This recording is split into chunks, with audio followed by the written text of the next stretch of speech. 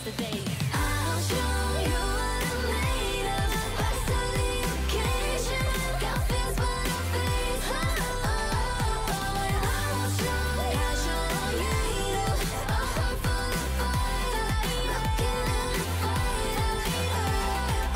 I'll show you what I'm made of. What I'm made of. Yeah. I'll show you what I'm made of.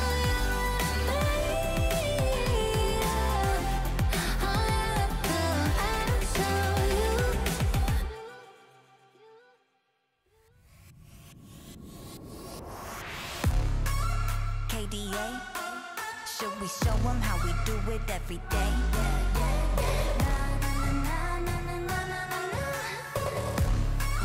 Let's get it.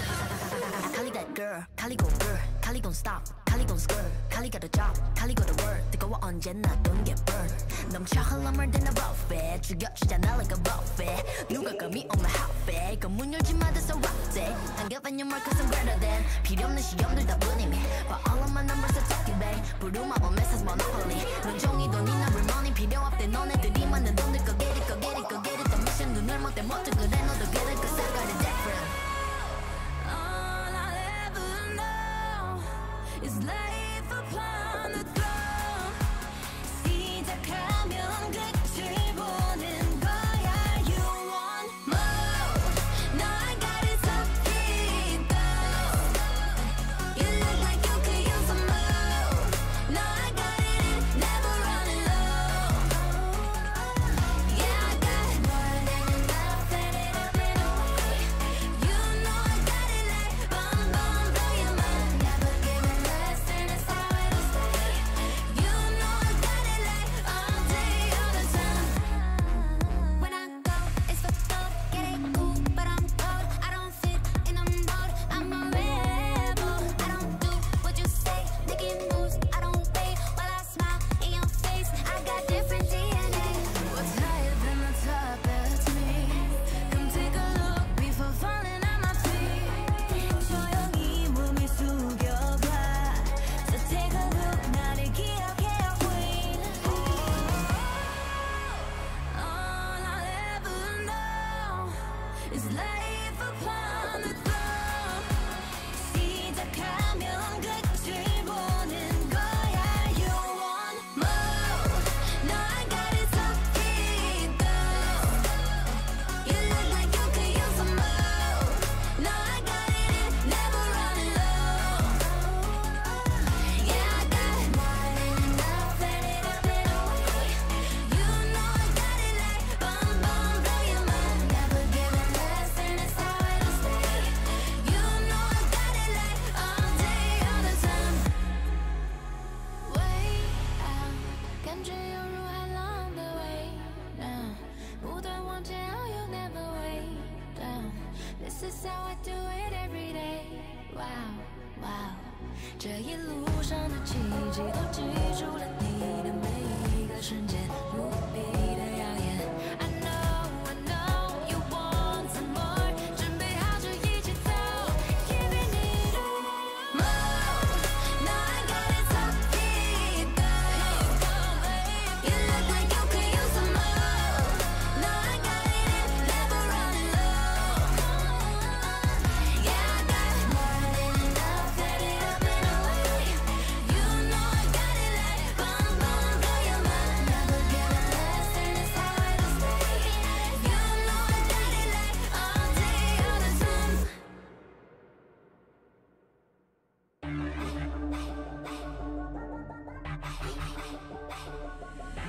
You know who it is, coming round again. We want a dose of this, right now it's KDA. I'm a goddess with a blaze, 소리처럼 내 이름 잊지 못하게 loud, loud, loud, loud. I could take you to the top, 절대 멈추지 못해. 내가 끝내주는 bad gal, gal, gal. And when I start to talk like that, oh you know how to react. I'm a picture perfect face with that wild in my veins. You can hear it in my glow, glow, glow, glow. So keep your eyes on me now. 무엇을 보든 좋아할 거야. 다 할 수 없는 래퍼. 나와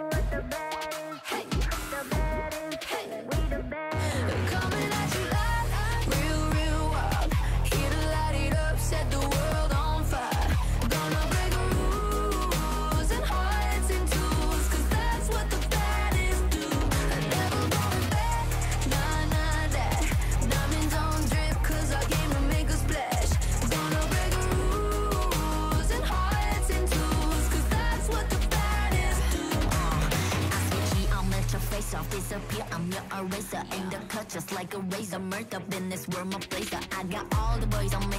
I got all the lines on ring. Knocking dead, turning heads. I got all the eyes on me. Pretty face, caught up to the rock. 유행 선두자. 원하지만 못하잖아. 애가 타잖아. You like whoa. 달리 you도 go. 난 알지, I know. 준비해. Cause I like the ball. 멈추지 않아. 나를래. 그게 like a bag. 그거 말고 bye. 믿어봐. 그만큼 크게. 어깨 펴고 high. 100% 덤비지 못해. 죽여주잖아. 나는 boss. 간지 with the sauce. 원하면 줄게. I'm doing damage when just how I planned it. I do what I want when I say.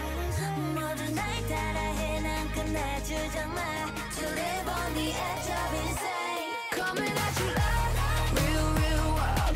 Here to light it up. Set the world on fire. Gonna break rules and hearts in twos. Cause that's what the baddest do. I never going back. Nah, nah, that. Diamonds don't drip. Cause I came to make a splash. Gonna break rules and hearts in twos. Cause that's what the baddest do. It's crazy. Sorry for the bad news. Sorry I'm so bad. Only took a minute for me to get what you had. Sorry for the bad news. No, it makes you sad.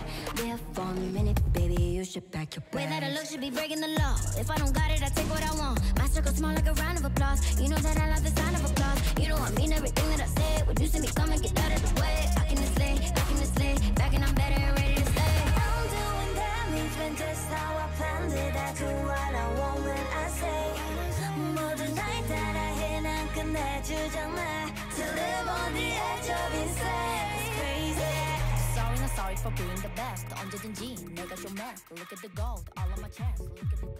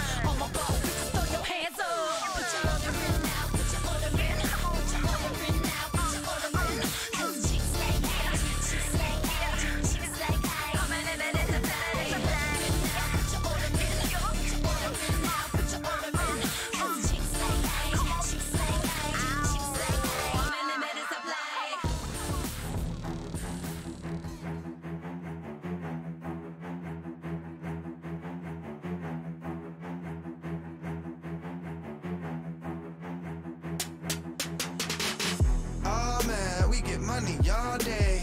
All I do is work, all I do is get paid, yeah. Oh man, we get money all day. All I do is work, all I do is get paid, yeah. All I do is work, all I do is work. All I do is work, all I do is get paid, yeah. All I do is work, all I do is work. All I do is work, all I do is let me work. Somebody call 911. My mind no ones and I'm undone. Try to hide, but it's not better run from. Bye bye, little guy, now run, run. It's my time, I'm alive and I'm young, and I'm in the prime and I run, Better get a watcher when I get a feeling like I'm about to hit him with a shot from a stun gun. And I'm about to get him on a different kind of level. I'll be on it like I thought it would be, ain't nobody ready for it. Better get him out, I'm about to make harder than a puddle of on the one side. Call it what you want, man. I wanna see the only one who's winning, and I gotta be a little bit offended by the way you trying to talk to me. I'm about to come and check and ask what you really want, son. Y'all don't get it, neither do I, look, I'll admit it. Y'all are trying to take island visits. I'ma run my own island business. It don't exist, I'll invent it. Man, I'm about to be childish with it. Money about to be piling up this, so how we might see a pilot hit it. Bang, you gon' remember my name. I got the infinite aim, bringing the infinite pain. Working to get to the fame, then I'ma dip in a similar vein. Whipping the whip when I'm switching the lane. Admitting I'm gifted is simply insane. Man, let me work. Oh man, we get money all day. All I do is work, all I do is get paid, yeah. Oh man, we get money all day. All I do is work, all I do is get paid, yeah. All I do is work, all I do is work. All I do is work, all I do is get paid, yeah. All I do is work, all I do is work. All I do is work, all I do is let me work. Yeah, all I do is work, all I do is work. Keep it on the loud like I'm moving work. All this money crazy, too absurd. I'ma do the money dance, you get served. Lambo or Bugatti, which do you prefer? You standing there in silence, you should use your words. Look, actions speak louder than what you have heard. We bout that action, so you know we bout to do it. Work. My, what a business. Money crazy, so I know just what it's like to be senseless. They say that I can't be crap. Somebody find me a dentist. I'm about to buy up your tap. So soon you might be evicted. I'm saying, man, oh man, we get money all day. I can't hear you talking, I don't care what y'all say. Out of getting nothing, and it's what you call pay. You think that you working, man, that's what they y'all say. Let me work.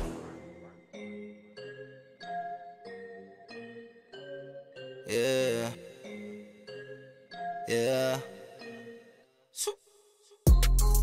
I'm really getting to it day and night. I'm really in the game, I live that life. Fake them left and then I take them right. I ain't going out without a fight. I put on a show under the lights. Love it when they say my name on the mic. Highlight play, make them wanna show it twice. Highlight play, make them wanna show it twice. I'm the coldest, get it done in freezing rain. When I get in my zone, I can feel it in my veins. I go tunnel vision, ain't nobody that can stop me. I'm legendary, they just want the jersey on my body. Put up the numbers, people trying to say they love me. Work out every summer, cause the winter gon' get ugly. Feel like the world against me got me going even harder. Take off like a rocket, I'ma snipe it like I'm hearted. When I go beast, how you gonna stop it?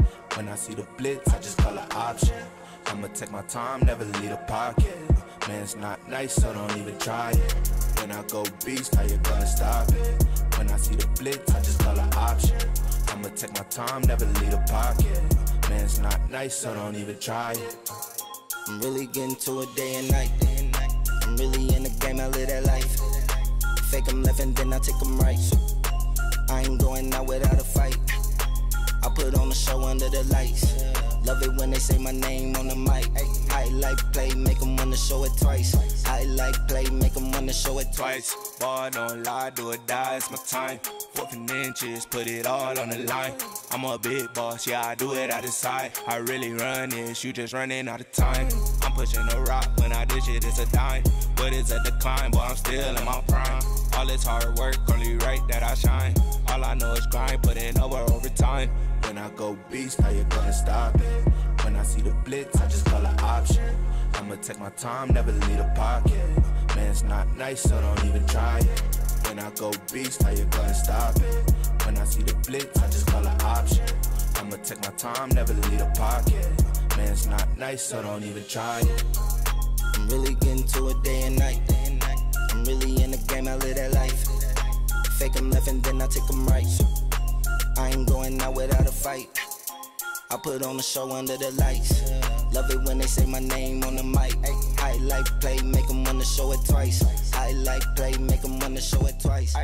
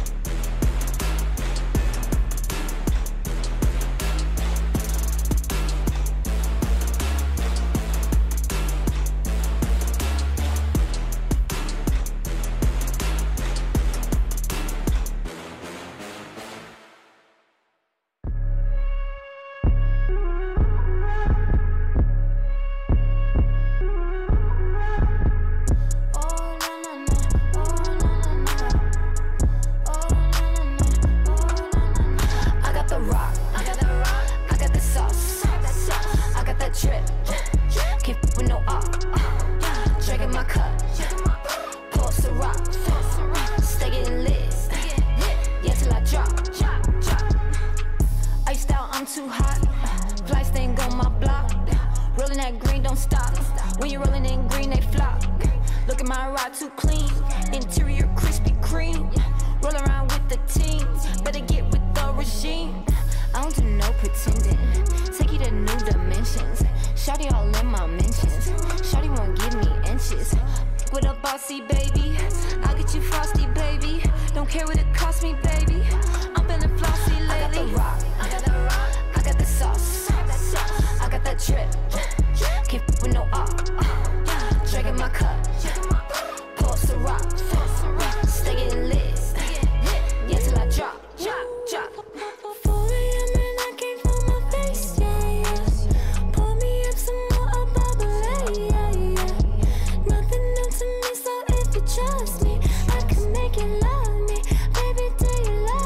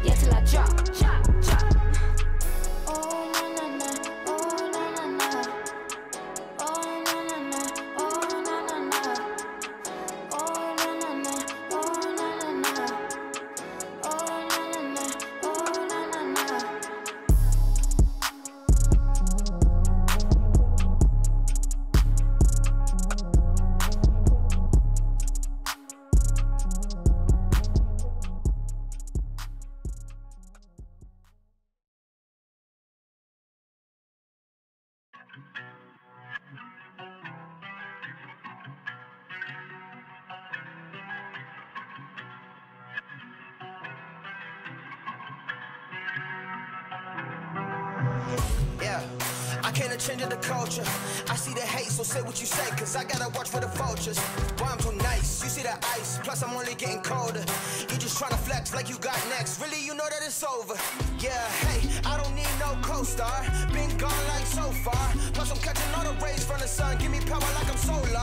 You cannot catch the drip, yeah, that is unless you a coaster. And we up, yeah, way up, yeah, they gon' put this on a poster. I got many dreams, I got plenty things that I wanna see. Will I put that on me? Yeah, I got many dreams, I got plenty things, yeah, that I wanna see. Will I put that on me? Yeah, I got many dreams, I got plenty things that I wanna see. Will I put that on me? Yeah, I got many dreams, I got plenty things that I wanna see. Will I put that on me? Yeah, I put that on me. Yeah, I put that on me. Walk tall, see the car, do another smile, I'ma be the greatest. Good luck keeping up everything I can, you know what the name is. Plus I've been through the training, straight shot how I'm aiming. Never stop, try to put me in a box, boy, you can never frame this. I am what you might be, too fast and I'm too strong. I might juke y'all like I'm lightning, spook y'all like I'm frightening. They ain't never seen it like me, got my team right beside me. High tide, I'm rising, my time that's timely. I got many dreams, I got plenty things that I wanna see. Will I put that? I got plenty things that I wanna see. Will I put that on me? Yeah, I put that on me. Yeah, I put that on me.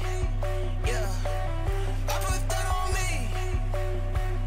Yeah, I put that on me. I got now, don't know who got next. Just like that, better every step. Yeah, I got now, don't know who got next. Just like that, better every step. I got now, don't know who got next. Just like that, better every step. Yeah, I got now, don't know who got next. Just like that, better every step.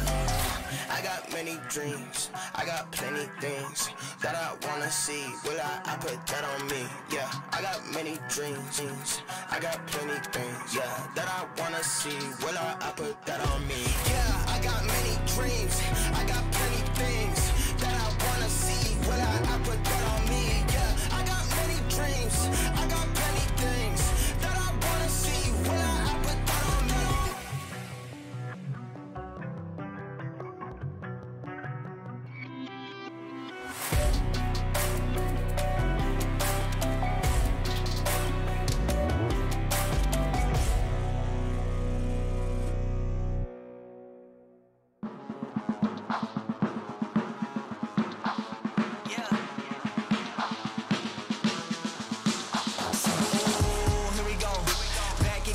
Scenario, win, yeah, we on a roll. Yeah, 2, 4, 6, we like 10 and 0. I should probably tell them something that they didn't know. Back then we was down with nowhere to go. Shit, might have been down, but we didn't fall. Now we running it like some intervals. Ooh, what now? Tell me who you see when you look straight up. Like, wait, who us now? What you gonna do when we pull up on you? Like, ooh, touchdown. You already know what it is when I come through you. Ooh, shut down. Shut down. Say, oh, what now? Tell me who you see when you look straight up. Like, wait, who us now? What you gonna do when we pull up on you? Like, ooh, touchdown. You already know what it is when we come through you. Ooh, shut down. Say, ooh, shut down. Say, ooh, give me that crown. I need that now, right now. Ooh, don't make a sound. It's my time. You hear the crowd. Hey, we need that rain. Me and my team. Deja vu, this here a dream. We done all seen 100 times over back when we was just teens. Now we going dumb, told them we the one. They would count us out, now we counting up the funds. Now without a doubt, they be throwing up the ones. Like they was always rapping, now believe them if you want. Now they show love, came with a dub. It is what it is, it isn't what it was. They all love to hate when it don't work out. Tell you that they always been down when it does. Look.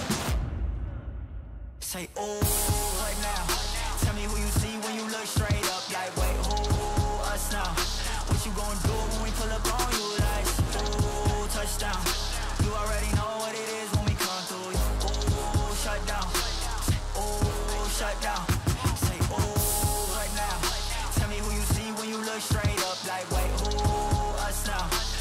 gon' do when we pull up on you like, ooh, touchdown.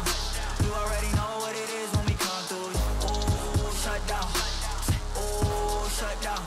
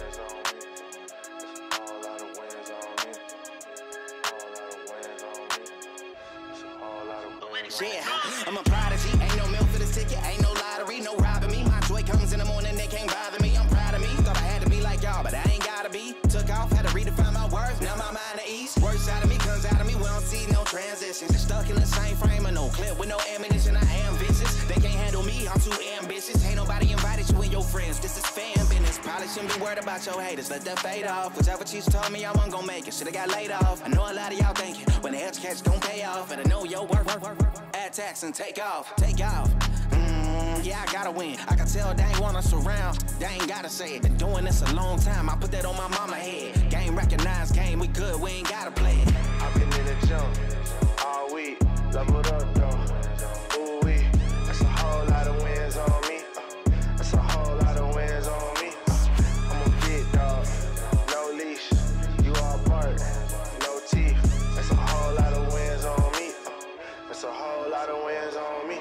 Come through like I'm Dolomite. Hold up, this a holy site. You think you a legend, what they say, I say for sure you right. All I ever know is being OG, I'm a prototype. Cooler than the polo sweater, brighter than the police light. Beast mode, this a deep grind. Speak gold up at each line. No cheat code, I'm a beast, bro. You a bistro in this E-time. Got big goals and a big dream on the beach shore, taking me time. My whole team lit too tough, we too up like peace signs. I'm real, raised up in the field. Grinding while the sun is on me, I ain't got no chill.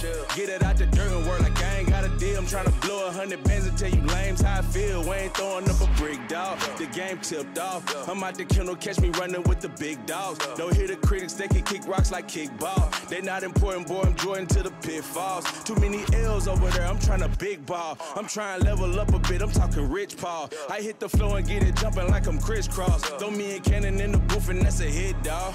I've been in the jump all week. Leveled up though. Ooh wee. That's a whole lot of wins on me. That's a whole lot of wins on me. I'm a big dog, no leash. You all bark, no teeth. That's a whole lot of wins on me. That's a whole lot of wins on me.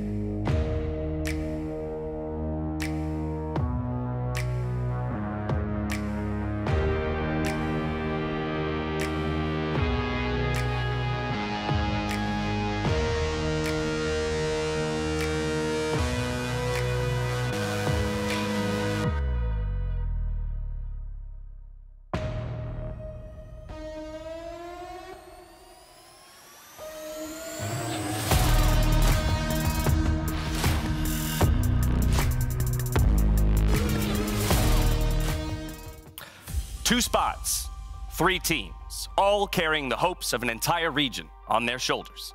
Going into the last day, G2 Esports, Evil Geniuses, and PSG Talon are neck and neck in the fight behind RNG and T1. And assuming that T1 get at least 1 win today, only 2 of them will make it out. But how do we get here? Well, it all started like many dramas do, with a collapse. G2 went from 4-0 to 0-4 in what felt like the blink of an eye. And now the EU Titans are finding themselves in danger of not even making the knockout stage. The 2019 MSI champions are feeling the pressure, but although morale might be low, their schedule brings hope to LEC fans. A win versus Saigon Buffalo will already bring them a long way. And later today, they face EG in the classic NA versus EU rivalry matchup to solidify their spot. The LCS champions pulled off an impressive win versus T1 yesterday and still hold their fate in their own hands. Impact has been playing like a man possessed and looks to lead the young guns of EG to the knockout stage like he did with Team Liquid in their famous run back in 2019. But NA fans will still hold their breath on this last day of the Rumble stage, as last year we saw PSG Talon crush Cloud9's hopes of making the knockout stage. And today, they could do it once again. The PCS champions lost 2 of their star players before the season, but with their wins over G2, they have managed to keep their dream of back-to-back MSI semifinals alive. They have a tall task ahead of them. Their matchup versus Evil Geniuses will be monumental, but a win there might not be enough. Later in the day, they face the best performing team at MSI in RNG, which could be a do-or-die battle for them. There you have it. The script's been thrown out the window, the stage is set, and everything is left to be decided here on our last day of the Rumble stage. Let the action begin.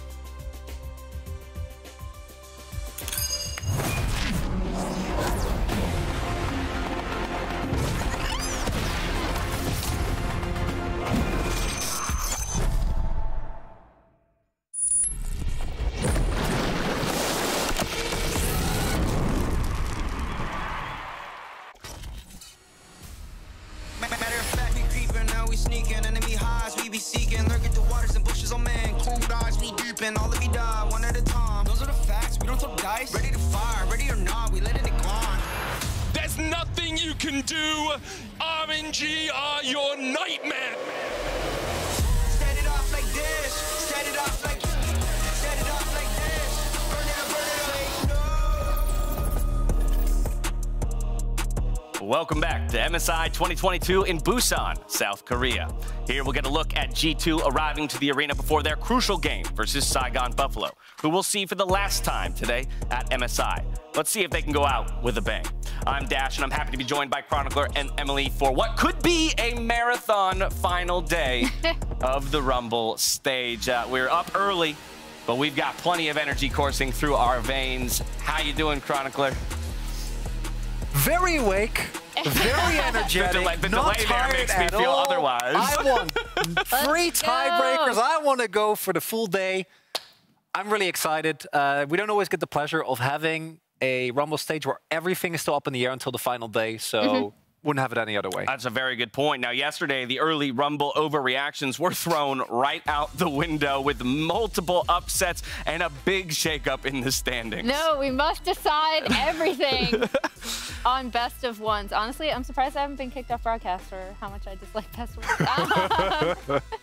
But yeah, I mean, like we went into yesterday, me and Dan on the analyst desk being like, oh man, like we hope things don't just kind of play out as expected, and they didn't. The entire day was massively entertaining. We saw people, you know, changing their strategies, switching up styles, a really interesting team composition. So I was very pleased. All right, well, let's start with the biggest shocker of yesterday. It was Evil Geniuses managing to take down T1 and making, again, these standings and that race for the top 4 very interesting.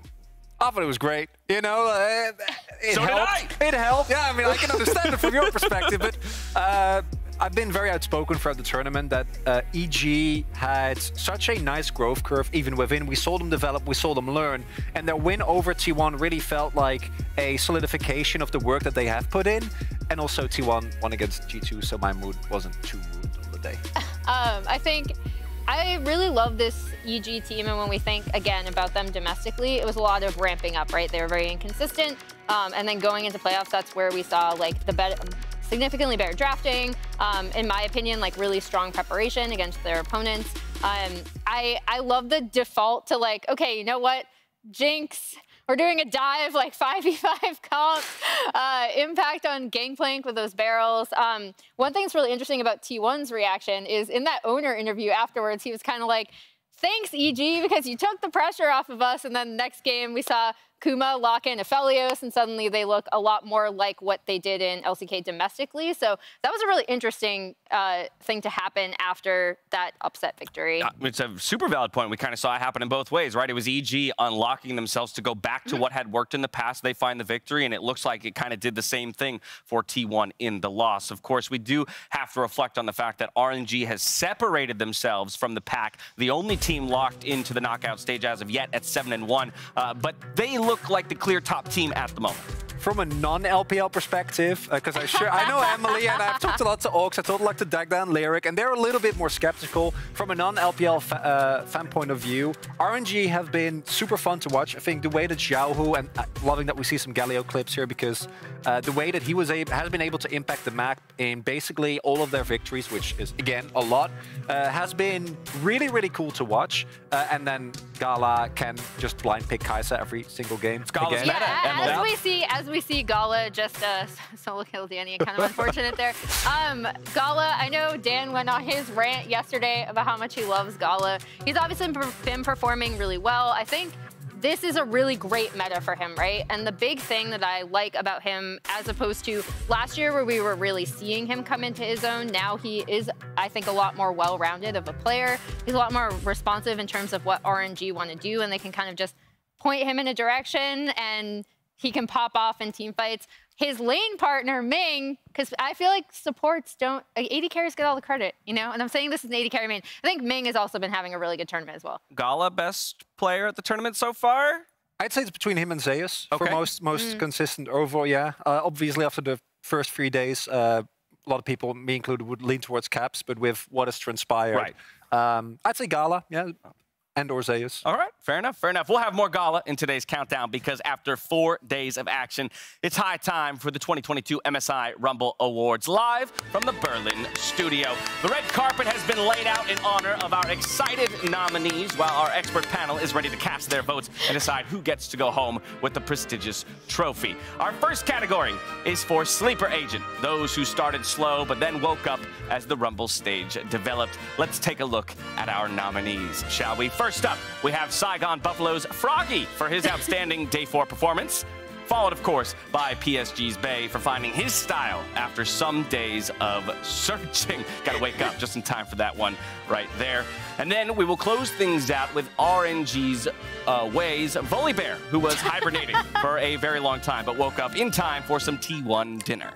It's not the Volibear. The bear should go back to sleep because RNG have been really looking really good at anything that isn't Way Volibear. So I'm going to go for Bay. I think he's had a very long gestational period and slowly he's blossomed in this beautiful player that gets Lissandra, starts every team fight off beautifully, and is not a huge detriment to his team. He just want to talk about Bay because it's a bridge to talking about LCK Challengers. I'm going to go with Froggy. Okay, tell me why. Who I think we saw from Froggy yesterday, what we saw from him domestically, right? Where if you get him out of lane, if you do actually, kind of help him through the laning phase because he isn't as strong of a laner, he is a phenomenal team fighter. He popped off on Ahri yesterday, and that was really cool to see. Well, a split panel here. Let's take a look at who picks up the honors, though. Congratulations to Saigon Buffalo's Froggy, who after a short power nap had an amazing Day 4 performance and led his team to their first win of the MSI Rumble stage. Our next category, though, is an oldie but a goodie for Best Grandpa. And, of course, we're going to start with the boomer himself, EG's impact for being a leader on a young team. Next, though, might be a surprise for some, where we have Danny for embodying complete grandpa energy. When the kids are having fun in lane, you will find him asleep, but he'll wake up just in time for dinner. And of course, finally, we've got G2's Yankos for his grandpa noises, I say in air quotes, in G2's voice comms. I absolutely love that's what they decided it was, grandpa noises. I just want to know, it's like, oh, like, is it like a stretch? Falling is it asleep a in the middle of the, yeah, exactly. A little bit of a grunt. What do we think? Yelling at the Zoomers. Just like I'd say a grunt. Yeah, like I got to get out of bed for this. So who takes your top honors? I mean, for me, it has to be Impact there was an interview earlier this year with him where he's being interviewed and they're like, oh, how does it feel to be the veteran leader? And he's like, oh, I don't feel that old. Like 2 seconds later, the guys are making too much noise. He just turns around and yells at them to shut up. It was amazing. Yeah, I remember that. That was a remote interview still, exactly. I got it with Danny. It's easy to have grandpa energy when you're old, but it takes dedication, hard work to have that energy when you're one of the youngest players. I like that logic there, right? You have to work harder to get to grandpa energy as a Zoomer. All right, well, let's see where the votes have gone. Congratulations to EG's grandpa in the top lane. It's none other than Impact. It's not easy keeping the Zoomers in line, but thanks to this veteran, they're on their way towards the MSI knockout stage. Hopefully, that's a curse, actually. Let me go to the world, I wanted them to change that copy. You could have just cursed EG. I don't take any responsibility for that. I just read what's in the prompter. Now for our final category, and this one's for the kids. It's the Best Zoomer Award. We've got 5 to choose from in this one. What's your feeling when you look at this field? Already mentioned, in my opinion, one of the best performing players at the tournament. His international debut, called for him all of last year, vindicated, incredible performances on so many different champions, especially with getting very little resources at the start of the split or at the start of the tournament as well. It's got to be Zeus. So I want to shout out Owner, who had a phenomenal interview yesterday. He is so entertaining. I was so happy that we got to see that side from him because this T1 team is actually like very bubbly, like very goofy. They're such a fun team. He's improved so much from last year. So shout out for having that hilarious and incredibly confident interview. Yet another split decision.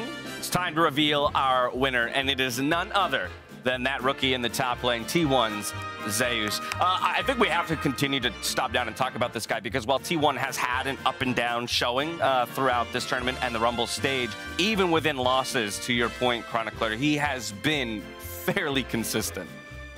The most impressive part to me, and it's what always has impressed me, we have a lot of players in challenges, but also just in the LCK that are really good at taking wins, but then they overextend. LPL also has a habit of this. But Zeus plays like he has a lot of years of experience, and that is, to me, the most impressive part, because he doesn't. And, like, how much better can this player get? I think the other thing, too, that we will talk a bit about more later, Emily, is just kind of this change in style as well for T1 and how, obviously, players like Zeus play into that, but you like to see them living up to it on their first international performance because that can always be a very dangerous thing. Yeah, I mean, I think the big thing I saw from him yesterday is, like, even when Zeus was targeted with the Rumble, he was still making sure, like, he's clearing the wave. He's not letting them get too far ahead. So even though it was a split map situation where he was getting put behind, he still ended up having these, like, phenomenal equalizers later on, and it was just great to see. I also like that you bring up the Rumble, because we'd be remiss to not give a Rumble award to one of the Rumble players out here on the tournament. Now it's time to turn our attention, though, towards the action today, the final battle in the MSI Rumble stage with everything on the line. 我到现在这个6强，感觉就起伏比较大。The Rumble stage has been quite the roller coaster. 저희가 이루지 못한 영광을 이루겠습니다. 我觉得在明天的比赛里面，最重要的一场肯定是我们跟EG打。 마이너 지역이라는 수식어를 거부하는 거침없는 팀 PSG. 我们为了打EG会准备跟我们可能打赢G2那种感觉跟角色差不多。 EG 최고조에 이른 그들의 잠재력 이제 밖으로 폭발할 때입니다. I don't really think like anyone is unbeatable. We're more confident than ever versus G2. We already beat PSG. We just do our thing, and I think we'll be fine. 저는 PSG 선수들은 한국 분들은 죄송한데 그렇게 잘한다 생각 안 하고 그래서 그렇게 긴장되지 않네요. G2 유럽의 제왕. Obviously it sucks losing, but there's no time to sit down and be sad about losses. Normally I would apologize for our performance, but I'm not gonna do that. So we're gonna show up the best G2 we've seen. And we're gonna take this MSI home. Greatest of all time이 이끄는 T1. 일단 저희가 좀 플레이에 자신감 갖고 실수를 많이 안 하면서 잘하면 될 것 같습니다. RNG한테도 패배를 한번 당했기 때문에 RNG 상대로 이겨가지고 좀 복수를 하고 싶습니다. RNG 我更期待在 BO5 中碰到 T1 吧，然后跟他们打出一场精彩的比赛。 서로 쫓고 쫓기는 이들 중에 최후의 승자는 누가 될까요?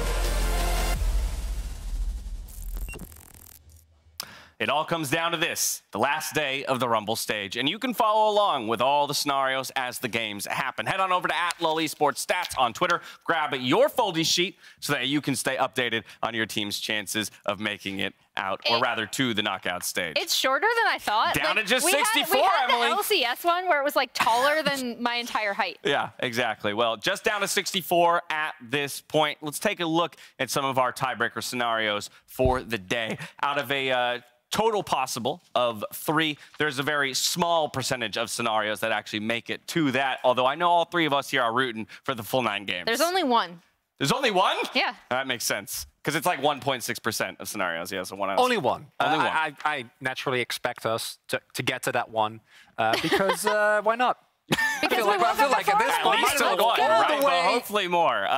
Again, I think it is roughly 60% of scenarios that play at least 1, if not more than that. And so we'll have to see what, of course, comes true. We'll be tracking that throughout the day. Track along with us, though. Now standing, RNG is already locked for the knockout stage, right? 7-1. The only team that's so far eliminated is going to be Saigon Buffaloes at 1-7. T-Win, 1 win away from locking EG, G2, PSG Talon, the ones who have to do a little bit more work to get it done. And personally, for T1, there are scenarios where they don't make it, but especially with how the game against G2 yesterday, I wouldn't be too worried. But as you pointed out with your lovely monologue at the top of the day, personally, I don't know what direction it's actually going to end up going, especially with how the forms of the team have been looking, because it's a good time, like for PSG, to kind of have an upsurge, whereas G2, their journey has mostly been downwards, which is a lot harder to bounce back from. And even in the Saigon Buffalo loss, I think PSG were playing something that they were super comfortable on. They themselves have said, like, we think, I believe it was Hanabi in an interview, but someone can correct me if I'm wrong. They said that they feel like they are a scaling team, right? Like, they feel like they are ones who kind of learn and evolve and adapt. So, I mean, as someone who really loves this EG team, like putting aside NA or whatever, I am very concerned because I'm perpetually nervous. Rightfully concerned, I think. Honestly, for any of the teams that find themselves in the position of not yet having locked. Again, I'm going to jump us back to T1, the team in the best of positions. But we do need to talk about their journey here, Chronicler, because it has been filled with ups and downs. And I want to put it in a broader historical perspective, because in the history of Korean dominance, right, starting in 2013 and lasting till 2017, and even in the years afterwards, I'd argue, Korean teams have always been identified as, yes, they're incredibly hard workers, but they're also a little aloof, a little stoic, hard to approach, very serious, dedicated players. And there are all those things, but one of the saddest things about the, not just them having a rough time in game, at the start of this Rumble stage, that we didn't get to see that T1. And like within the LCK, one of the reasons why this team was so much fun to watch was because they're really goofy. They're really weird. They're really outspoken. And we saw the first glimpses of it yesterday with that impact, or with the interview of Owner. Yeah, I was so happy to get that Owner interview just because he's a player I've watched, again, like evolve since he came onto the team into Worlds last year. And I mean, just eradicate that mindset completely, right? Like we're well beyond it. And this T1 team is a very fun, goofy team. So like you said, I'm super happy that we saw that. From the team in the best of positions to the team in the toughest of positions, PSG Talon, they're going to rely heavily on the fact that they hold that head-to-head record over G2, as they are still a game behind in the overall standings. But let's talk about how they can make it. What has been working when they're pulling off wins? I'm about to talk about Morditz's favorite player here, Bay. Because I think getting him on something, again, that he's really comfortable on, coming out of lane to contribute to these team fights. I think having Hanabi on something like the Ornn as their front line is also really, really important. And once again, we've seen multiple teams say it throughout this stage. We're going to evolve more around 5v5 team fighting in the mid to late game. And I think PSG have kind of found their comfort zone there, especially with the picks that they've been putting Bay on, like the Lissandra, Galio, and Syndra. And it was Emily that pointed out before they started picking up wins is that Kai Wing has also had an incredible tournament. And him, Unified, and Hanabi are, of course, the remnants of the PSG of last split. And if, as Emily pointed out, like Bei and Juan can be as comfortable and not be somewhat of a liability, which they have been in the past, then I think the amount of prowess and like the cool attitude of those top and bottom players is going to be key for PSG. I think what's interesting too, as we talk more and more about each of the teams and their best chances of making it out, we fall back on one kind of commonality, which is playing the way your team played to get here, right? It's about returning to those identities. We saw with EG. We've now seen it a bit more with T1, having that weight taken off of their shoulders after falling to that North American squad. And for PSG, go to team fighting, right? And that, in turn, has been the result as well of G2's downfall, maybe getting contested by certain teams in ways that they didn't expect to because of how earlier stages of the tournament had gone. Yeah, I mean, I think G2 coming in had the absolute best drafting in this entire tournament. And now we've seen people kind of adapt and pick that up. So we'll see if they can find that again here today as the pressure is on. Now, the PCS champions have a monumental game later today as they face off against EG in our featured matchup presented by Mercedes-Benz.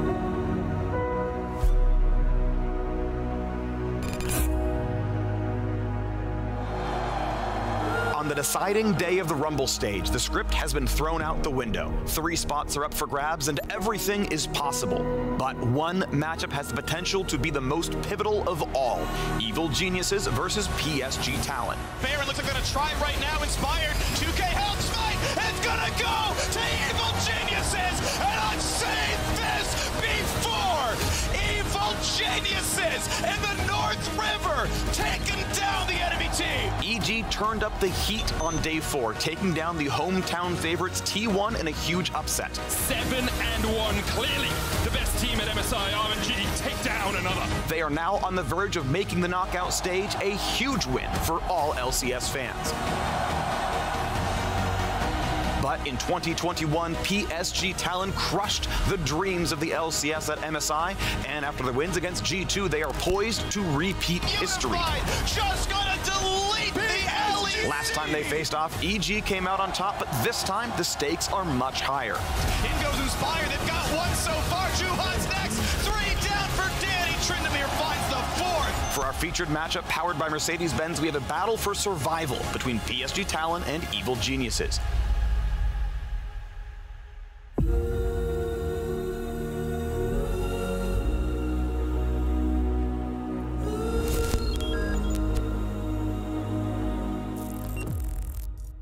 An absolutely massive matchup for both of these teams here looking to make it to the knockout stage. I'm just going to kind of turn and open the floor to the two of you. We've talked a little bit about what success for PSG looks like in terms of the comps we want them to secure and how we want them to play around that core and enabling Bei to get through the laning phase and into the team fight phase. What about on the side of EG? That success that they found yesterday against T1, admittedly, while at the hands of being able to steal a Baron, you don't necessarily want it to always have to come from a play like that. Yeah, and I mean, this is something we saw, again, from EG domestically, is that their early game has some holes in it, maybe, especially against a team like T1, who still, in my opinion, has the best early game of any team at this tournament. However, for EG, it is still the same points that I've been making the entire time, which is Inspired and Vulcan working together to create plays to set up their carries for success, specifically Jojo and Danny. Putting Danny on the Jinx is something that I was looking at in draft, and I was like, I don't know about this lane. And as it turns out, that lane was not very fun for him, but he was obviously so visibly comfortable on that pick and team fight, so that it didn't end up mattering. How does that interact with PSG, though, and everything that we've just talked about? That's the hard part for me, because both these teams, I think, have kind of shifted towards a very similar style, right? Where they are relying on their bot laners to do really well. And then, personally, I think the difference maker is going to be Jojo. Like, his tweeting game is great. We've seen that from the beginning. But if you look at how this player has actually performed in terms of individual performances, his impacts on the map, he has done such an incredible job. And naturally, I'm always going to talk about the T1 boys on their, or Zeus's case on the international debut. But I think Jojo Pyun has also had an incredible tournament. So for me, it's Vulcan, actually, because I think really highly of Kaiwing. And like we said, in their losses, he was still performing well. He still had really great engages. So I'd like to be able to see Vulcan either out-roam him on like early roam timers maybe, or be able to, you know, counteract that, because Kaiwing initiating fights for PSG is just looking so good. Well, we wait on bated breath for that matchup, but let's go ahead and take a look at the schedule to see what's in store for us across the entire day. We kick things off with G2 Esports versus Saigon Buffaloes before Evil Geniuses versus PSG, as we just talked about. Then we will conclude Saigon Buffaloes' run at this tournament in the third game of the day against T1. We got to talk about this squad. Glad that they're able to put up a win. Still very dangerous here on our final day of play. Yeah, I mean, I love the fact that, first of all, we just, again, have the Vietnamese teams back, right? I know a lot of people were underestimating Saigon Buffalo because they were the second seed and they were beat out by GAM Esports, who just had their victory at Southeast Asian Games, so congratulations to them. But, you know, Saigon Buffalo, we've seen them evolve as a team. I really like what they've been doing with mid-jungle, with Binjay covering Froggy, right? I think that's actually so important, where even if his like jungle proximity or numbers didn't change in a significant way, I think the way he played around mid, that Lee Sin pick for him was so massive.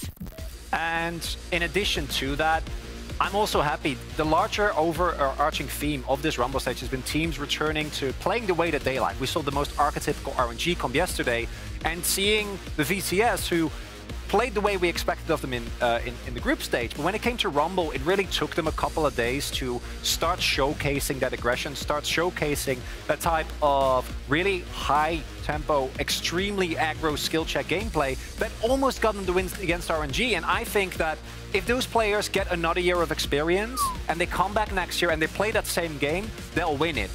And once again, shout out to Froggy, who had like a really great, you just saw him hit that charm there, but like really great performances out of him yesterday. And again, it really started with Binjay being like, you know what, I am going to attack mid lane. Even in that RNG matchup where they're trading 1-for-1, RNG still weren't able to, you know, get much out of their trade kills.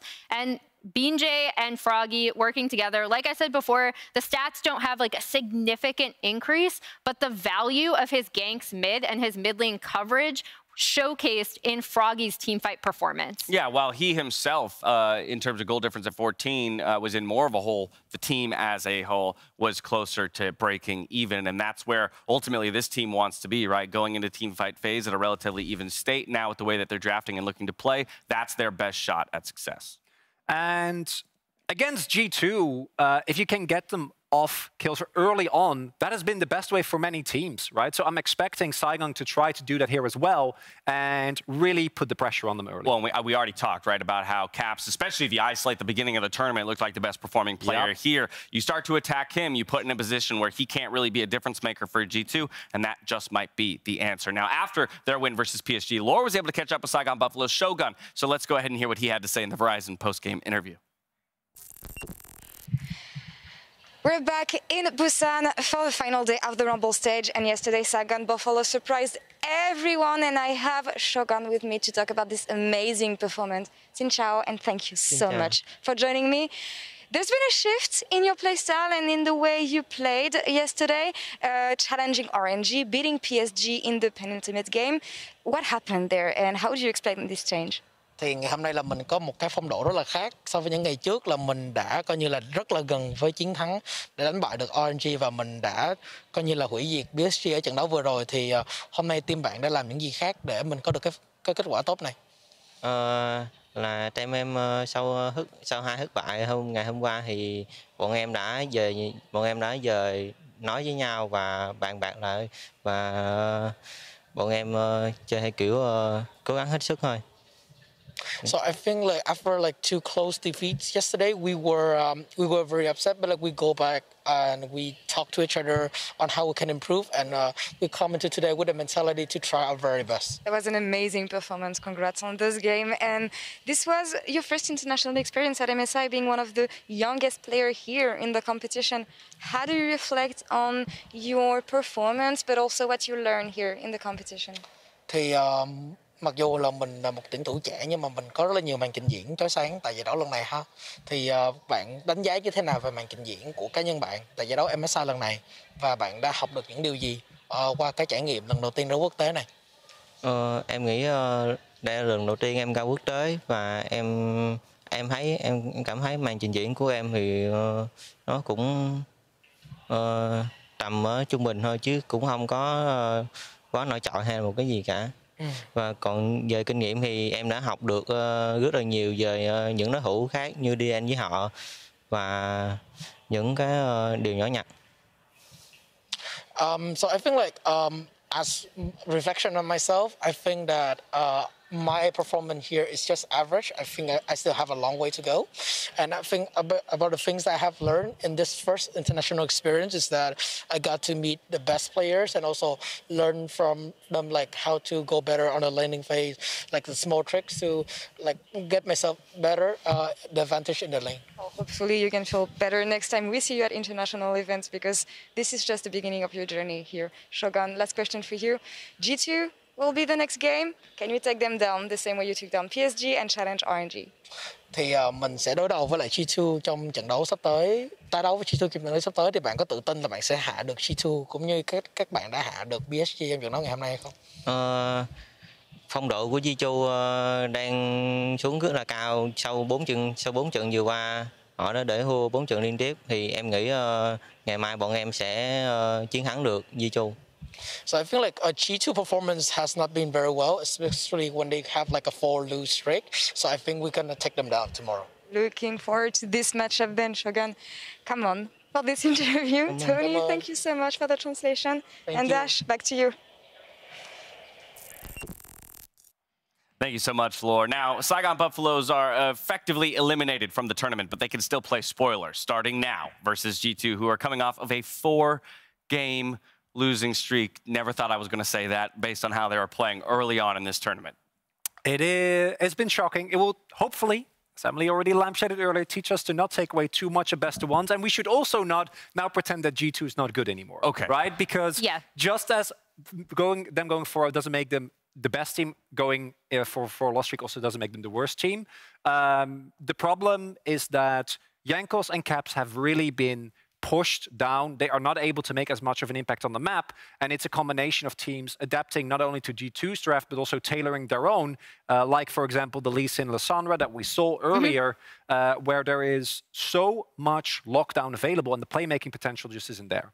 Yeah, I mean, I think what we saw from Saigon Buffalo yesterday in terms of attacking mid-jungle is also what they have to do into Caps and Jankos today, because for me, that is, you know, the beating heart of this G2 team. They're both such good players. They have such great coordination with each other. And while I wouldn't have categorized like G2 as an early game team, getting Caps ahead is so important for this team to get to that mid game where they really love team fighting. I'm also going to just key into a little bit of what you were talking about in terms of the draft. It definitely felt like on the outset of this tournament that G2 was kind of defining the meta, right? Or dictating the meta of the tournament. Absolutely. And now they're still doing it, but in a different way, in the sense that teams are now having, or rather being forced to adapt to them and find their way to dismantle it. Yeah, they had so many smart picks, groups, and then the beginning of Rumble. Here we see the Lissandra response and the top Ornn, the Lissandra Lee Sin to cover mid and make sure that at least is stable.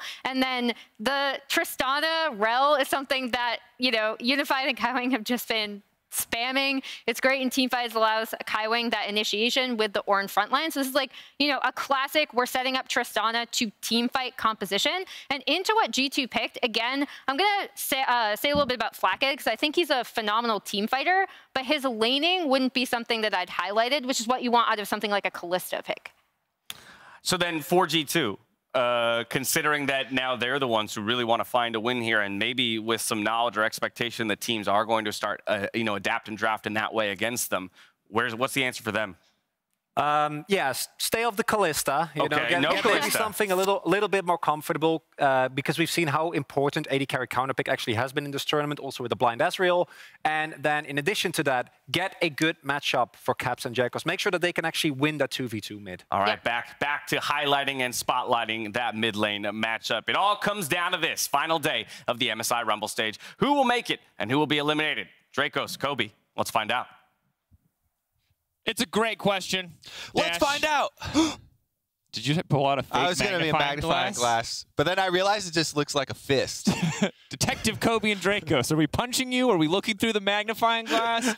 We'll find out. Okay, so the AD carry conversation is actually really interesting because this is not just a normal, oh, we've got, 4 top AD carries and you take your pick. They are very different as far as the comps that they're used in. You've got, if you go the Kai'Sa angle, then you have to go much more of a dive composition. You need setup, you need CC to get plasma on people. Then you have to worry about the counters to that, like the Xayah with the counter dive with her ultimate. Ezreal, the poke variation. Then there's the Tristana Kalista trade where Kalista has been heavily maligned, jumped in and bursted down by so many Tristanas. So already G2 trying to force that AD carry meta, banning away the Tristana. That does actually, funnily enough, raise the success probability of Kalista because Tristana has been the primary pick into Kalista, going for that lane phase all in, combine it with a Nautilus or something like that. But I know that G2 fans do not want to see another Kalista for them.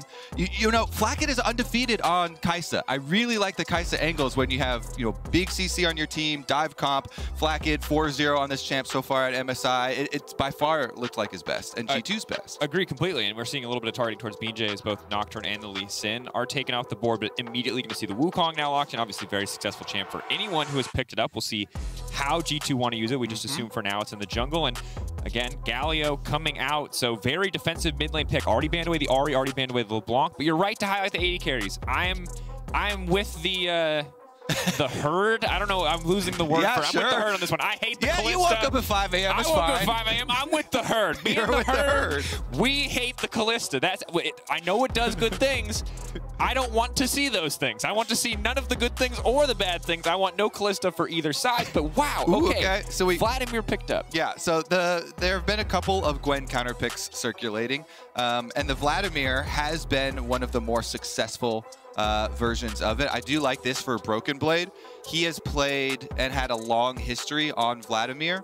North American finals as well when he was on TSM. Huge Vladimir play from him. So do have confidence in Broken Blade playing into the Gwen. And there's my Kai'Sa, Daniel. The herd can be happy. G2 fans and the herd breathing a sigh of relief. There will be no Kalistas in this game. G2 herd here is strong. G2 herd.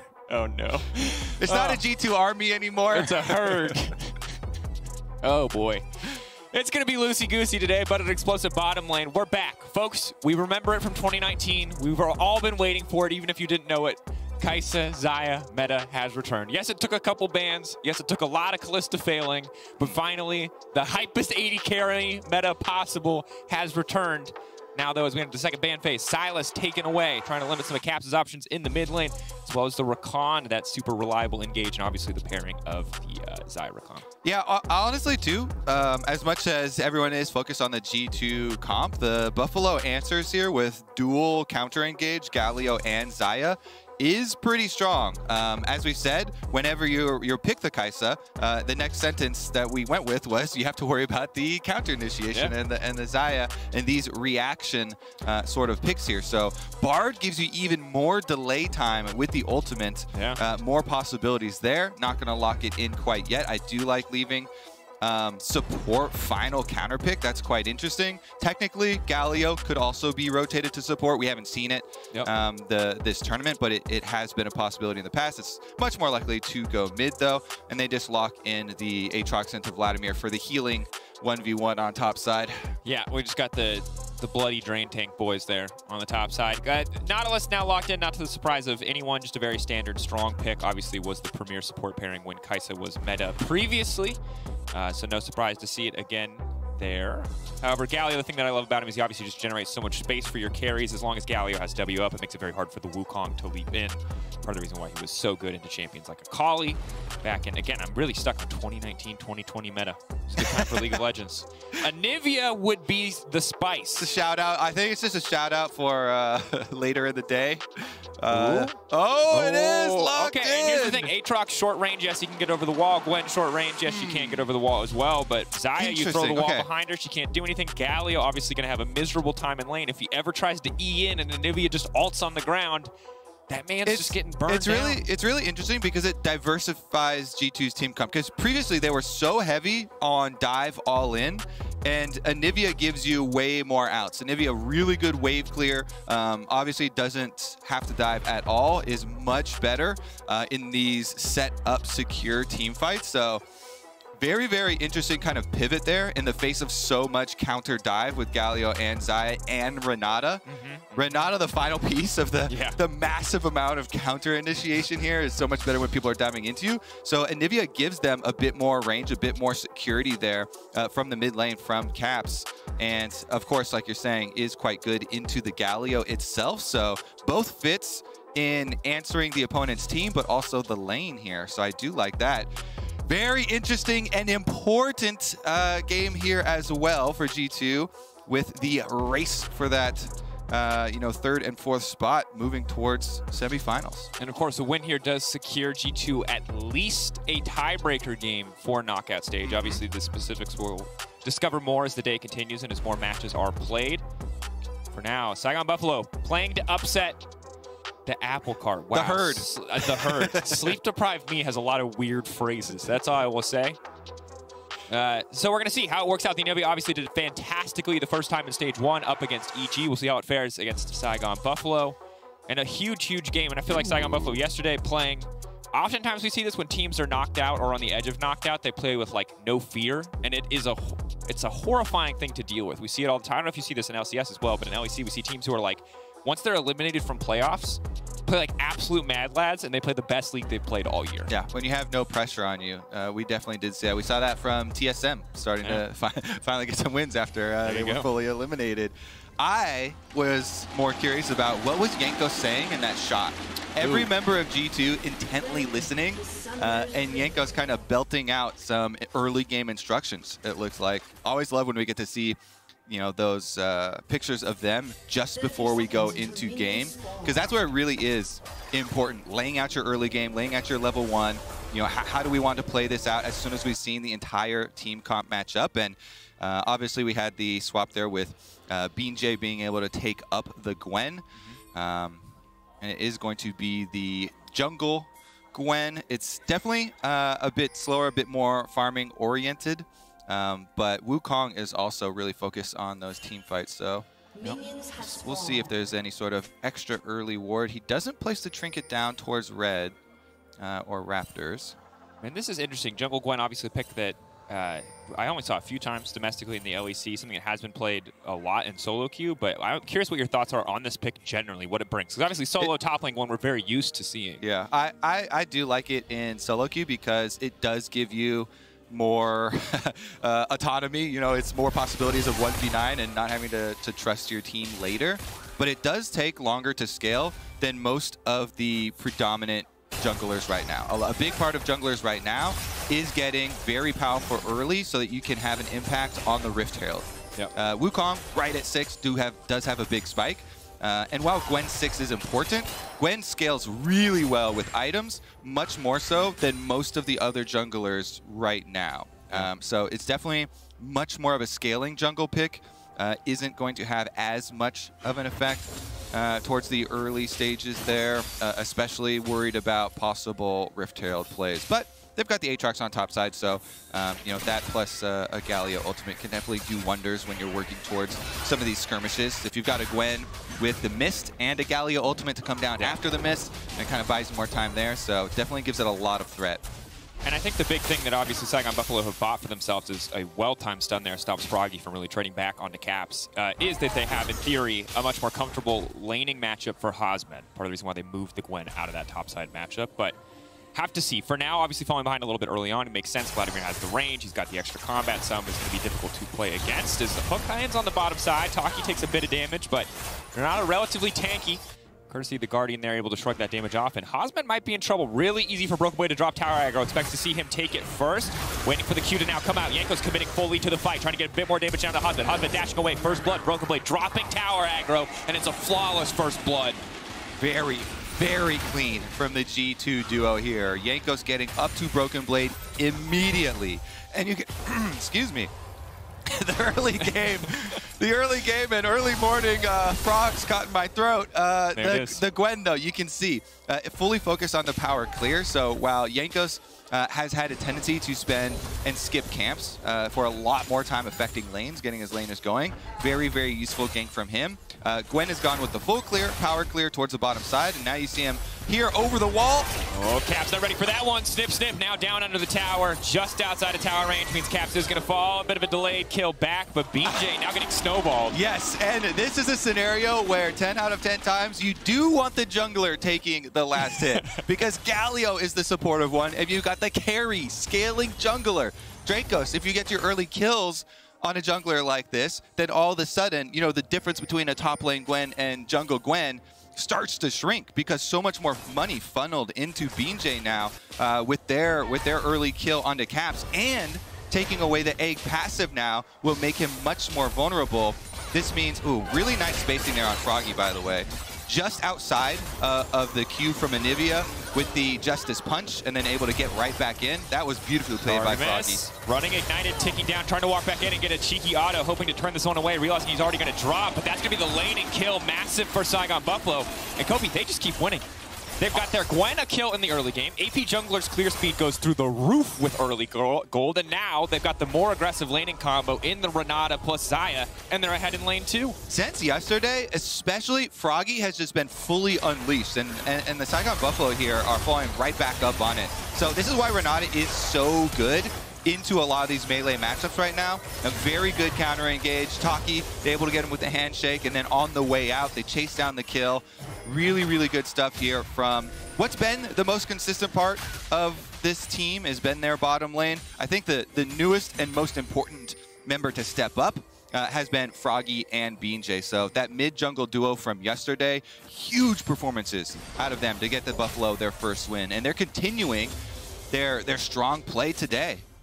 Certainly are. And I think incredible to see this early game come out. I was concerned a little bit, honestly, after that topside gank. It played so well. I start to wonder, oh, is Jankos going to pull ahead? But now BJ, you can see individually, one kill as well. Matching, his clear speed is still going to be insane. The bot lane is going to be in trouble. So hard to play against this Xayah with any kind of advantage. And while Targamas is trying to roam, Saigon Buffalo are responding. Taki is everywhere that he needs to be. They're not really getting the edge in terms of map movement, and Saigon Buffalo pushing forward, leveraging their individual laning advantages to secure this Drake. Yeah, they've got Galio ult advantage, and Caps has no egg for Anivia. So not only is Galio going to be way more impactful in moving down the river for this dragon fight, just champion to champion, but also not having the safety there. Anivia does not want to get caught out early on, especially with no passive. So they only, for the side of G2, get Jankos over to that red buff. He did get a pretty deep ward here. At least we'll see the spawn number 2 in their red quadrant of their jungle on the top side of the map there for Saigon Buffalo. Broken Blade is the point of power for G2. Got the early gank from Jankos, and as soon as he cleans up the rest of that minion wave, will reclaim a bit of the CS lead that he has on the top side. Obviously, Vladimir very good at scaling for some of that AoE damage later on into the game, though Xayah is one of the more difficult AD carries to dive. Yeah. Shogun obviously pretty comfortable. We'll see. I've been impressed with Taki in the early roams. He's been a lot, putting a little bit of pressure towards mid. But I'm also watching BJ, because this is a champion that I haven't seen too much of in the jungle for a long time. So far, my only opinions are clear speed, good. Clear speed, very good. Other than that, I'm waiting to see what Gwen is going to do when she's not locked into a lane. Because she's not a traditional CC champion. She doesn't offer a lot of playmaking. She relies more on other people around her to kind of set those plays up. Yeah, fortunately for you, there's no real mystery with the champion. It's still very straightforward. Similar Gwen things. It's just that you rely on your laners to have that CC and the setup for a lot of your ganks. like you're saying, you can't force as many. Once you get level 6 and you've got your ultimate, then you become really threatening though. And so for BJ, why it was so big for him to get that early kill, ooh, nice, able to still get off that recall there for Aatrox. Normally, after you're full clear on Gwen, you've got a little bit of extra time that goes to waste. Most other junglers, can do something with it, affect a lane or something like that, but usually the level 4 Gwen doesn't have that big of an impact, but you got a very efficient early stop in there to mid lane to get that money, and look at him. Build path here accelerated. But for G2, this Herald that we mentioned and the difference between the two junglers, Jankos takes no hesitation, starts up that Herald. They've got a control ward on it, and since the Buffalo have committed 2 members to stay bottom, they should for sure just give up this Rift Herald. It's only really counting how many turret plates do you get in payment for it, because G2 will pay that price on the bottom side. 2 turret plates in total have been taken, though already a lot of damage was done after that early kill. Yeah, it's so hard now for Flack to step forward as long as those feathers are down. You can see Targamas looking to lock in. Hey, we were talking about TSM earlier. Completely zoned off the tower as well, though. I want to point out. So, Shogun and Taki absolutely, monstering on the bottom side of this map. The Saigon Buffalo bottom lane has been such a point of power for them, and now BJ is coming to join, and they've got a Galio ult. Gonna be big. That's the ulti now going down. Targamas just means that he's walking away a little bit. Flack has the ultimate to reposition if he needs to. He's trying to get away from BJ. Jankos now on the way in. Saigon Buffalo, have they overstayed? Shogun so incredibly low. Taki incredibly low, but Targamas already down. Jankos looking to finish 1 kill, trying to stop the feathers from coming back. Clean flash from Shogun to finish the job, and BJ now hungry for a little bit more blood. One more on is gonna proc him, and it's not enough. Snip, snip, baby! It was getting dirty there for a second, Daniel. I thought G2 were going to clean up more kills, but in the end, the Buffalo with the extra person, Galio ult, means the difference. Caps on Anivia, can't really get down there. Could teleport to the tower, but decides to push the wave instead. Gets 1 wave into mid-turret, and the Buffalo will get not only the extra kills on the bottom side of the map, but the entire turret in the aftermath. Look at the start of this dive. So they were not an ultimate to keep Targamas decently close, but then just outside of that Galio range, and they take a lot of tower shots.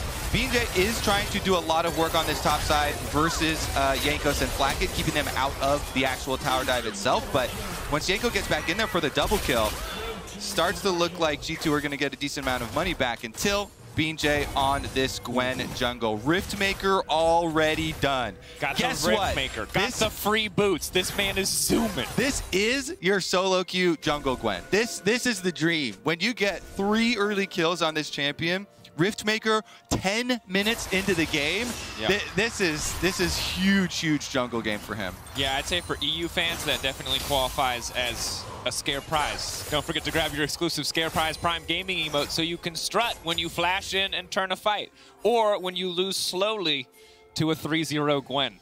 All things are available here in this context. Jankos, of course, did get 2 kills, but Flackid. Hold that thought. Flackid has cleansed, but I don't think he wants to use any summoner spells here. He knows he's down, and BJ now on a rampage. They are feeding Gwen every kill across the map. Yeah, you have to respect that there's no tower left for you for G2. They've lost so much defense so early on into this game, and the Buffalo punish again. Roam down to the bottom side. Now they're roaming up towards mid. Can Taki get him? Taki locks him down. That's going to be the handshake. Now here come the scissors.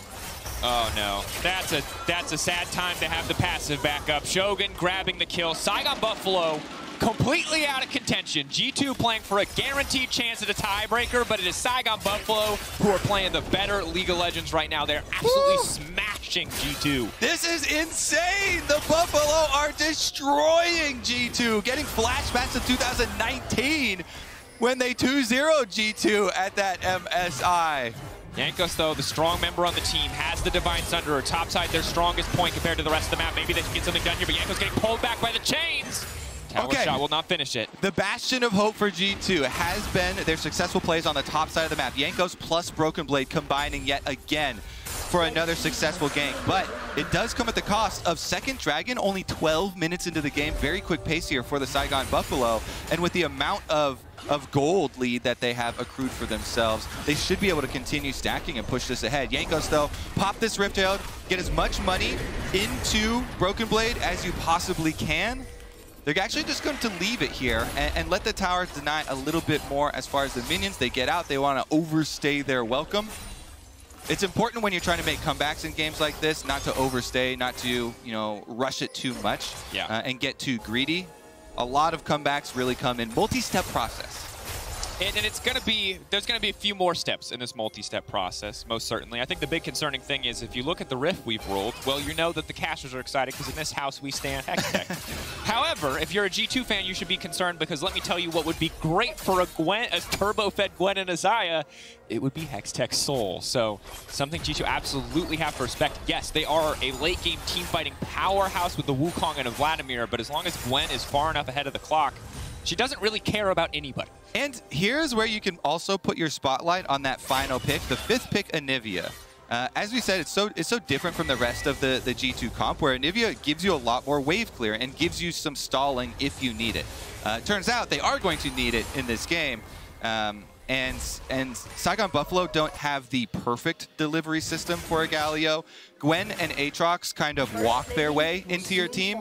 They can walk a little bit faster sometimes, get Ghost or Flash in there, but it's not as direct a delivery system as sometimes you see with the super heavy dive. So G2 do have options for stalling and trying to get to those breakpoints that you're looking for with the rest of their carries.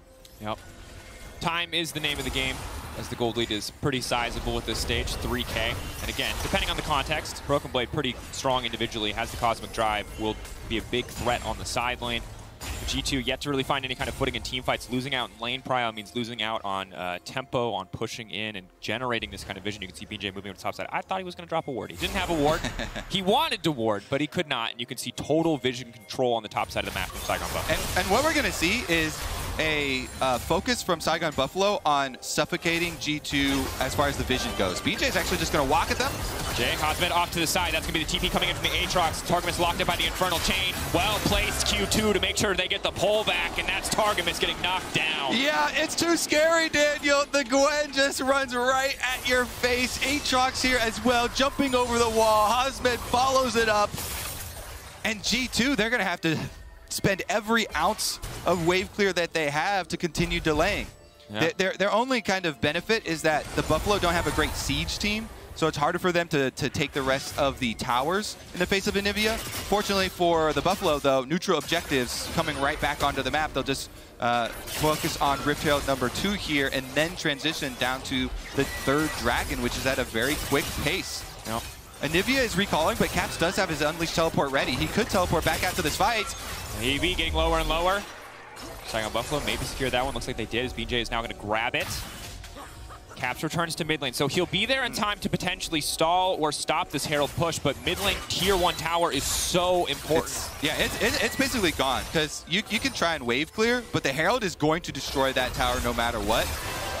Oh, they're not even going to use it. Gwen immune, obviously. Frustrating for Caps. He has to get so close to do anything here. Renat ult means that Caps is going to punch his friends. Hit him with a little snowflake on the nose. Yep. Gotcha. Fear my terrible auto attack animation. Targamas is literally at 100% life. He's like, wait, what, sir? The tower is dead, though, and they didn't have to invest the Rift Herald. So Buffalo actually have a pretty quick way to accelerate this game. They've got Rift Herald in hand and 50 seconds left on Dragon number 3. So just go to those neutral objectives. Then you can siege up with your Rift Herald, plow down the last one, and you'll be prepped and ready for a very early Dragon Soul.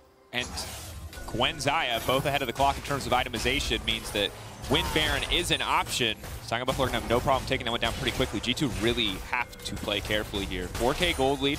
Saigon Buffalo slowly but surely extending this lead as G2 trying to group, trying to force, trying to stall what feels like an inevitable Dragon Soul. A little bit of damage coming out, forcing an early flash from Taki. Good heads-up play. Gwen now immune in the engage coming out. Jankos might just have to use the ult to make sure the rest of his team can escape. Infernal Chains coming in. Flash is going out. G2 have burned all their resources just to walk away from the fight. Black is moving into the box side, but doesn't have enough damage to get anything done. Saigon Buffalo having a hell of a time in a fight, but now Hotspot is isolated. The Aatrox healing is big. Oh god, it's flashback to the Shy. And G2 are running for the hills. One more chain gonna land. Caps taken down. Hotspot's still standing. BJ up as well. well. So far, G2 only losing targets, but now the rest will fall. 3 members down in an instant, traded for the life of Hosmed. Saigon Buffalo are rolling G2. Vietnam is here to stay, Daniel. The Saigon Buffalo crushed G2. They'll pick up the Dragon Soul points, and they're going to take more than that. Rift Herald is also popped. It's so terrifying for G2. We'll get a replay, I'm sure, but the start of that fight is just them running and burning all of their cooldowns just to get away. But Saigon Buffalo don't let them get away, Kobe. They just keep going for more. They certainly do not. I think we undersold the Gwen and Aatrox running at you strategy because it is terrifying. BJ and Hosmed right over the top of that wall. Huge, huge chase down, and G2 scrambling to get out of their own jungle here, unable to do so. BJ just nice hook, immunes it, and then charges forward right on Jankos. As you said, the defensive ultimate from Jankos to try and buy space, but then they just flash in. Froggy following with the Galio, creating so much space behind these 2 divers. And then while Broken Blade is left alone, trying to take down the backline over there, they still have the Galio ultimate to protect Shogun. And so he's not able to get the assassination off. Hosmed lives so long with the Aatrox sling and able to egg Caps really early into this fight. So BJ, even though he gets low there on the Gwen, snip, snip, heals right back up, chops them all right back down to size. And this game is out of control so quickly. Hosmed with the massive Aatrox damage. And if you also value damage taken, damage soaked as a frontline, which I do, he's also right up there on the very top of that chart with all of the healing he was able to output. Huge stuff there from Hosmed. Gore Drinker, Hex Drinker shield as well coming in for him. And I think at this point, you look at the itemization, and it's just so hard for G2 to do anything. They even had 3 members of Saigon Buffalo fighting into a funnel, fighting into a fully charged Anivia ult, and they could not get a winning fight. They could not get an advantageous situation. So things are only going to get more difficult. Soul point on the board for Saigon Buffalo. Jankos can look to get something done. He is still strong individually, a bit behind in terms of XP, but in terms of itemization, he is very much ahead. Froggy now running as Jankos wants to finish this kill in isolation. Shogun coming down. Galio going to try to use him to escape, but Jankos is on a CC, so Froggy's tick, tick, tick. He's still standing. Froggy leaps to safety. The Saigon Buffalo team, I want to take a moment too as well, because so much emphasis has been put on learning at this international event, for the super young members of Evil Geniuses. But as well, this Saigon Buffalo team, overall, they are the youngest average age of any team here at MSI. And the point earlier about being able to play better when the pressure is off, yes, they have technically been eliminated where they cannot advance to the next stage of the game. So much of what you learn at these international events is that your opponents, even these Pool 1 seeds, are just other humans, and you can take them down. If you play with confidence like this, you can definitely succeed, and they're doing just that. After yesterday, it really feels like this Buffalo team is on a much, much steeper power curve. And just a reminder about how quickly perceptions of teams and your impressions of teams can change in the context. G2 were the best team in the world for the first 2 days of this tournament. And now people are like, oh, wait, how good are they? How good are they really? They're falling down. Saigon Buffalo, maybe we thought they could be upset. We thought they might be better than the PCS. Then we didn't think they're that good. And now they're going to look for 2 upsets in the context of the last few days. Things change so quickly. G2 were the drafting team. This Anivia was part of the reason why we're like, G2 were the drafting team, but now it is the Gwen flex pick in the draft from Saigon Buffalo that is doing work. Best of ones can be very fickle, and so much of international events is also adjusting to metas and changing to what you're seeing from these different international pockets, basically in the adaptations of their champions pool. So really, really great stuff there from the Buffalo. And G2, yeah, as you mentioned, the bigger they are, the harder they fall, I guess, as far as the win streak turning into a loss streak now. Yeah. EU fans brought up just to be brought right back down. We'll see how G2 fare in the rest of the day and how they fare in the rest of this game, as for now, Saigon Buffalo appear to be winning team. That said, Broken Blade good in these extended fights, has the Cosmic Drive, moving away from the Q3, well-timed pool. Hosmed still has a bit of healing coming in. He's got the Moss, so that's extra spell vamp, but Jankos on the way means, it might not mean anything. That is one beefy Aatrox. He's going to try to heal up. That's the Q3. No, he doesn't have enough time. He doesn't have enough cooldowns. But in the meantime, Saigon Buffalo pulling the trigger on this Baron. Shogun trying to generate a little bit more space. Walking away. Wall goes down, but he manages to get past it somehow. There's the ulti. They're flashing away. The taunt coming out from Galio as well. But all the major CC is gone. Maybe, just maybe, G2 can get something done. It is not a jinx. This is huge. It is not a miracle steal, but they've managed to stall the Baron while getting a pick on the bottom side. Broken Blade still taking a tower. That's huge for G2. to be able to get the kill off, sending Jankos bottom and delay the Baron. They don't have to give up anything on the other side of the map, and these are objective bounties. Because the Buffalo are so far ahead, being at Soul Point, plus all of the gold lead, objective bounty and the kill for the pickoff here for G2, and 0 response from the Buffalo because a very nice stall on that Baron. Caps with this Anivia did have to flash, but with the wall, with the range and the AoE here, again, what they drafted with their final pick was so much stalling. That's step one. Again, see if they can pull it off here though. 7 seconds left on the Dragon Soul. This is going to be huge. Better practice your smites. Eyes on Jankos, 4-2-2. He and Broken Blade, the sole strong points on the team at this moment. Hosmid waiting off to the side, not sure what the blast cone respawn timer looks like, but he may just be able to dash over the wall here in a moment. Just poking, just harassing, ready to leap in, and that's going to be the world ender. Flacken now caught in the Infernal Change. He will get pulled back and BJ. Oh, he just sees Emil. He just sees him waiting for him. Snip, snip. Broken Blade now healing up. Does he have the pool? No, he does not. He just gets cut down. That's going to be the soul. Flacken got squished like a bug, Daniel. It's still going to be down to a smite, though. Jankos is alive. He's got flash. He's got W. He's over the wall. Praying on a miracle. Praying. Can he take it? He got it. He buys time. A brief glimmer of hope. Yes, Saigon Buffalo may take the Baron, but G2, they've held on to hope for now. Oh, my goodness. That is still going to be Baron for Saigon Buffalo, but Jankos at least saves the soul going over. G2, they're going full defensive now. They've got to stall for a long time because the Buffalo are going to come knocking at your door. They will be wearing purple. They will be buffing up their minions, and they will be looking to get a second win at MSI. G2 need to hold. G2 need to stall. G2 need to buy as much time as humanly possible because the Saigon Buffalo are coming, and they have not stopped once in this game. 6-0-6 for BJ, 4-0-6 for Shogun. This team is unstoppable. Flacken too close to that wall, I have to say. They saw the first Aatrox Q come through on Broken Blade. He gets hit, and Flacken is still here. He goes over to Q the Aatrox. Hosmid just jumps over, lands the chain. Beautiful Infernal Chain, and Flacken tried to flash into the corner. He does not flash to the side of the Infernal Chain area. He gets pulled back. He flashes still inside the Infernal Chain area, gets pulled back and annihilated as the Gallia ult comes down. But as low as G2 got there, Jankos saves the day. That was a long time with a low health dragon, and he ended up getting it. Makes it work. Targamas getting pulled back, half his own wall, potentially turning him against him. That's going to be the ulti now coming out. Jankos on the retreat. The entire team now pulling back as Saigon Buffalo relentlessly pushing in this mid lane. Good news is they have the Anivia.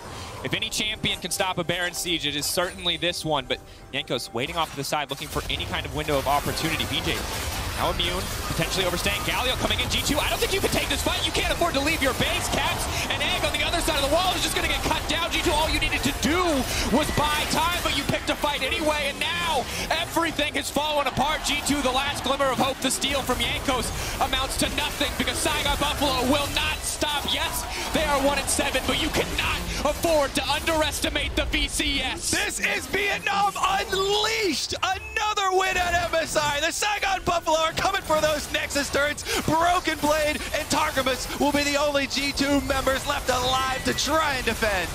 Oh no, for G2. Another crushing defeat. They found 4 victories in this stage, but they will find 5 losses back to back to back to back. This one at the hands of the Saigon Buffalo. They're not even worried about the champions. They close the game out with confidence. Think about it. Yesterday, Saigon Buffalo on the brink of taking down RNG. Then they get their first win. Another win here. They are on fire. Scaling here at MSI, the youngest average team here at the tournament. And they indeed took notes for the beginning. Now they're dishing out the lessons. And now there's other teams we got to be looking at to take notes, to adapt. For G2, they're not out there. That could have been a guaranteed, at a minimum, tiebreaker at the end of the day.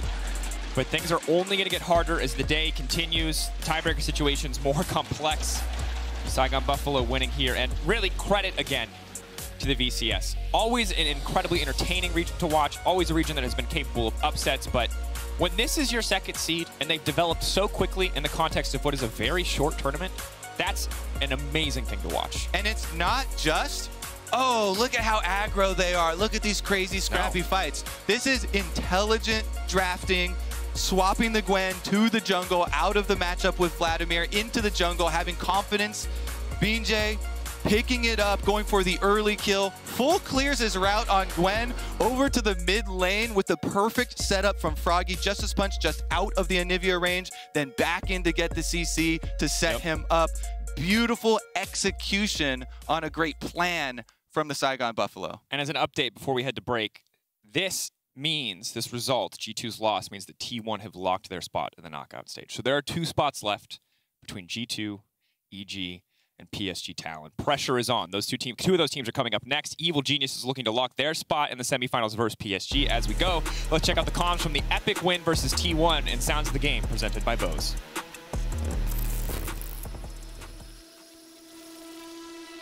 They will just start it and they one-shot it. Okay, I'm walking. Ready to come from I kind of have a flank. Can you blue trinket soon, Danny? Okay. Dear? Okay, I don't have one for 15. Get good too. If they see you, they will take you. Gwen could be doing a turret. They're on it? Guys, I kind of have a flank. Yeah, Look at me, look at me. Jojo, I can ult for you now. They don't see you.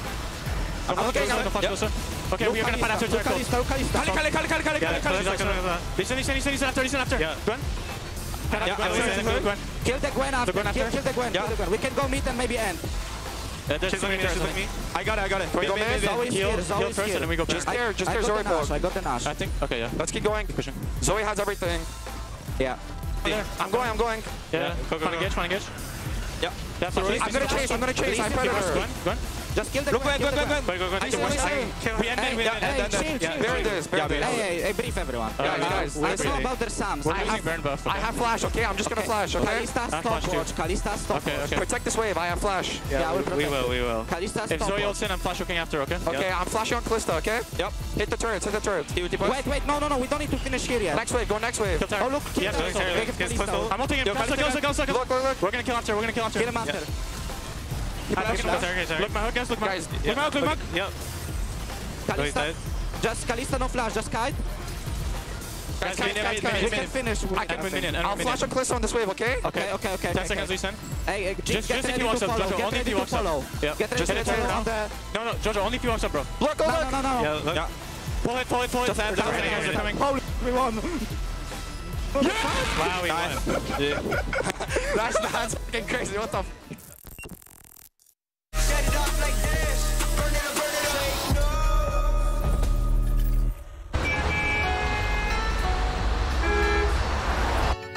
I woke up to the morning sky first.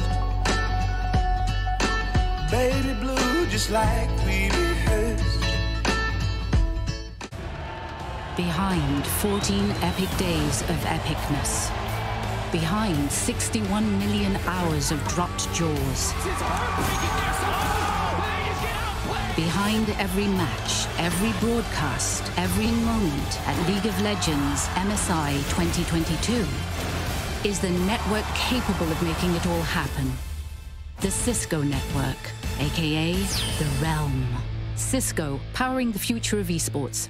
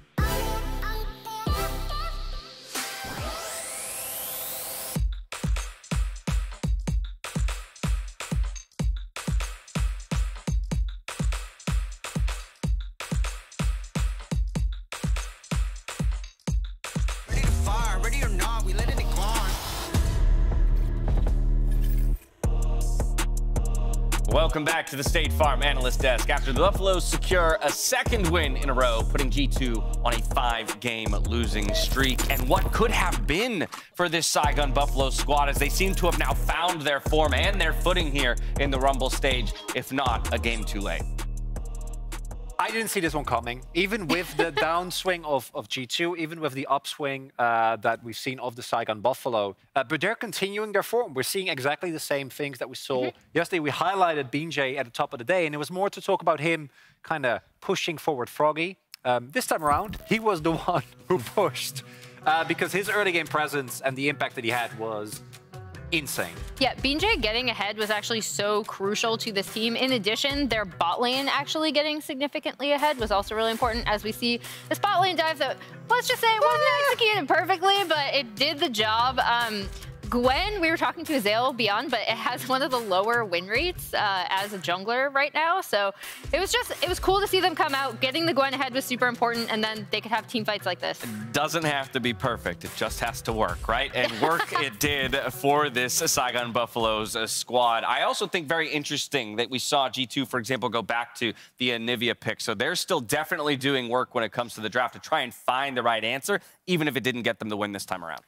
And this composition from Saigon can also kind of fall flat if the early game didn't go the way that it did. Absolutely. Because you saw the reason why they could win is they could just run through Anivia, ignore Vlad. And if the early game would have gone a little differently, you try that and you just lose. We've already said his name. We'll say it again. Our OP player of the game. It's BJ on the Gwen flex pick. We've talked so much about how integral he is to his team's performance, specifically in enabling players like Froggy, but on the flex this time around, leading the charge. And this is the fight I was talking about. I don't think this is a great fight. You're fighting into a choke point, into like Anivia, and into Vladimir that's flanking. Like, it's really scary. But he has gotten, or they've gotten to the point here where they can actually go for this skirmish. The damage just isn't there. The defensive itemization is amazing.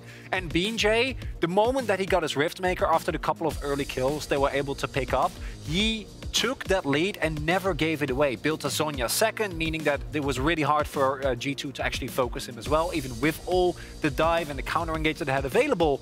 And Saigon Buffalo, off the back of BJ and how well he piloted the Gwen, which now apparently it's a triple flex. You know, Gwen jungle also back.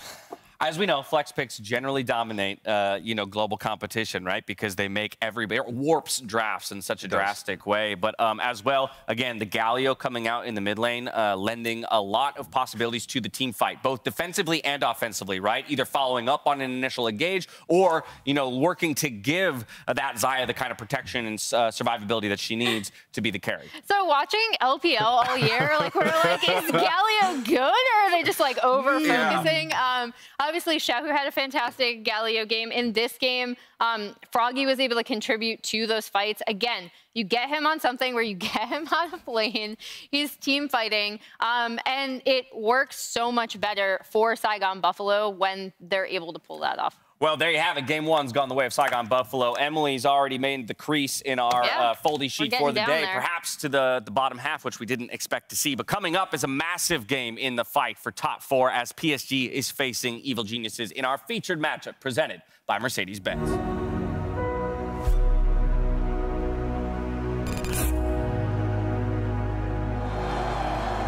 On the deciding day of the Rumble stage, the script has been thrown out the window. 3 spots are up for grabs and everything is possible. But one matchup has the potential to be the most pivotal of all. Evil Geniuses versus PSG Talent. Baron looks like they're gonna try right now. Inspired, 2K Help Smite, it's gonna go to Evil Geniuses, and I've seen this before. Evil Geniuses in the North River, taking down the enemy team. EG turned up the heat on day 4, taking down the hometown favorites T1 in a huge upset. 7-1, clearly the best team at MSI. RNG take down another. They are now on the verge of making the knockout stage a huge win for all LCS fans. But in 2021, PSG Talent crushed the dreams of the LCS at MSI, and after the wins against G2, they are poised to repeat history. Just gonna delete the alley. Last time they faced off, EG came out on top, but this time the stakes are much higher.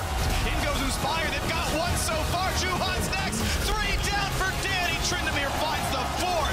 featured matchup powered by Mercedes-Benz, we have a battle for survival between PSG Talon and Evil Geniuses.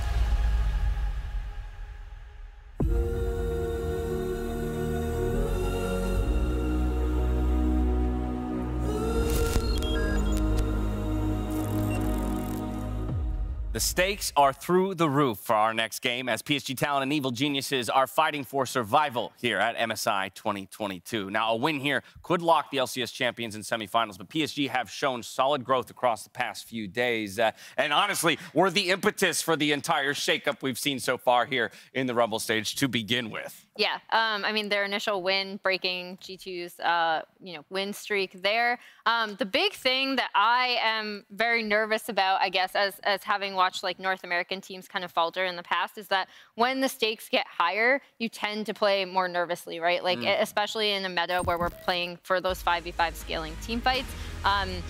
And I mean, I guess that applies to both teams, right? Because I do think both of these teams are going to be more mid-game focused. They're definitely going to be more team fight focused. And hopefully not hesitant. Well, but to exactly your point, I think it's an interesting makeup for both teams where you've got a slate of veterans on both sides as well as a few young guns. And so who will feel the pressure and which kind of core of those veterans will ultimately outperform? Looking at the side of PSG and what has worked, we've talked all tournament long about Kaiwing being kind of the leader for this squad in starting those team fights that now seem to always go their way. And that was the big shift that came through for them, putting Hanabi consistently on the cannons, champions that actually allowed him. Even the matches that they lost, we saw some of the hints of this, because if you go back to his Gnar plays during groups, if you go back to his Gnar plays at the beginning of Rumble, they might not have actually picked up the wins that they may be looking for, but you could already see kind of the signs that if this team would actually be able to make everything click, as they have done now, they're quite an adept team, and I'd imagine EG is pretty nervous facing them. Now, time and time again, we've referenced the draft from the first meeting against G2 as kind of being that pivot point for the squad in the Rumble stage, but I'll reference the second one as well, where it seems like, again, this team has landed on comfort picks above all else to find their success. Yeah, you see a similar thing where it's like, okay, we have the Lee Sin, we're going to make sure our mid laner is okay. They're in a matchup that they're comfortable with. And then, again, the most important thing is Unified and Kaiwing being on a hyper carry like the Tristana. Tristana Rel has been their go-to bot lane, right, in a lot of these wins. Not to be outdone, of course, EG finding exactly the same thing in their win against T1. Back to comfort, back to what has worked for them in their home region. And I loved it, not only because it helped T1 a little bit, and then he gave Gumayushi finally the courage to pick up the Fidels back again, but also because EG, to me, were a team that their score and their performance against G2 as well in the groups, it didn't really do justice to how well the team had been performing. And I'm expecting them to go to a very similar style to what we're seeing here against T1. I don't think that they're going to pivot away. I don't think the priority on things like the Kalista should come in for them. Just draft something that's very similar to this. Draft something where you can kind of leave Danny alone, let him farm in the bot lane, and on the rest of the map, make stuff happen there. Well, a win here for EG would ultimately be living up to the hype of the team that had such a run in their domestic playoffs. Now, a win here would send EG to the semifinals, but PSG have shown that they are still a force to be reckoned with here at MSI 2022. Let's see if they can rise in the final hour as we leave it to Dracos and Kobe. Thank you, Dash. It's getting hot in here, Dracos. Yeah, I had my, as an EU pundit, let's say disappointing result. Let's see if you trying to bring me down? No, I'm just saying, let's see if your fortunes will be better on this fine day in the second game as an NA pundit. Okay, of course, I'm ready to receive your blessing. Please, sir, for the sake of G2 Esports, if you could, I don't know, believe in EG for me? G2's best chances are now if EG beats PSG. So a lot of European fans should actually be rooting for NA now. Yeah, so if you tweeted anything bantery or toxic at EG in the last few days, just like maybe roll it back a little bit, send them some good luck messages. JK, it's all a joke. It's a joke. Just banter, bro. Just banter. answer. Anyway, so EG win, obviously knockout stage. PSG win, they secure at least a tiebreaker for knockout stage. We'll keep you guys updated, and there is a foldy sheet on the LOL Esports Stats Twitter if you want to follow along at home. But now we are into the draft. Rel already taken off the board. So after beating us 5 times, now you come to us in your time of need. Well, EG, I think it is a good ban here with the Rel Unified and Kai Wing have been monsters for PSG. And the Tristana Rel has been a combination they have really, really successfully been able to utilize. So much bottom lane focus actually here from EG, pinpointing the most successful area of PSG's team. And I wonder if we're going to see any Ahri attention thrown at Bay. Had a pretty solid performance. I think probably his best performance across the tournament on that champion. That said, only 1 ban left, so it's really going... Something powerful is going through. With the amount of target bans that are coming out, one of the meta power picks will make it LeBlanc, Twisted Fate, Ahri, so many mid lanes. You know, with all of the focus on bottom lane here, mid lane is wide open. Yeah, and we're seeing this is very... Clearly, EG are comfortable with the power picks remaining open. They just want the comfort picks to be taken off the board. I think with this Gwen ban too, you know, EG might be edging towards an Ornn pick. It's very early. We haven't seen any of the actual picks yet, but it's just feeling like an EG tank top for impact type of game may very well be the case. That LeBlanc is the one, and I think that's the correct. If you're going to go with one mid lane ban against JoJo, it's a LeBlanc. This champ was banned against him like 27 times in a row in LCS, and for good reason. He does pick up the Ahri in trade for it though, so that's your cost.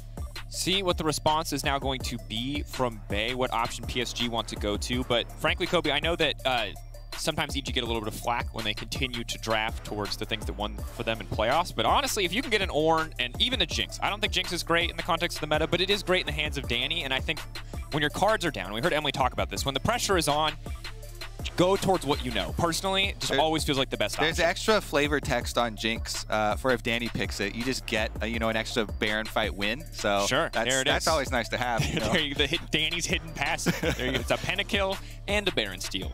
That said, Juhan, obviously... Ah, they knew it too! They knew it too! They're listening. They're listening. Smart. They know. Honestly, though, I do think it's smart. You know, with the Gwen taken away, Gwen is one of the things that you're most kind of scared up there. Impact, though, he's got other counters. The Mordekaiser has been, to me, the most successful look that he's had into it. He also is able to win with the Aatrox, though I really do feel like Aatrox is a bit a remnant of the past as far as he used to be able to bully Ornn more heavily in lane. And nowadays, you see, like, okay, 10 CS. Honestly, Ornn doesn't care about 10 CS at all. Certainly, yeah. Ornn will wipe his butt with 10 CS. So. Wow, okay, there you go. There it is. Completely unconcerned, it would seem. Yes. Absolute disrespect. Then he'll forge that into an item for his teammates. Wow, God. Okay. Well, you certainly paint a picture, don't you, Mr. Hartman Kensler? GP, there you go. So another defensive option on the side, paired with a Nocturne now. So global, semi-global pressure coming out from the side of EG. Curious to see what PSG go for. One of my favorite parts about Gangplank is how impossible he makes it for immobile 80 carries to play the game. And immobile AP carries, if that is going to be... I think both teams actually are going to value mobile carries in this game. Obviously, there's dive on both sides. Whenever you do have Ornn as well, it greatly reduces priority on, you know, any sort of AD carry that's, you know, even like Jinx that does not have a way to easily avoid Ornn ultimates. And since there's no like wind walls or anything on the EG side, they would have to worry about that. It's more all in here too, followed up. Vex, I love Vex and dive comps. So good for mid lane because it's a very bursty champion with super long range follow up there. So PSG, the setup here so far is more tanky than the EG lineup and has pretty good dive itself. So Gangplank though, I do have confidence in Impact on top side. Gangplank will make you pay more money for every extra CS that you're giving up there, so does also afford possible bottom side plays. EG do love to spend globals down towards bottom side to Danny, so Nocturne plus Gangplank possibilities, but speaking of those AD carries, they take the Jinx out anyway. And they take the Renato away as well, too. And I really like this because already you can see PSG's composition controls space incredibly well. The Ornn, the Vex makes it very hard for anyone to follow up. Yes, Nocturne's going to be unstoppable when he leaps in, but no one else is going to be. So denying any other potential follow-up champions or counter-engaged champions from the side of PSG makes sense. That said, hyper carries clearly what PSG is looking to target. I completely agree with that. With the Renata ban, I'm thinking EG probably Nautilus angle for them, regardless of what Danny ends up getting. Okay, Tristana banned out. That's one of the best pairings with it. But with the double AD carry ban here, this does kind of whittle it down back towards Kai'Sa Ezreal sort of combinations. EG obviously would, to my favor, prefer the Kai'Sa angle, but it also, if you give up Ezreal, then you've got more ways to get out of Gangplank ultimate there on the PSG side. So those two probably the AD carries as far as the meta that we're looking at. Xayah still has value whenever you're looking at that dive, though. Xayah banned, of course, so that does limit the options. They want to take that one away. Oh so my. Kai'Sa locked. I like the Kai'Sa. I like especially taking away from EG. Ah, finally. We've been wondering. Okay, so the Senna of these hovers, the Senna was my favorite of the hovers. We've been actually waiting for Danny to finally pull it out. Danny has loved and put a lot of time in on actually supportive AD carry picks on the bottom side of the map. He actually played a bunch of Seraphine AD carry as well. It's not going to be that, though. It is going to be his Samira. Okay, here's the thing. I like it, but it is a big confidence pick. If Danny feels good, if Danny gets a couple kills, I believe in Danny. If he starts to fall behind, Samira is a miserable champion to play. So, funnily enough, when they were forming this EG team and they were pulling in, you know, these more veteran players like Inspired, Impact, they actually had to make a video of JoJo and Danny's play to recruit Inspired, to convince him, like, hey, you know, these are not just random rookies that we've got on the team. And I believe the Danny pentakill on Samira was included in that. So we shall see if he can repeat. He used the Samira once here at MSI to little effect, and there is much more importance on this game. With the Nautilus, this is a very, very kill-oriented lane towards bottom side. Nautilus, Samira, really, really potent all-in threat, and with a Gangplank and Nocturne ultimate ready for the R's on the bottom side of the map as well. Definitely expect EG to try and get kills on Unified and Kaiwing. I'd say that's the best strat you can actually use against PSG, because Unified is the carry for this team. Yeah. He is the most critical part of this team in all the success that PSG have had. And when you look at reliable damage output, Unified is the guy, right? Like, Lee Sin can have great moments if Juhan gets ahead. Bae, yes, we've seen Vex be very impactful, but Kai'Sa is the reliable source of damage on this team. And you've got an Ornn, you've got a Leon, you've got a Lee Sin to disengage. You've got so many tools to make sure he can do what he wants to do. So if he gets shut down early, that feels like an easy path to victory for EG. Definitely a big if, though, because Unified and Kaiwing have been monsters. Really, really strong performances from them. And of course, you've always got an Ornn problem for later to deal with. If left unattended, starting to upgrade Ornn items there for PSG later on into the game. Very secure team fight for them with the front line. And of course, the dive options. Anytime you've got Kai'Sa, Vex, and Ornn, easy access to the back line. We're going to be trading dives back and forth. We got the GPRE Nocturne on one side. Who's diving who? Who's it's a circle of dive. Who's the dived? Who's the divey? Okay, so if all 4 members dive to the enemy backline, then all of a sudden, is that now your front line? If both teams send 4 members to it's a Red Rover and they're just exchanging front lines? I would say yes. Then we just see this sad 1v1 between Kaiwing and Danny. They both watch everyone else leap past them at light speed. Luckily, Danny wins that one. Pretty much. Not in the early levels, because Leona, Aftershock, Ignite, you know, strong champion. But a lot riding on this game for both of our regions. Yeah. Kobe, you're completely right. I mean, I feel lighthearted. I feel like we're having a good time, but this is sort of do or die. Not completely at this point, but it does start to feel that way for both teams. It's not an elimination match, but ultimately EG can lock here, and PSG can get one step closer. PSG can guarantee at least a tiebreaker game. So it is big for both these teams. In our last game, it was just G2 with stakes on the line, but this time around, it's both squads. Everybody needs to be playing at top form. All right, deep breaths then. In through the nose, hold, and out through the mouth. Okay. Reset. Any sort of deep wards going on? Ward on red buff here for PSG. is going to alert them that by process of elimination, you will have a Nocturne starting top side. Nocturne, you can safely assume, will almost always be doing a full clear for the full first clear. No. So Unified and Kaiwing know they will have a possible 315, 330 visit from Nocturne if there's Scuttle Crab action going on. Yep. With Lee Sin clearing top 2 bot and now spotted out by this ward here. Also means that Danny and Vulcan are going to have to play a little bit careful. Luckily, they have the cleanse to get out of difficult situations, but the all-in won't favor them as the exhaust there from Unified does make things quite difficult. Of course, exhausting Inspired if he does come for a gank mitigates so much of that potential damage. Impact with the trial by fire. Grasp, proc, and a Q in the back there. Gangplank early on, of course, level 1. Tales have been sung about this champion, Daniel, and many a top laner the have tale felt is, that burn. Leave me alone, you angry pirate. Why do you have Nice 2 chain, abilities too. at level 1?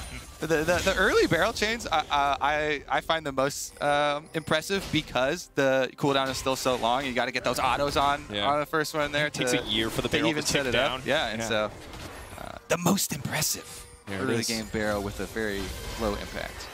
There it is. No pun intended. Impact ticks over You don't level know me. 3. I don't yet. Pun completely intended. Everything calculated. Everything 5-head. Juhan Okay. moving in. Is opted to contest instead of going for his own blue buff. Inspired now moving in with the fear. Yeah. Inspired Smite was not ready yet. It just comes off cooldown now. So Juhan was able to successfully steal away the largest of the popcorn chicken. And that stuff The tastes best good. tasting. Yeah, you don't want to lose it.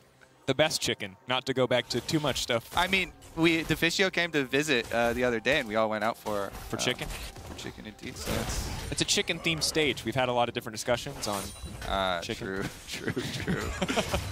Another early game barrel from Impact Landing. Honestly, the poke at first doesn't really matter to Ornn, but if you're able to successfully whittle through all of the potions, and he's only got one more biscuit left here for Hanabi, Impact really does start to gain more presence for Inspired to control topside jungle, which for Nocturne.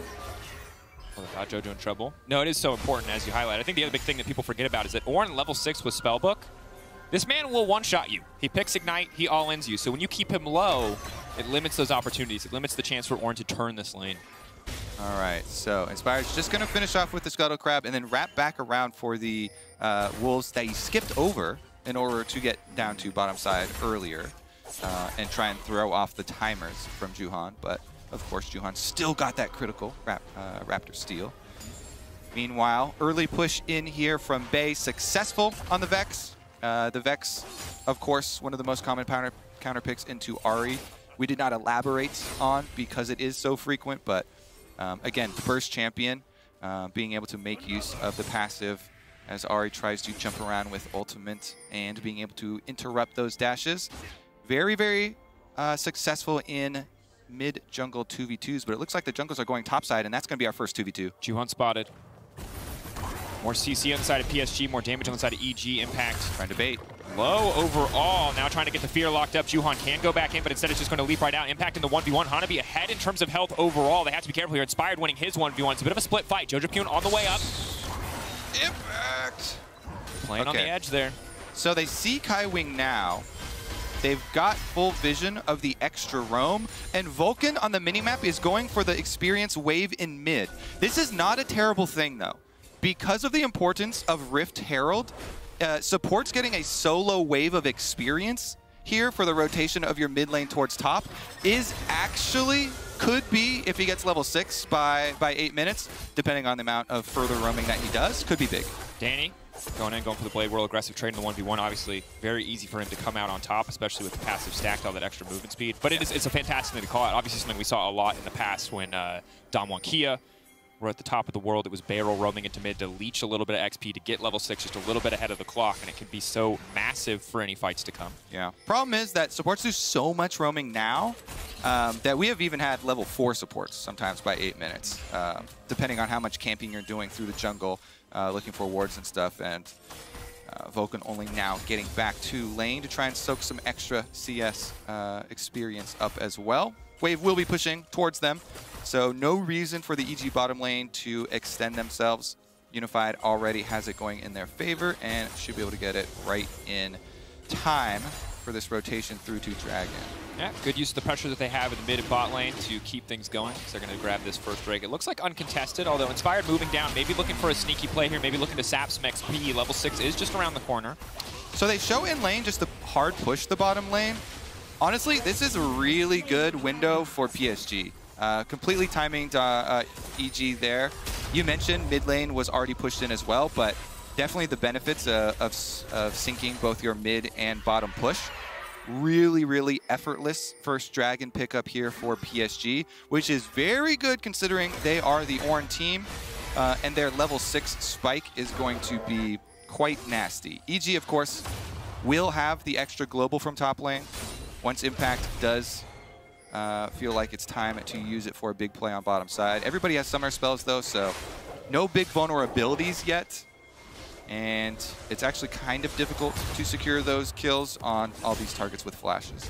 The good news is, because Nocturne started top side, second blue is up faster, so JoJo should have blue, should be able to walk back to mid, get blue, Inspired will have 6, Impact will have ulti, and Herald should be a much, much easier fight, even if that Dragon was uncontestable. Have to see if that is what they opt for, as Bae, for now at least, has had total control of mid lane push. So a lot of times what I'll do on Nocturne is just take second blue anyway. Of course, it's solo queue. Oh, he did take it. Okay, good. Oh, dang. So a lot of times, yeah, Nocturne will just take second blue because second blue will be on for your first ultimate and get you to that level 6. So Inspired now is level 6 off of blue and Gromp and ready to try and punish this roam. Juhan, though, on Lee Sin, also level 6, and the Rift Herald's been started up. Jojopyun stepping forward, trying to bait, it looks like, but Lee Sin is still in the area. Jojopyun has to be careful. That's the Cannon Barrage. Hooking the minion, not what they wanted. Bae going in for Van Moore, he's going to get one! Absolute confidence from the PCS mid laner. Hitting that Vex ultimate early, Bae just holding on to it, waiting for it. And again, this is the why you counterpick with Vex. Goes in after the big chunk, bursts down JoJo, and the reward is going to be the Rift Trail. JoJo will be alive, but he doesn't have his teleport ready, so I don't know. EG are bringing up Samira. They're actually going to fight this. Kaisa is bottom side. It'll be a 4v4 with JoJo running from base. Such a gamble. If this goes wrong, the entire game's going to turn against him. The gold was dead even, but now Volkan's just going to get knocked down. Inspired going into the midst of the entire team. Danny wants the reset. He denies the Ornn ultimate. Inferno trigger. Danny, this is his time. There's too many members waiting in the area. Can he get more kills? Juhan now running for his life. Hananabe retreating as well. An absolute bloodbath. It looked like disaster, but somehow EG have hold on. They've stopped the Herald for now. Hananabe on the escape. EG only got 1 kill out of that, though, and a lot of resources. Let's see if it actually becomes worth it. Mid lane, or bottom lane, was only pushed in, so, you know, Unified didn't get any turret plates or anything in payment for it, but I really thought that was a good setup from PSG. They turn and they get off of Herald, and my goodness, the investment there, Daniel, just to stop the Rift Trail. They do get the extra kill, but here's another look at the start. Again, so Kaiwing goes in, and JoJo's trying to bait, but this is where the ultimate lands, and then Bae holds onto it. As JoJo's burning down, once everybody's far enough away, he goes in for the burst, gets the double fear on Vulcan, so Vulcan gets moved up towards the top side too. Just a beautiful assassination there from Bae, but then EG make the call. Danny, get up here. We're fighting this. We are not giving it away, and it starts to get messy. Vulcan flashes, still goes down. Inspired then flashing into the entire team. Danny as well, and Inspired gets off the spell shield, does go down. They give up the extra kill, and in the end, it's only the 1 picked up for EG. 2 more kills for PSG, and they still can return to this Rift Herald. And I mean, it's good. The goal still remains pretty even. PSG back in control of the area, but it looks like it could be another fist fight. Danny isolated on the bottom side. We were an immortal shield. The patience is gone. Away. Oh, hold that thought. Lee Sin now just going to get bursted down before the fight even kicks off. They're not giving Bae the chance to do it one more time. The fear comes out, but Jojopyun still on the hunt. Bae running. Yeah, no flash. Good stun comes out, but it's just going to buy a little bit of space. The double kill for EG. That is big. The war of the Rift Herald, PSG versus EG. This was round 2, Daniel. All right, PSG, they won round 1. EG come back strong in round 2. They get it, and it seems like they've got supremacy over the Rift Herald now. They've been fighting over this objective for a good 2.5 minutes. Kobe, I'm going to be honest. If that first one had gone worse, I thought the game was over. The fact that EG stayed their ground, that they came back, that they forced that fight there is so good now, because not only do they have the gold lead from all these kills that they're now getting, they're going to extend that gold lead with the power of this Herald. It does mean that they've left less resources on bottom side, and Danny did get pushed in. The reason why EG were able to have an extra person, of course, up at the first round of Rift Herald fight, the Great Rift Herald War, as we'll now refer to it, was that, you know, Danny on the Samira had been able to push in bottom lane. That's why Unified only got to get CS, didn't get to get pushed up to the tower in the first instance, and had to go for the recall. But this time around, they're actually able to wait. Vulcan gets back in time, and EG, while they were able to finally get that Rift Herald, and they've got time to use it before the 14-minute mark and those plates fall off, PSG will continue with the Dragon stacking. And two is not necessarily a problem. 2 is a trend. 3 is definitely a problem.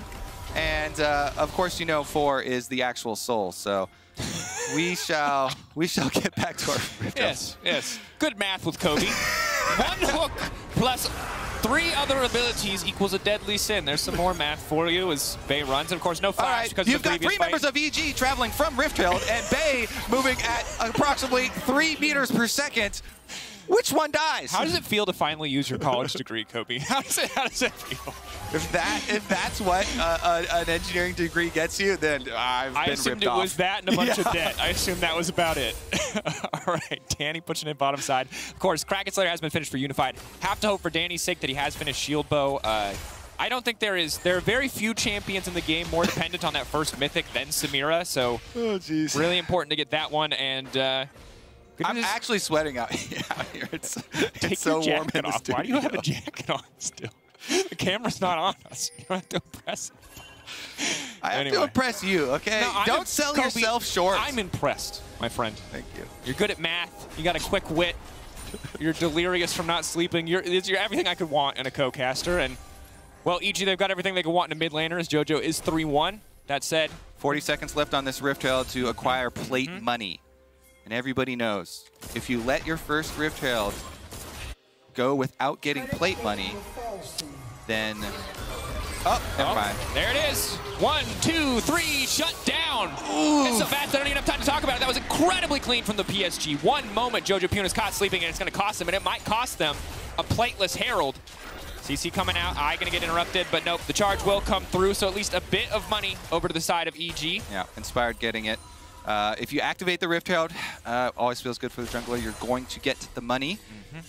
JoJo, though, man, this Vex counter pick. Bay has been pinpoint accuracy with the ultimate, constantly blowing him up. If that happens during a team fight, it's actually even worse because you can actually do something with the reset of the Vex ultimate and go back in for round number 2. But these 2 assassinations that they've gotten so far on him have been really well timed. It still did not actually give them enough time to kill the Rift Herald, but it did mean EG didn't get to push in with it and get more. And this is huge for PSG. Again, there are huge stakes in this game. Reminder, EG win, they are through. PSG win, they are guaranteed at least a tiebreaker. But it's big for PSG looking forward because, I mean, Juhan and Bay were kind of the odd guys out. We always looked at the bot lane and the top side. These are the reliable players. We know them to be. Juhan and Bay a little bit all over the place, especially in Stage 1. But in Stage 2, they've been getting better and better, and I feel like the criticisms I've been hearing about Bay have been getting quieter and quieter as this has gone on, because right now, these are the 2 guys who are making stuff happen. Yeah, where are you now? Getting kind of quiet, huh? Where are you now, haters? JoJo, you're pretty rich. I saw you at the top of the gold ladders. What's up now, kid?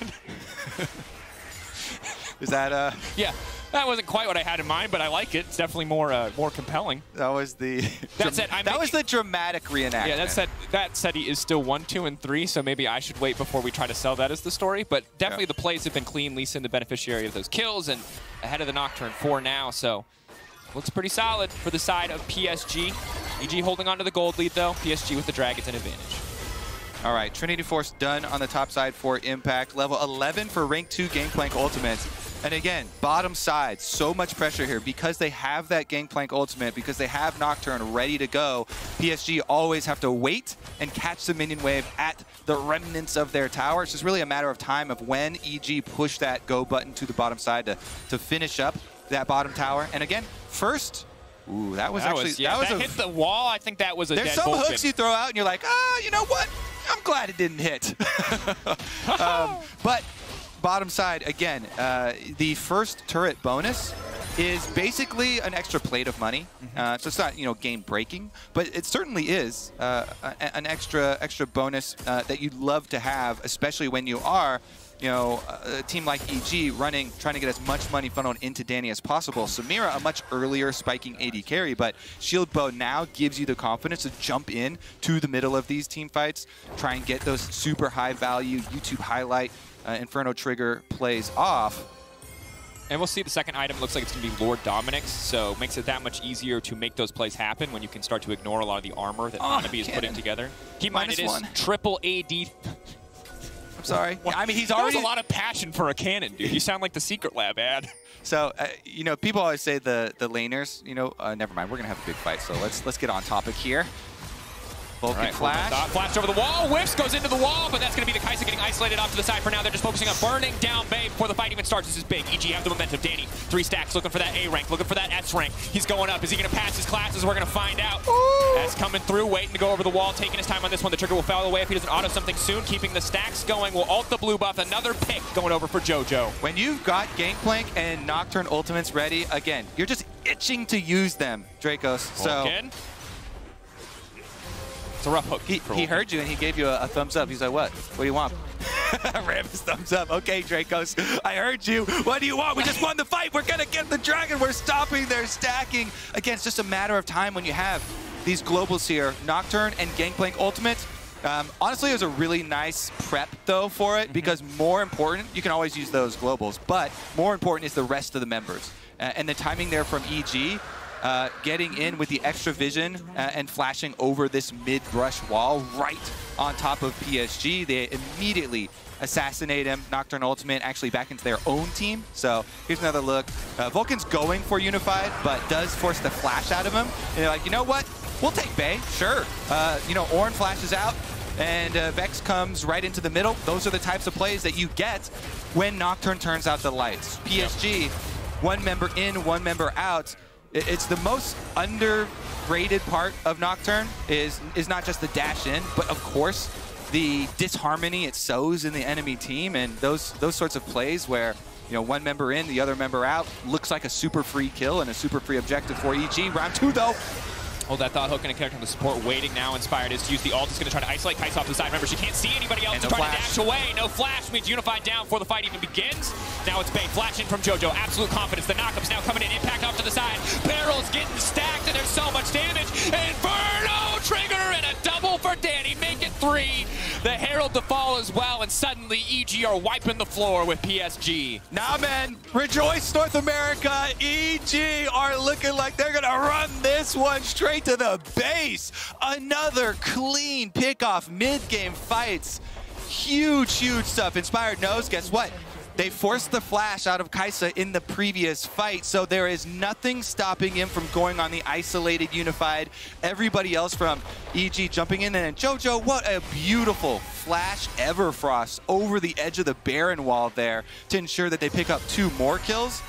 And they're just winning these fights as soon as they start them. Just incredibly clean. Back-to-back mid-game teamfight wins for EG. Whenever you get that sort of momentum in a game, honestly, it just makes it feel like PSG are going to have to come out with miracles at this point to get back into it. Inspired, beautiful job, isolating and jumping on, and then boom, there's that flash Everfrost we were talking about. Into the beautiful chain. Danny following it up as well. And the thing is, in an even state, it feels impossible for PSG to play these fights out if EG pulled the trigger first. Because you lose the vision, which means Bay can't follow up on any ultis, which means Unified can't use his ult to really move around the fight. He's just stuck where he is. And when they're ahead, in any circumstance, it feels impossible, because that's a collector Gangplank. That's 2 items on Danny. That's the Shadow Flame on JoJo. Everybody out-itemizing their individual opposition. And now EG are so far ahead that short of an absolute disaster, Kobe, and I say that, well aware of the history of NA and these high-pressure stakes, high-pressure matches, this is an EG victory. They have all the tools they need to win this game. Okay, now that you've spoken the word, all right, we're doomed. I'm ready for the comeback now for PSG. How does it happen is really the only question left to be answered. Well, they don't have like a traditional hyperscaling carry. Don't get me wrong, Kai'Sa is a hyperscaling carry, but it's not a sit in the back line, keep everybody around you, protect you kind of carry. Hanabi is approaching 13, so he can upgrade his own item then. and they will be able to stack them out now. So should be able to upgrade his own item, and then PSG will have scaling possibilities towards very burst-focused dive, though. So the problem for PSG is that EG have the initiative. When they have Nocturne on their team, you can turn out the lights, you get to start the fight on your terms, and it's taking away one of the biggest strengths of this PSG comp, which is them going for the initiation. If you get to start it out with Ornn, Vex, Leona combinations, obviously you're going to have a much more successful team fight on your hands.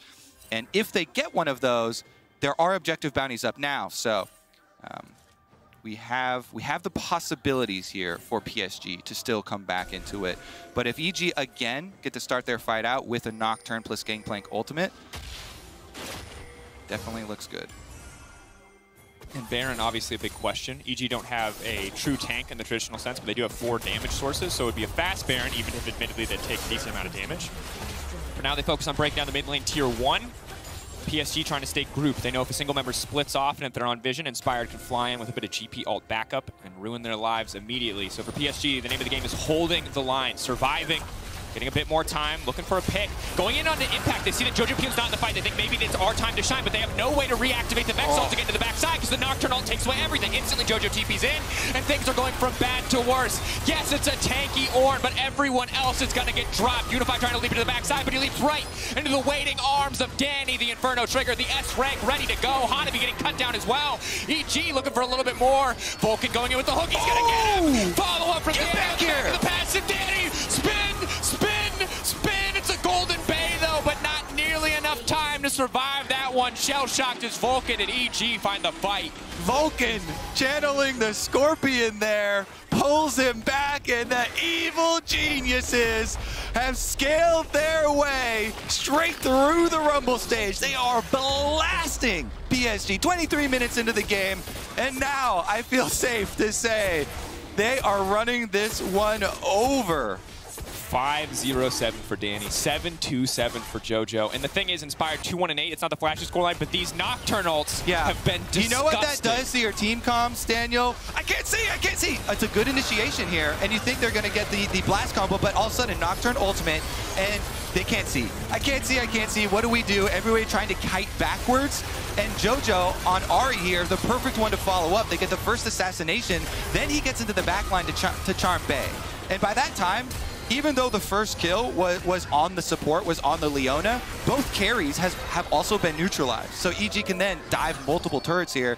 Then Vulcan just on the outside, right at the entrance to those base gates, denies Juhan entrance into his own base. And they finish off the final kill as well. Clean from EG. Now they are so far ahead that they begin beating them with their wallets portion of the game. It's nigh insurmountable. They turn out the lights so they can't see, and then just start throwing money at them from different directions. It's like a roll of quarters in a sock. It's not a good time. And for PSG, you have to feel because the early game was so solid. Bay, Juhan working well together, Unified and Kaiwing doing fine in their individual laning. But once Inspired got off that ultimate around the second of the Great Rift Herald fights, the game fell apart. And I also want to shout out the Anathemas, because that's one of my favorite things for especially Nocturne, to be able to build in competitive play.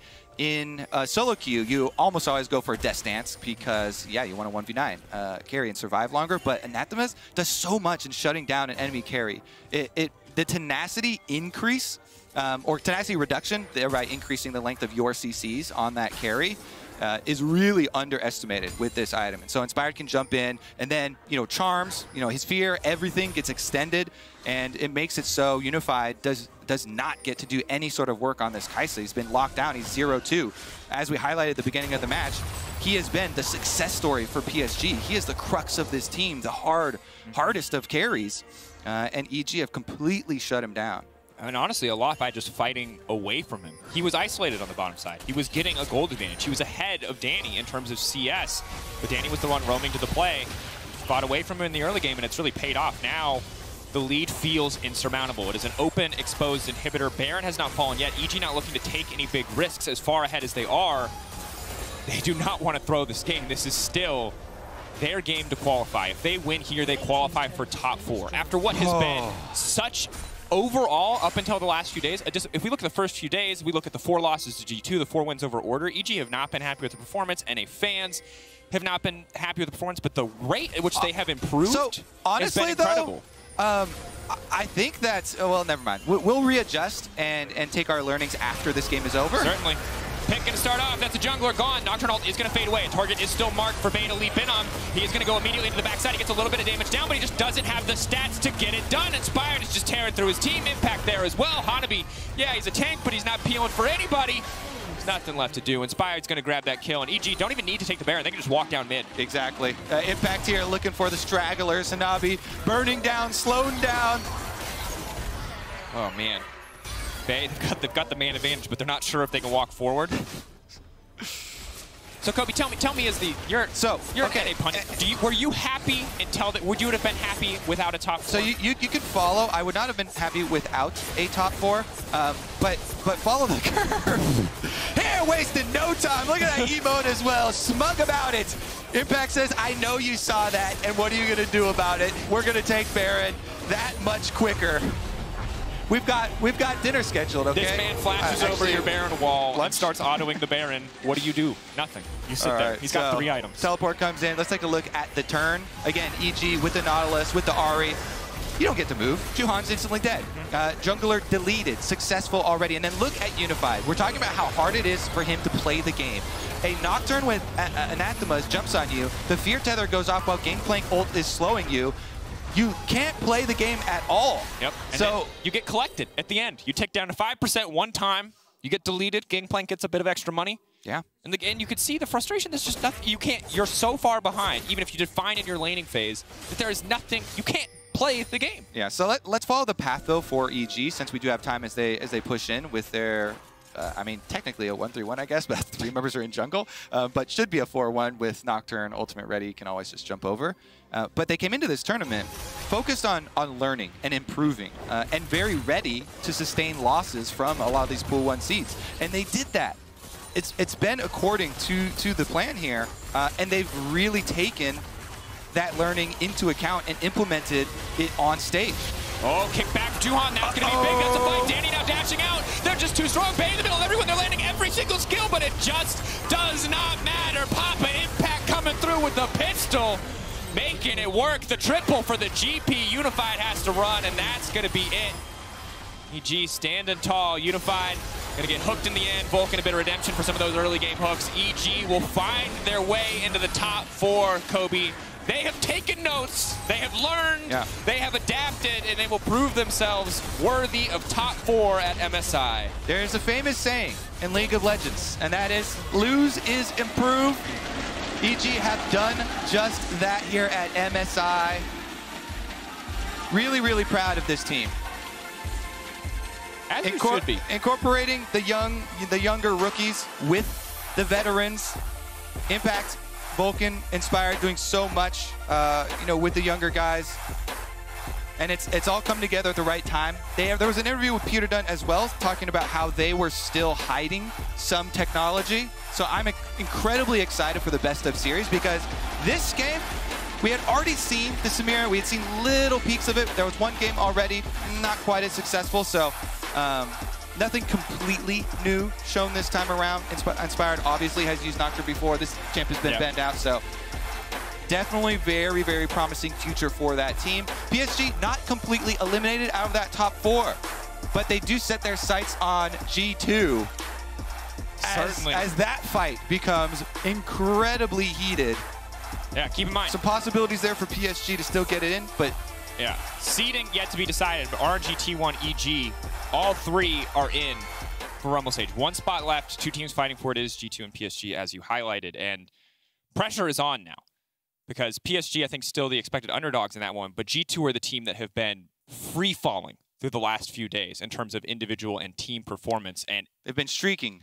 They were first streaking upwards, now they're streaking downwards. Or perhaps backwards home to Europe. That is going to be the question here. To us. To us. Just come home. Come here. You can welcome them home in open arms. We're here in Berlin. I hope that's not the case. Daniel's waiting for you. Please, stay there. For this year's MSI, we asked the teams, though, to pick 4 tracks that they think could be their team anthem, and then asked you, the fans, to vote on the winner. For T1, you chose Runner by Raiden. Now you can listen to that and find all the team anthems on the official LOL playlist on Spotify. The Tears of European Fans are not one of those anthems, and we will hope that that remains the case in the games to come today. How the tables have turned. Now you're the one sweating.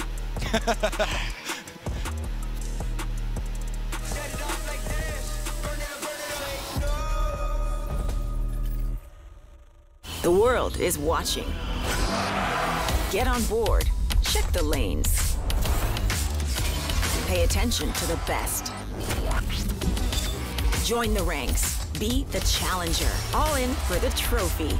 This is for all senses. This is for all players. Buckle up. Take notes. MSI 2022. Driven by Mercedes EQ.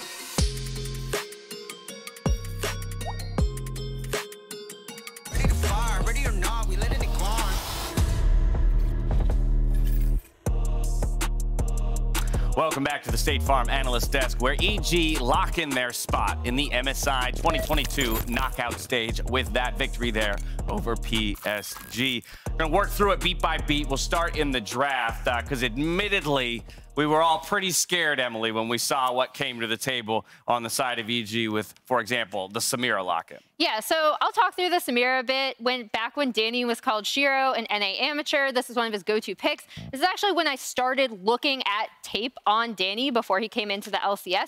He was absolutely destroying people with this pick.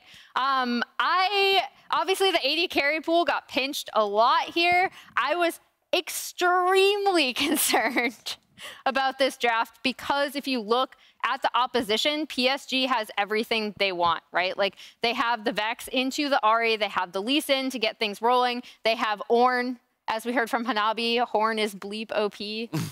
Yeah, we so classically talk about the difficulty of piloting a Samira if you fall behind. And so it definitely felt like the pressure was on for this EG squad to build an early lead.